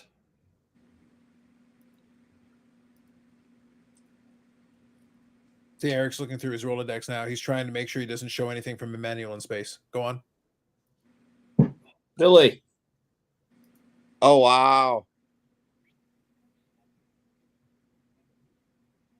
The problem is that's Eric last Thursday. So like it's not quite as impressive when he just does it around the house, but okay. Whatever. You know. But that's going to Sea Kiss a few years ago. She did the makeup for us. She's talented like that. Did you train your tongue for like a month beforehand so you could like get maximum extension when you went like with a pair of pliers and just pull? Just like yeah. If you want, we can tie your tongue to the chair of the bike after you crash and it'll extend that way. That'll work. Yeah. Totally. Yeah. I'm here to help, Eric. Not only am I a man of peace, I'm a man of solutions. I'm here to solve problems. Yeah, you man of peace. Listen, man of peace, man of solutions. This is what I do. In fact, not only that, I'm going to solve Upper Deck's printing problem. So, Billy, instead of worrying about fucking DC or whatever, get me my fucking AEW. I want my goddamn product. Let's go. Jesus. I only get 3 products a year, Billy, and I have to wait most of the year to get one. One. And apparently I have to wait even longer for my fancy allure because I'm not getting that. I'm getting flagship, maybe Black Diamond, and maybe allure after that. Imagine if you were a cup only collector. You really want to do that to Billy? You really want to go there? The joke with the cup is it'll be. Listen, do I have to go get the fun meter? I don't have a fun meter, but I can go get one. I can go get the funometer. It's like, is there below zero, below negatives? Good Lord, man. Amanda, good evening. What have I missed? Billy looks bored. We have been. Eric, stand with me on this. Have not solidly busted Billy's chops tonight. But pretty solid. Pretty solid. There's some Ric Flair. There's some Woo chops going on. Some serious ammo, and now that Amanda's on there, I've tried calling you Amanda a couple times because I have some amazing stories, but you don't want to answer your phone, so you don't get to hear them. That's because she's out, wrangling, space aliens all the time because she's a member of Men in Black. No, it's because I don't speak French. Oh, if you know, you know. We. Woo! Wow. If you know, you know. Oh boy! I don't even know what you dorks are talking about. The gauntlet has been laid down. Eric, I don't even know what you dorks are talking about, but I am here for the Schadenfreude. Let's go. Oh, I'm not saying I ain't saying nothing more about that. You saying nothing about nothing? I ain't saying nothing about nothing because I'm scared of her. So Hobby Champs is here saying, when did the Hockey Hall of Fame change the eligibility? 3 years retired. Wasn't it always 5? I'm pretty sure it was in the lower end. I don't think it was ever 5. Or if it was, it might have been a long time ago. I'm pretty sure it was I think 3 is about right. I don't remember, though, the specific number. But I know it wasn't that long. I don't think you had to wait necessarily. There were exceptions, of course, but I think for the most part, I think 3 years sounds about right to me. I don't remember it being 5. For somebody being retired to be eligible for the Hall of Fame? Yeah, I thought it was 5. But it could have changed. Yeah, I have no idea if it changed. I thought it was 5. Yeah, I honestly thought it was less, but maybe I could be completely mistaken. So Hobby Champs, I'm not sure on that one. I will say one thing, since Billy mentioned the Fanatics Fest. Let me touch on that real quick. I was looking at it earlier. Obviously, Billy asked some legitimate questions because I thought it was fun. Again, giving credit where it's due. And again, I also gave credit to 2022 AEW Allure, the high watermark of AEW production. That was it. That was literally it. That was a high watermark. I enjoyed it. So anyway, what I was going to say was, I think I was looking at a lot of the autograph guests and stuff. And I'll say this. It was interesting to see the amount, but I can tell you, and Neo mentioned this on the video, a lot of the WWE folks have sold out already. There's still a lot of folks on here, but a lot of them, LA Knight, Jey Uso, Hulk Hogan's still available. Eric, still time. Drew McIntyre sold out, CM Punk, Cody Rhodes, Bianca Belair. So there's a lot of WWE folks. Obviously, Fanatics has the WWE license, so it makes sense that they got this. They're also the cheapest. Hogan and Rhodes. Yes, but cheapest maybe so. I haven't looked at all of them, but cheapest is relative, man. $85 for a photo op, $85 a table for an autograph. Maybe cheap by Comic-Con signers, but I'm still looking at $85 for Jey Uso. It still feels expensive to me. Jey Uso's $89. 85, yeah. Oh my gosh. And sold out. So I don't know what to tell you. Yeah, $85.72, including $6.72 in fees. Sold out for Saturday. At table autograph, $85.72. At table artwork and lithros, $215.92. Sold out. And how long is he there for? Let's see, 1 to 3.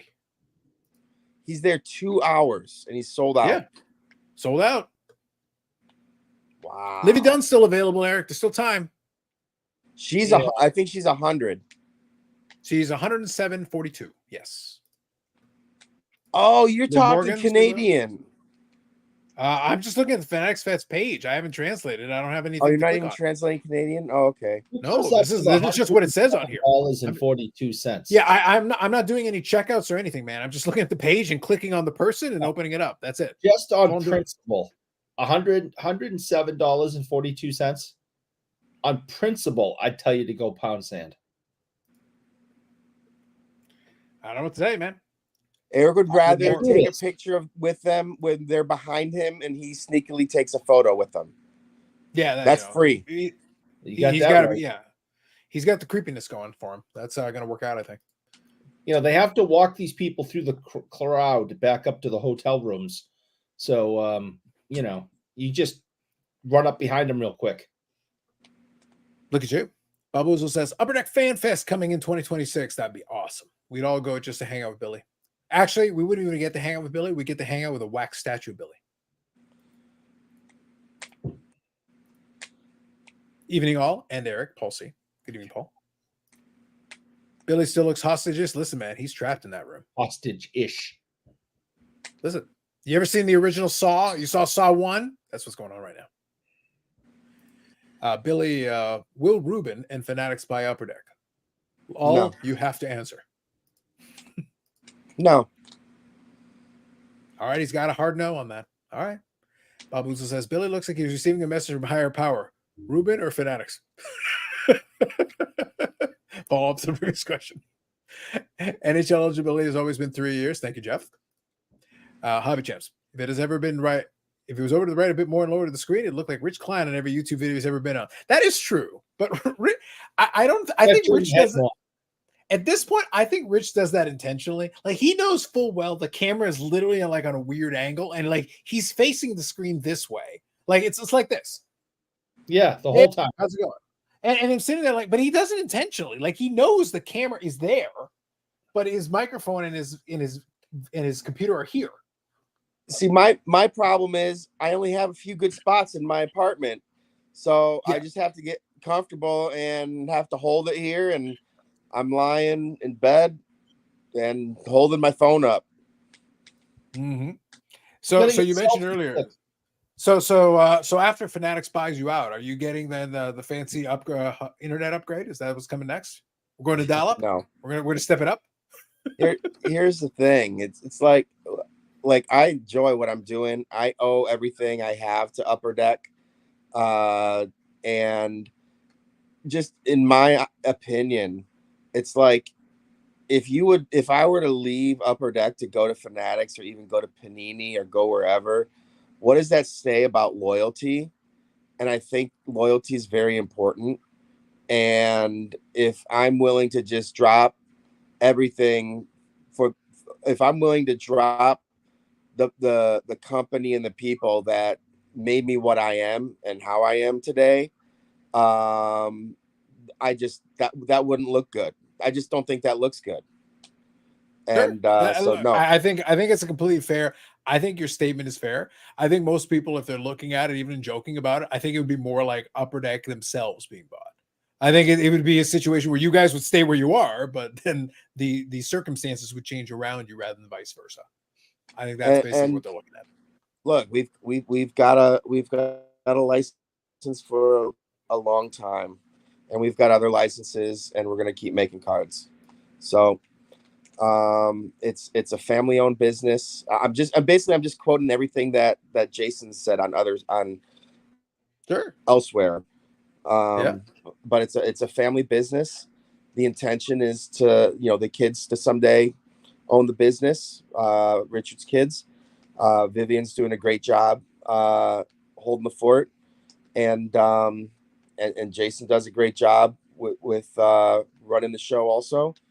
And that's how they want to keep it. There you go. Fair enough. There's a couple of good comments I want to get to, so hang tight for 1 second. I got to read this.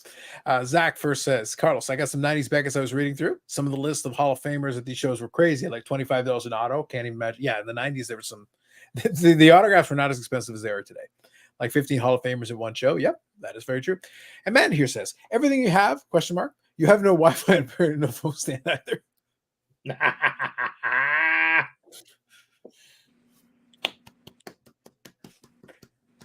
Amanda, you're my favorite. I just want you to know. You know, it should be known, but I'm going to repeat it. You're my favorite, especially right now. So here's the thing. I get up in the morning and I go to work. I work all day. I come home. I have dinner. I sort through. Usually, I'm sorting something. I'm either sorting autographs. I've got trading cards over here, books, whatever. Usually, sort something or do something, and then I'll just throw something on my computer and watch some TV, and I fall asleep. And I do that 5 days a week, and then I usually 2 out of 3 weeks weekends I'm in LA. So except for Friday nights when I need to be on oh fuck. Is When we switch to the robot, you know what's happening. I kind of want to hold it in the wrong spot just to watch you guys dance. listen, Billy, we were killing it. Eric was Billy, doing a little safety dance action there. That's right. Billy, all things considered, we're killing it out here. And Eric hasn't even injured his hip yet. And Eric didn't even injure his hip on that. That's pretty good for him. Like, that's not bad. No, I'm a master If chair he tried to do that on a bike, though, there goes another 6 months. Yeah. Oh, at least more like 6 years at this point. Like, it's getting bad, man. It's getting bad. I just had no reason to need internet. Yeah, you kind of do. Billy, to do Carlos's show, and that's about it. Billy, that's a noble cause. Stop it. It's the number one. It's the least you could do after the horrific denial. Listen, you talked about Upper Deck, family-owned company. That's great. Licenses you have, that's awesome. You know what would be a great license for you guys to get? AW. You should get AW. That'd be a great license for you guys to get. You should try getting that license. That'd be awesome. Get that. Get on that. You guys would be great for it. Bob Uzo says Fanatics will totally screw up everything Upper Deck does from the game you need packed through life forever. Right now, it's probably a better thing that Fanatics doesn't own everything. It'd be nice if nothing, leave something outside of their purview. They've already got a lot of stuff. They're fine. I don't. And the thing is, I don't know if their strategy with basketball and football and baseball necessarily would work with Canada or with Canada and with hockey. Like, I think Canada's just a different beast. Oh, they're different. Sorry. Eric, you are sorry. And you should be sorry, honestly. Oh, I am. Oh, you are. But no, I agree. I agree in a lot of ways. But look, let's put it this way. I'll state it this way just so we're all being truthful and we're being on the same page. You're right. It is a different market. It is different. If you try to just do what Fanatics does in this marketplace, it probably wouldn't work. However, this is kind of like the eBay thing that we've talked about the last couple of weeks. People use eBay because they kind of have to. It's not because they love eBay. And I think there are companies in the space, in general, that should understand there is a difference between we use you because you're the best option we got, or that we have to, or whatever it is, versus we love what you're doing. There is a difference. I think Upper Deck, so again, I gave credit where it's due. I think Upper Deck has done a lot of really good things, but it's not just the greed killed the hobby guy on Facebook is fun to make fun of because it's very entertaining that he's literally built a shtick on it. But there is a real sentiment of discontent. Not everybody is furious, angry with pitchforks and torches, but there are some people that are very frustrated with elements of it. And they're going to be. And some of them are legitimate in the concern they have with it because they're looking at it like, look, man, I've got X amount budget for the hobby. This stuff's expensive. I open the box and I'm frustrated with what comes out of it. It's not because the cards aren't good, but then I'll look at the cards and go, yeah, the cards are good. And if I pull the big hit, that's awesome. But in all these other cases, am I happy with what I got? Do I feel like I had fun with what I pulled out of the box, considering what it cost me to buy it? That's the question they ask themselves. Okay. That being said, then do you think the boxes are going to be cheaper? And do you think you're going to get more value out of them? I don't think that. So, Billy, I am a hobby. I won't say pessimist, but I will say realist. I think the box prices are always going to go up. And I think part of it is going to be the secondary market doing its thing. There is greed in it, and some of it the manufacturers aren't going to control. But I think also the expense of things is going up. You've talked about it already, but I think that's true across the board. There are other manufacturers that are taking a bigger cut, which escalates the price even faster, but the end result's the same. Nobody's prices are going to be going down. Connor Bedard not being a rookie next year is not going to suddenly drop the price by 75%. That isn't happening. Doesn't matter. It's not going to happen. So then those people are not going to have that excuse anymore, but the price will still be higher than it was 5 or 10 years ago. Just by the nature of it, it's going to be higher. So then what are they going to do? Then they're going to complain about that. But it is tough to look. It is tough to open a box and be like, okay, well, it's not even so much that, yeah, it's expensive or whatever it is. Yeah, there's a cost to it. Am I going to be, it's not even being happy with what I pulled. Am I going to be satisfied with what I pulled? Is it going to be like, okay. And then once in a while, hey, you pulled a great card. Hey, that's awesome. And that's not one manufacturer's job to fix that, but it is a feeling that is there. And it's tough to overcome because unfortunately everybody's looking for the major hit. And if you put too much of some stuff, it drops the price on it.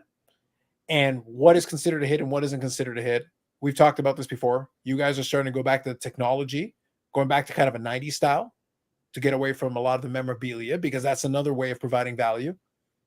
It's tough to see if the marketplace has turned on that yet. I think some people appreciate it, and I think some people are still struggling with it. Yeah, no. What you just said is the reason why I built Allure the way I built it. Is when you open up a pack, I think opening up a pack of Allure of almost any of the other sets, although I really like what I did with I like what we did. Sorry, I said I, but it's everybody. But I like what we did. You are spicy eye, so that is with spicy. Yeah, with flagship, with adding more hits. But I think opening up a pack of Allure, you see color, you see different levels of stuff, you see colorful, fun inserts, and I feel like and you haven't seen it in wrestling yet. Hopefully, it'll get to wrestling, but we 27. Let's go. We skipped a level. Forget having a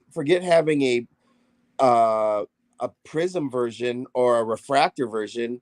Screw it. I don't know if you've seen it in hockey, but the base is prism and the refractor.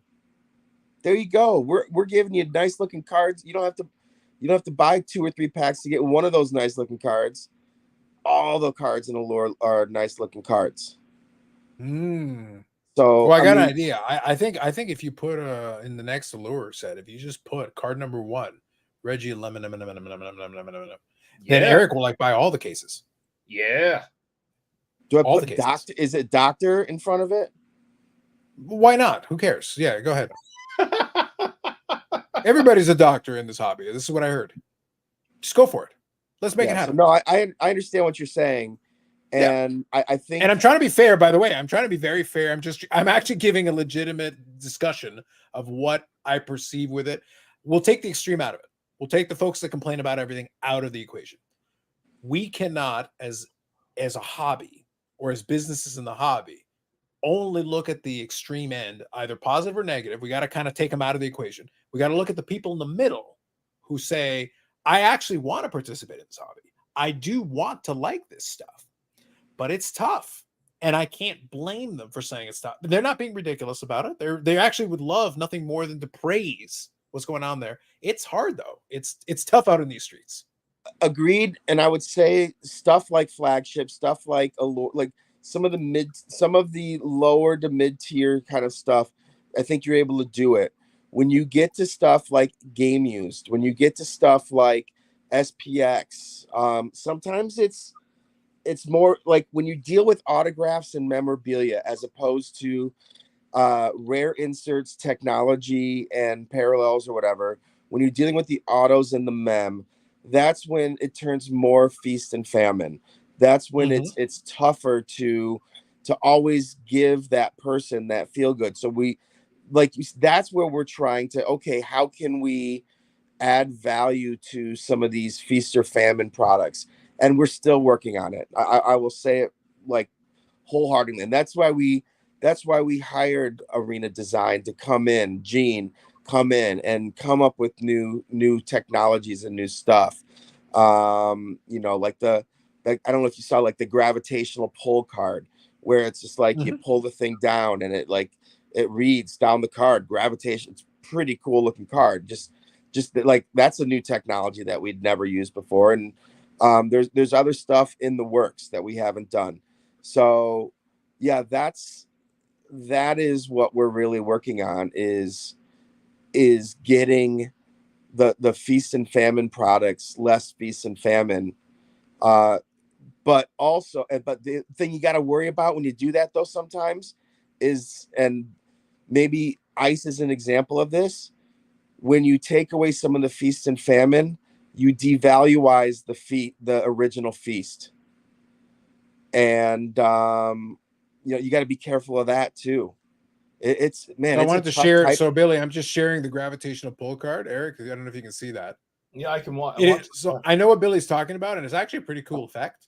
It's kind of a neat little thing that they did with the card. Who's that on the card? So that's Jordan. Tiger, I think. No, that's Jordan. I think that's Gene's hands actually showing it off. Oh, okay, cool. Yeah. So what happens is you can shift part of the card, and it actually will move the gravitational pull up and down. So it's kind of an interactive thing. It's literally a technology thing. They were able to showcase that in a way that it shows it on the card, which is actually kind of a neat effect, I will say. I agree that this is actually kind of a cool looking kind of thing. It's a little interactive that goes along with it. And we've got other, like I said, we've got other things in the works. You know, but sometimes it takes like an AEW product 2 years to get out. Oh, look at this Optimus. 2 years. Adorable. That's going to be awesome. Listen, I look forward to seeing, you know, WWE champion so-and-so in the new AEW product from when they started as a rookie. That's going to be awesome. It's going to be spectacular. After a 5-year AEW career. It's like, aren't they on WWE television? Yeah, they've been there for like 2 years. Yeah. It's going to be very exciting. See, Eric complains about the one Reggie photo. Yes, some of those, and unfortunately, that is what it is. But by the way, the photo selection is something I could take umbrage with. Look, if I have to talk to Tony Khan, Billy, you say the word, I will talk to Tony and be like, "We need some more photos, man." Hey, we've gotten better. We've gotten better. I will say that, and I've seen some of the other stuff coming out in the near future. We've gotten better. I mean, I have decided to focus not just on all the time mellow photos, but I'll actually look at some of the other photos in the set to make sure they meet my standards. I was gonna say that was my main concern. I figured it was like Eric, and he sits there and he wants to comment on something, but all he's doing is just staring daggers into Marcel Dion cards, and that's all he's doing like all day. And it's like, Eric, there are other cards. There are other cards. I almost bought a Marcel Dion card today too. Man, I got the Willa Ford. I mean, Mike Madonna auto card. Okay, can I ask a serious question? So, jokes aside, obviously, Willa Ford makes sense for your collection, your collecting style. Is that not one of the dumbest cards? Oh, yeah. You know, No, do you really do you need a Willa Ford autograph? Like, I'm sorry, you're pushing, bro. You're pushing. So I was doing a little research and looking for some stuff on my own, and I was looking up the best part is if you Google search, or not Google search, if you ComC search Red Wings autos, and what's funny is he's wearing a Stars jersey in the photo, but if you ComC search Red Wings and then when hit he was autos, finishing his last season in Dallas, I think it was his last season in Dallas. Might have been his last season in Dallas. Can't remember now. Well, I'm just saying, all I did was type in Red Wings, and then I hit autos, and I was going through, and I actually picked up some cool stuff, like cheap stuff. Like I got a Draper and a Applicator, a Holstrom. I'm Red Kelly and what's his name? Why am I drawing a blank? Not Lindsay, Delvecchio. And then like some 5 or 6 Martin Lapointe, Keith Primo, like just some of the old 90s guys, just to add to my collection. The ones that, you know, I would get for $3 to $5 at the expo. I was basically spending $3 to $5 on ComC. But the Marcel Dion ultimate card when he's on the Red Wings. That was in there, and I think it was like $20, and I almost bought it. I tried to lowball him, but it wouldn't take a lowball offer. If only Right. you knew somebody who was friendly with him to get a bunch of stuff signed. Oh, I mean, he's at the expo all the time, and he's always back. You know what's funny is back in the day he'd be at the expo, and I think he just went to the expo because he was trying to find Upper Deck because we probably owed him money at the time. But we've gotten a lot better at that. But I do remember one year, I think he was looking for Drew, asking about a check. But yeah, what, Carlos? Do you know Marcel Dion? Is that what Eric's trying to say? Oh, listen, Marcel Dion and I go way back. And all he does is spend all this time complaining to me about it's like, listen, can you honestly get me away from that fucker, Eric? I hate that guy. And I like Marcel, listen, man. There's only so much we can do. That creepy guy, he's literally hiding in the ducks of your house, man. I don't know what to tell you. Like, you need security, is what you need, my man. You need security. Like, yeah, what's sad is the help only yourself. one that'll apply for security will be Eric. Yeah, pretty much. This is gonna happen. It's like, well, that's the problem. It's like that horror Yeah. movie. It's coming from Backfire. inside your house. Oh my god, no! It's bad, man. It's bad. Oh, so you Marcel since you guys likes were me, I don't care. you want to know something funny since you guys were doing the Letterkenny there. So I was at Comic-Con and one of our girls from Letterkenny, Mrs. McMurray, was there. And so I was Mrs. just McMurray. I was sitting there and I had my Letterkenny cast piece. I had an 8x10 of Mrs. McMurray.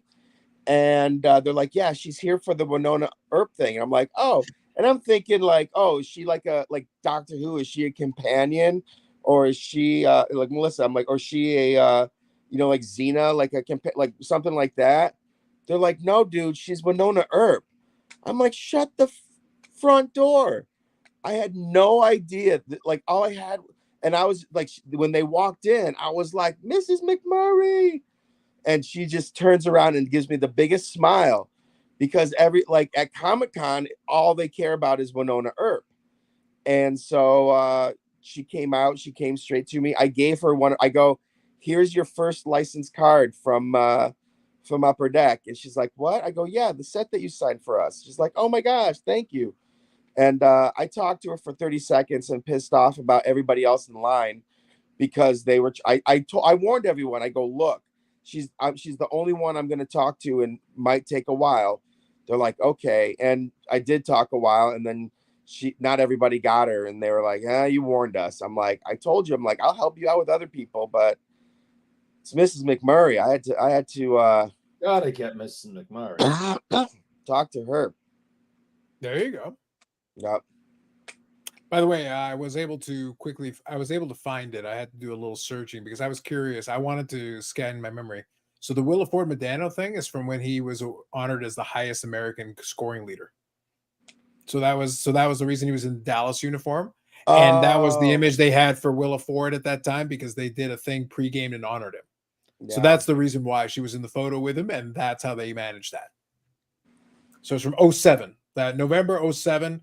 It was against Anaheim at the American Airlines Center, and that's basically where they got that photo. Yeah, she really wants to be bad in that photo too. It is a thing. I want to be bad. Amanda has a question. How's the Bruins Centennial set coming along? How's the what? How's the Bruins Centennial set coming along? Who asked that question? Amanda. She knows. Does she know? She knows the answer to that. It's coming. Is it though? Do we need a Centennial set? Are we? Couldn't we wait until they get to the NHL and then maybe think about it? Have you thought about that, Eric? You're putting the cart before the horse. Doctor or not, get them to the NHL and then we can talk about them having a set. They've been there since 1924. Allegedly. Yep. How many are SP Signature Legends at best? Well, according to our standards, according to you, all of them. Billy, I know this. The Bruin Centennial set is SB Signature Legends Series 2. It's like that's it. The Bruin Centennial set is SB Signature Legends Series 2, as it shall be henceforth known. At that rate, you know, maybe we could, Eric, maybe we could get, if there ever is a sequel to SB Signature Legend, maybe we could get Steve Potty in there. Oh, that'd be amazing. That'd be awesome. Yep. Then you can get you can get the cow patties in there. Oh man, let me tell you. I don't foresee a second a volume 2 coming anytime soon. Alas, this is tragic. It is after 2022 AEW Allure, the second best set you ever made, at least for comedy. Jeff says Wings will be the next Centennial set, hopefully. So is that timing wise coming up? Is that about right, or is there a next one?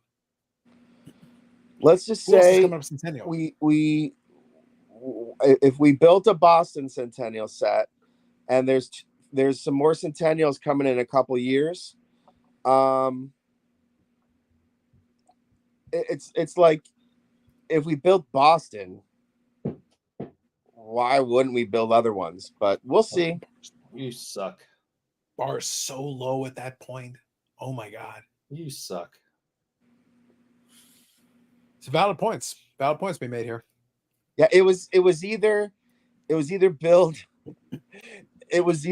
the Boston Centennial set or build the Sharks 30-year anniversary set. And you made the wrong choice. Such the wrong choice.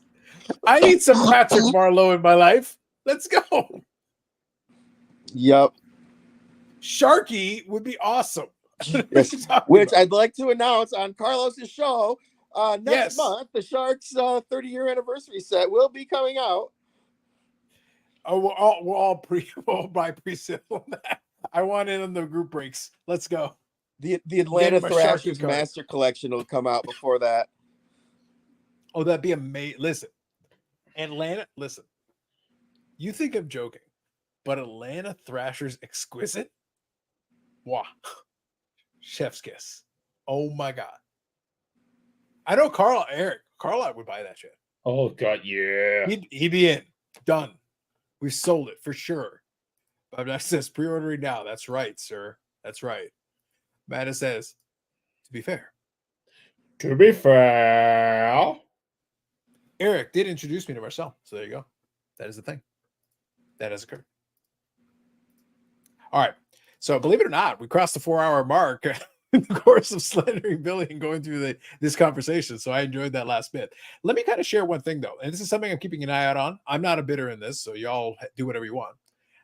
But it is something that interested me because these don't come up every day. And I enjoy checking it out. So this is something I'll monitor and I'll report back next week. One of the Medano Gold Star Quests has come on the eBays. So these guys are tough. And they did bring back this design in one of the recent Upper Deck products. The name escapes me, but I did see it and I did chat about it on AMG Collectibles YouTube channel. We did talk about it. And they did bring back this design as part of one of the sets there. But this is the OG. This is the $98.99 version. It's already $428 with 5 days and 19 hours left. So it's already being. It's good Lord. No, the gold scripts, the StarQuest golds from $98.99. These things are tough. These things are tough to come by. And on top of everything else, if you're paying attention. Now, by the way, condition, ungraded, near mint or better, sir, those are scratches on the black. I know this because on my copy, they've got scratches on the black too. They're actually pretty tough to get in good grade. There was a little scratches on there that can chip off, but I don't consider that near mint or better, but whatever, to each their own. But still a tough card, legitimately tough. Out of 100 from that year, especially since that was a low-end brand that year, you can buy a case of them and you're probably not getting a gold. Good luck to you. Have a good night, Zach. But yes. So, Billy, any last... Billy, are you tired at 9 o'clock at night? I see you yawning. Must be tough to be at 9 o'clock at night.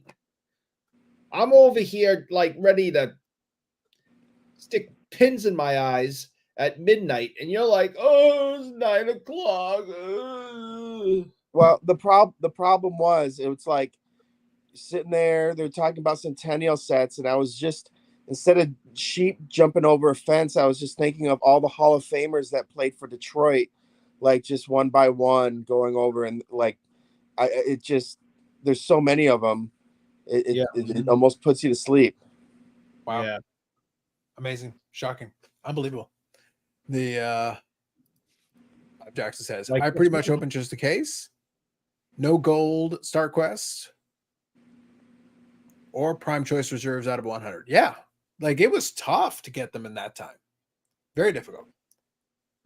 You having fun there, Eric, with your Gordy? I'm just waiting to see how long it takes for numbnuts to look at this.